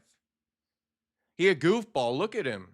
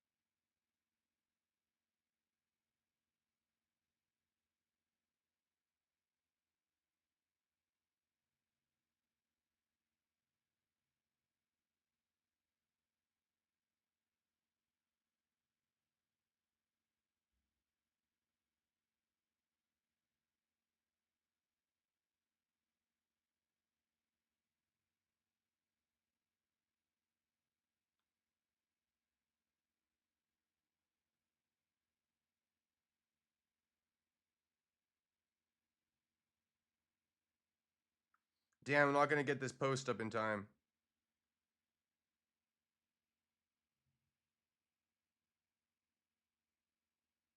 We'll see if I do.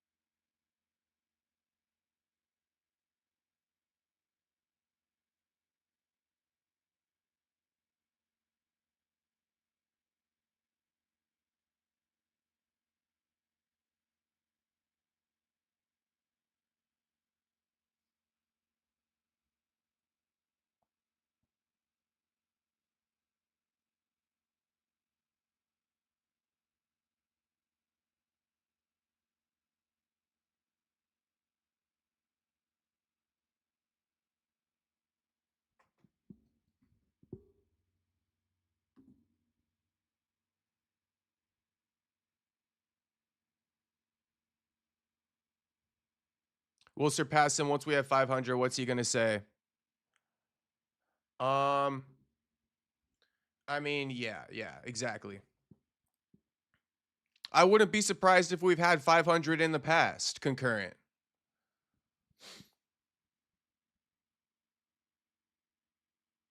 Homie got 400 followers on Instagram. I got like 50 something on Instagram. So I don't even like you can compare numbers all day long.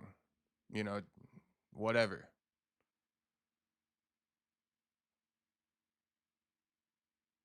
Sean working the jab on Fluffy just as I suspected he would. Lead leg kicks from Strickland. Fluffy landing a rear leg kick himself now.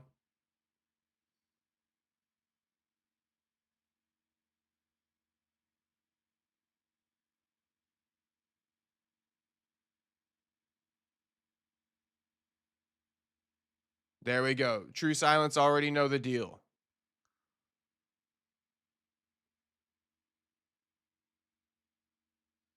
Leg kick from Fluffy lands on Strickland in the lead leg. Fluffy jab into the body.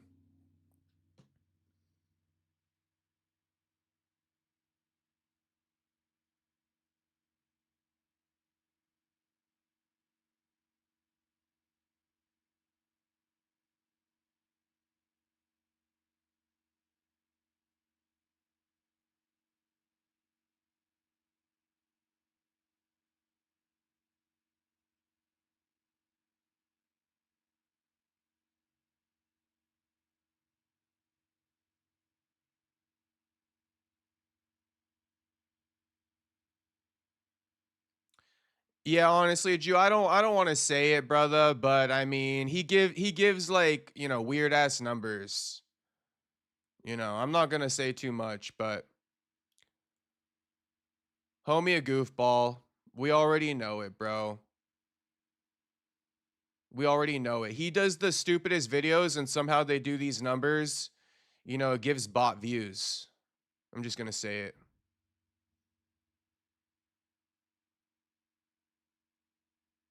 But we got to focus on this fight. But no, I like it. You guys can keep talking some shit too. Keep both conversations going. Damn, Sean piecing him up. Sean piecing up Fluffy. Why ain't Fluffy wrestling? I think he knows that Strickland's not that easy to take down. Strickland jab, lead leg kick. Jason, it's like final main fight started. Yeah. Nah, fuck, bro. Yeah, fuck him. Fuck him. Just ask him when he wants me to knock his ass out. Ask Fight Society when he wants me to knock his ass out. Like I said, I'll probably out grapple him too.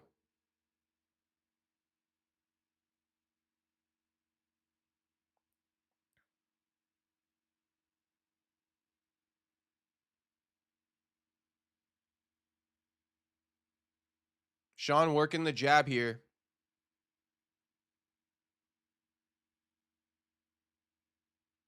Oh shit, Fluffy just kind of dropped Sean. I don't know if it's off balance or he actually rocked him.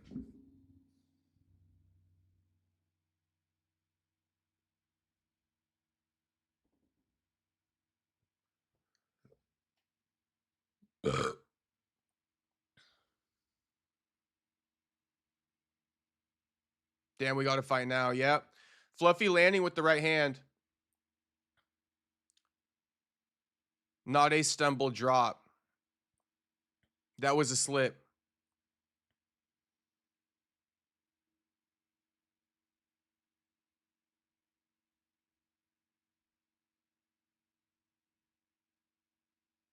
Oh, damn. Left hook, right hand from Sean. Fluffy kissing Sean. Not literally, but he making the kissy face at Sean.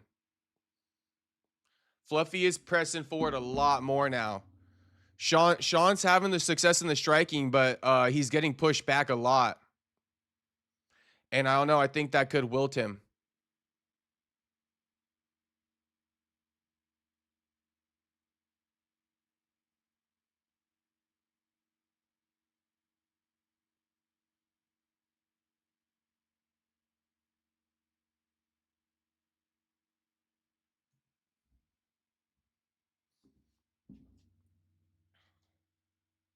All right, let me get this fucking Joaquin Buckley fight announcement posted.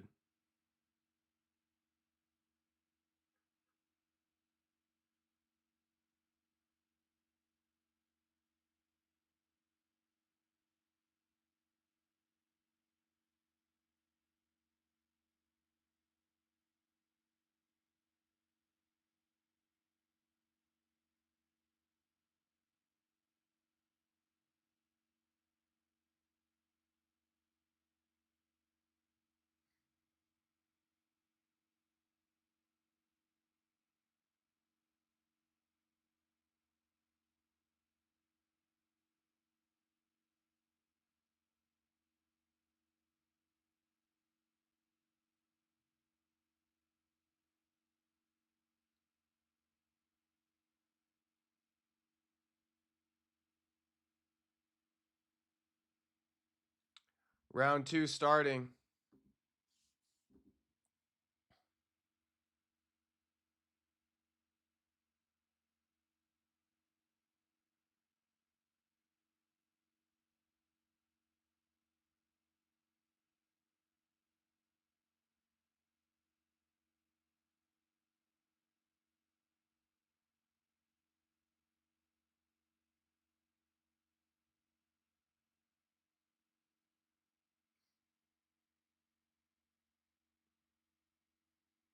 All right, sorry about that. Sorry about that.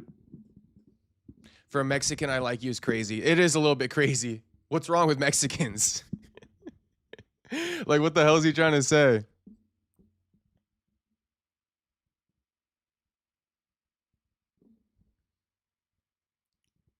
Sean and Fluffy dapping. Bro, it's getting chilly in this fucking house.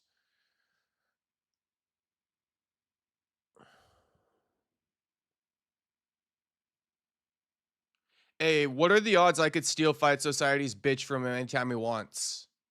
I want to know that. I want to know the answer to that question. What are the odds I'd steal Fight Society's bitch from him anytime I want? Anytime I want, I bet you I could steal Fight Society's bitch from him.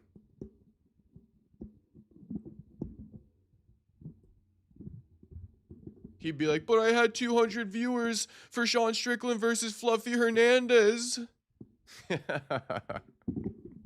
I would literally steal that dude's bitch anytime I want. And then I just throw her to the curb because she probably nothing I want anyway. You feel me? You feel me?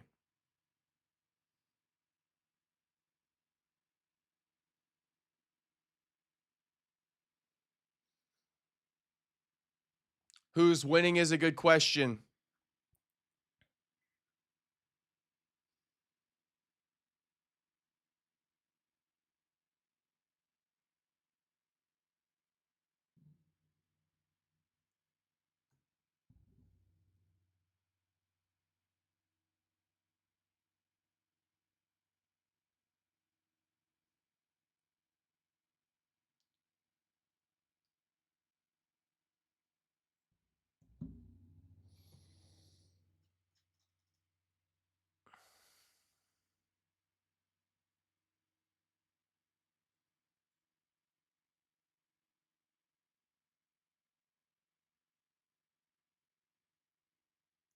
Sean popping the jab, but it's like, you know, how significant are these strikes? That'll be my main thing. How significant are these strikes?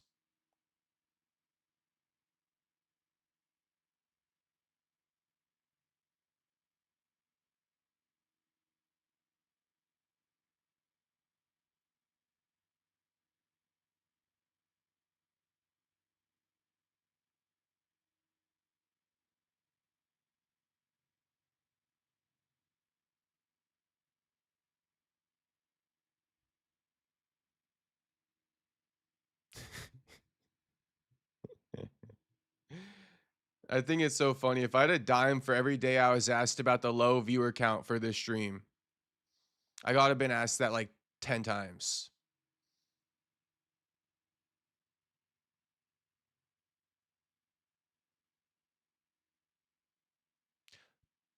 Tap back in for Ryan Garcia. Tap back in for Ryan Garcia. Tap back in for the post-fight streams.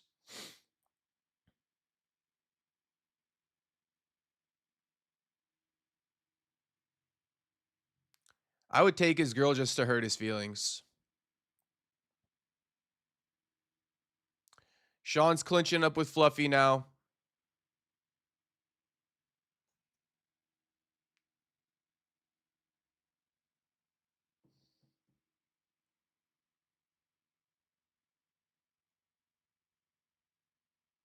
Sean keeps like high-fiving homie.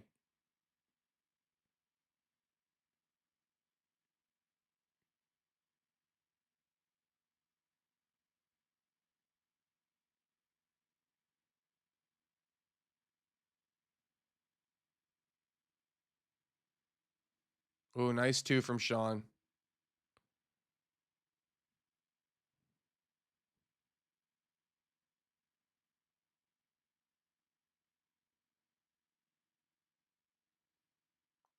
Interesting fight. Yeah, it's a very interesting fight, bro. I need to put on a fucking sweater.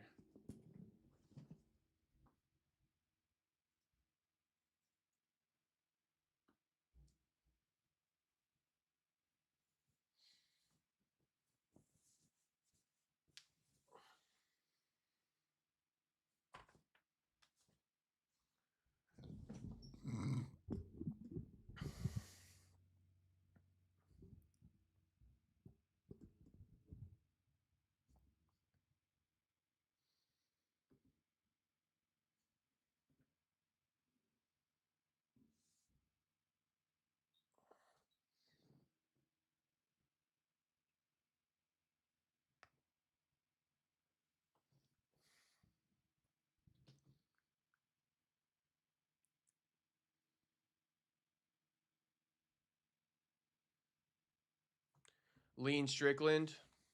Interesting. Yeah, it's like watch how Fluffy, he presses forward a lot, but he's just eating a lot of strikes.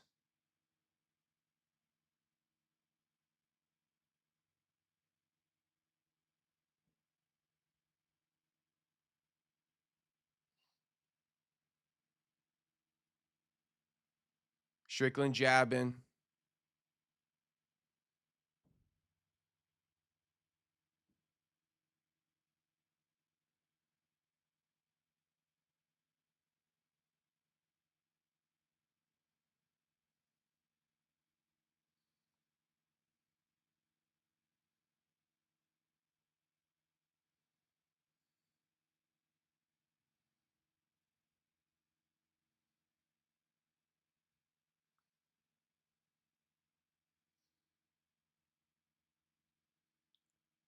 So here's what I'm kind of seeing. Hernandez is just pacing forward nonstop. He's eating way more punches. He's trying to counter, but a lot of his punches are missing on Sean. He's landing here and there, but don't get it twisted. You know, Fluffy not landing a high percentage of his strikes that are being thrown right now.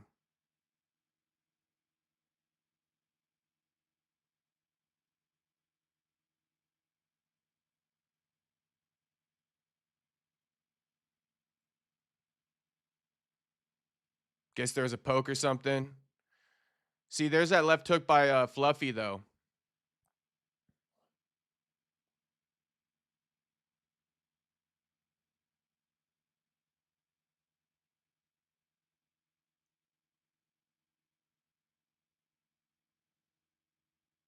Elbow from Fluffy there off the clinch separation. Knee from Strickland. Oh, Fluffy backing up now. How bad did that knee hurt Fluffy? Strickland got to hit the body again. Oh, shit. Strickland rocking Fluffy. Strickland rocking Fluffy bad. Oh, letting go on Fluffy on the cage. But Fluffy's body's hurt. Oh, shit. He put him down. He just sat down Fluffy. Fluffy might be done, bro. Fluffy's done. Herb Dean just stopped it. Fluffy done. Fluffy done. Fluffy done. Fluffy done. Fluffy done. A lot of people told me, you picking Sean Strickland, what the hell is wrong with you? Stewart Almighty. Shit. I told you guys Strickland was finna win this one. I just had a feeling. It, you know, Strickland is tough to beat on the feet. You got to take him out of his game. If you get stuck playing Strickland's game, only a few people in the world can beat him. Not even DDP could beat Strickland at his own game necessarily. He had to mix in the takedowns. I didn't think Fluffy could get the takedowns on Strickland for whatever reason. Boom. Rocked him to the body. You see Fluffy grab that shit. Same shit Kevin Holland did to him. Stoked for this interview, haha. Who won? J-Spots. Bro, can you not tell who won? Strickland won. Strickland just knocked Fluffy out. Absolute cinema. Yeah, some crazy cinema. Strickland was shook.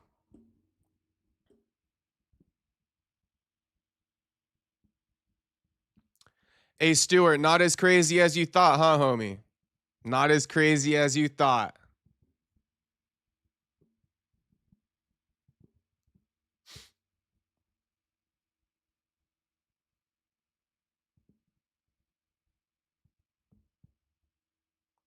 Oh, okay, okay, I got you.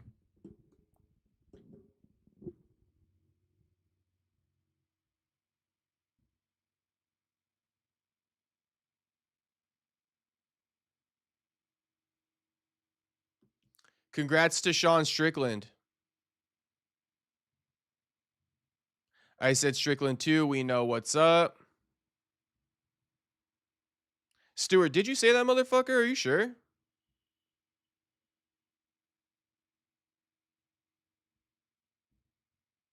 Someone told me I'm smoking picking Strickland. Who was that?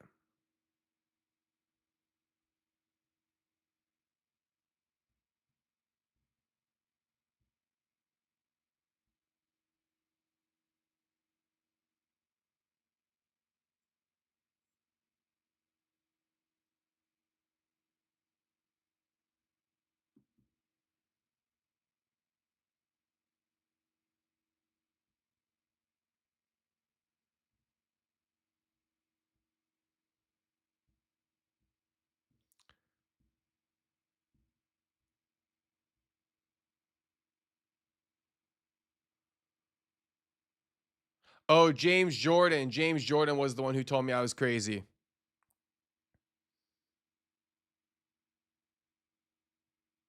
Fans will diminish this win for Strickland. Probably. Probably, honestly. Let's hear what Sean got to say.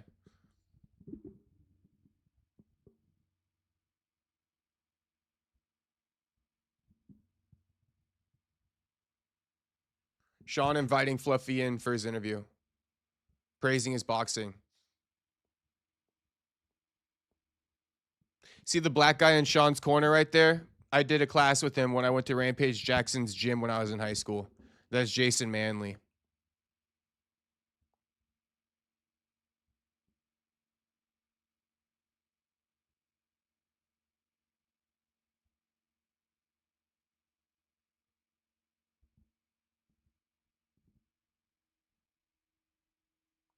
W card, True Silence. I don't know about the W card part, but W main event.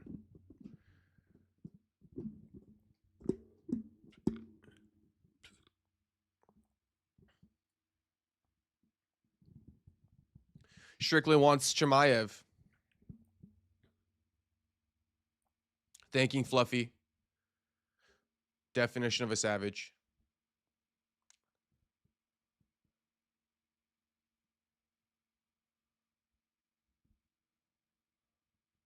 Strickland says he's part Mexican after that fight. Thanking Fluffy. Nothing but respect. Definition of a man.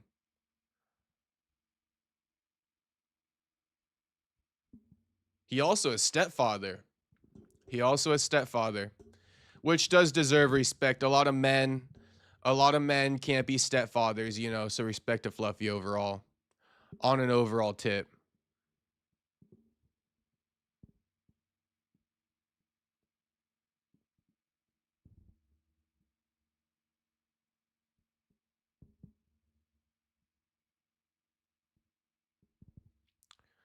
The last few fights were good, True Silence, but the card as a whole was dog shit. So we can meet in the middle.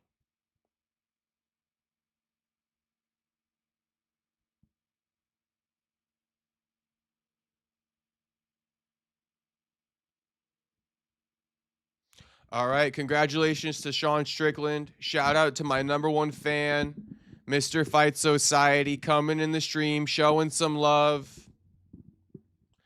Let's set it up on brand risk. He's such a big shot. Set up a fight for us. I'm the only one calling for it. You don't like me, I don't like you. You don't like me, I don't like you. So let's run it. Yeah, Ryan Garcia fight. Let me check real quick where they're at with it.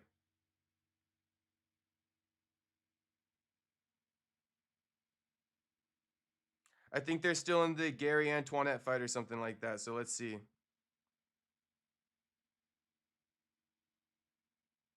Yeah, or the Russell fight. So all right, everybody in this stream right now, come on over. I'm gonna end this stream.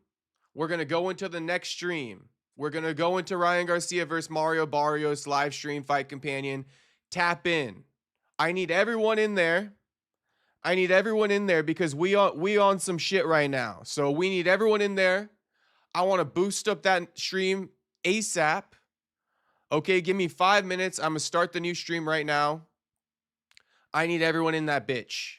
Stuart, Tony, Jace, True Silence, Jew, Unbroken, Dana. All right, Dun Daughter, whoever else in here, Chill Vibes, James Steele, Alex Poton Pereira, John Bones, all you guys. John Bones was wondering what's up with the viewers. Come tap into the Ryan Garcia live stream fight companion. We're going to get that started right now. And then we're doing the post recap of both events on the evening. Tap in right now. I'm going to the new stream. Give me 2 minutes. It'll be up. Ryan Garcia, Mario Barrios fight companion live stream starting right now. Peace out, everybody. Thanks for watching this one.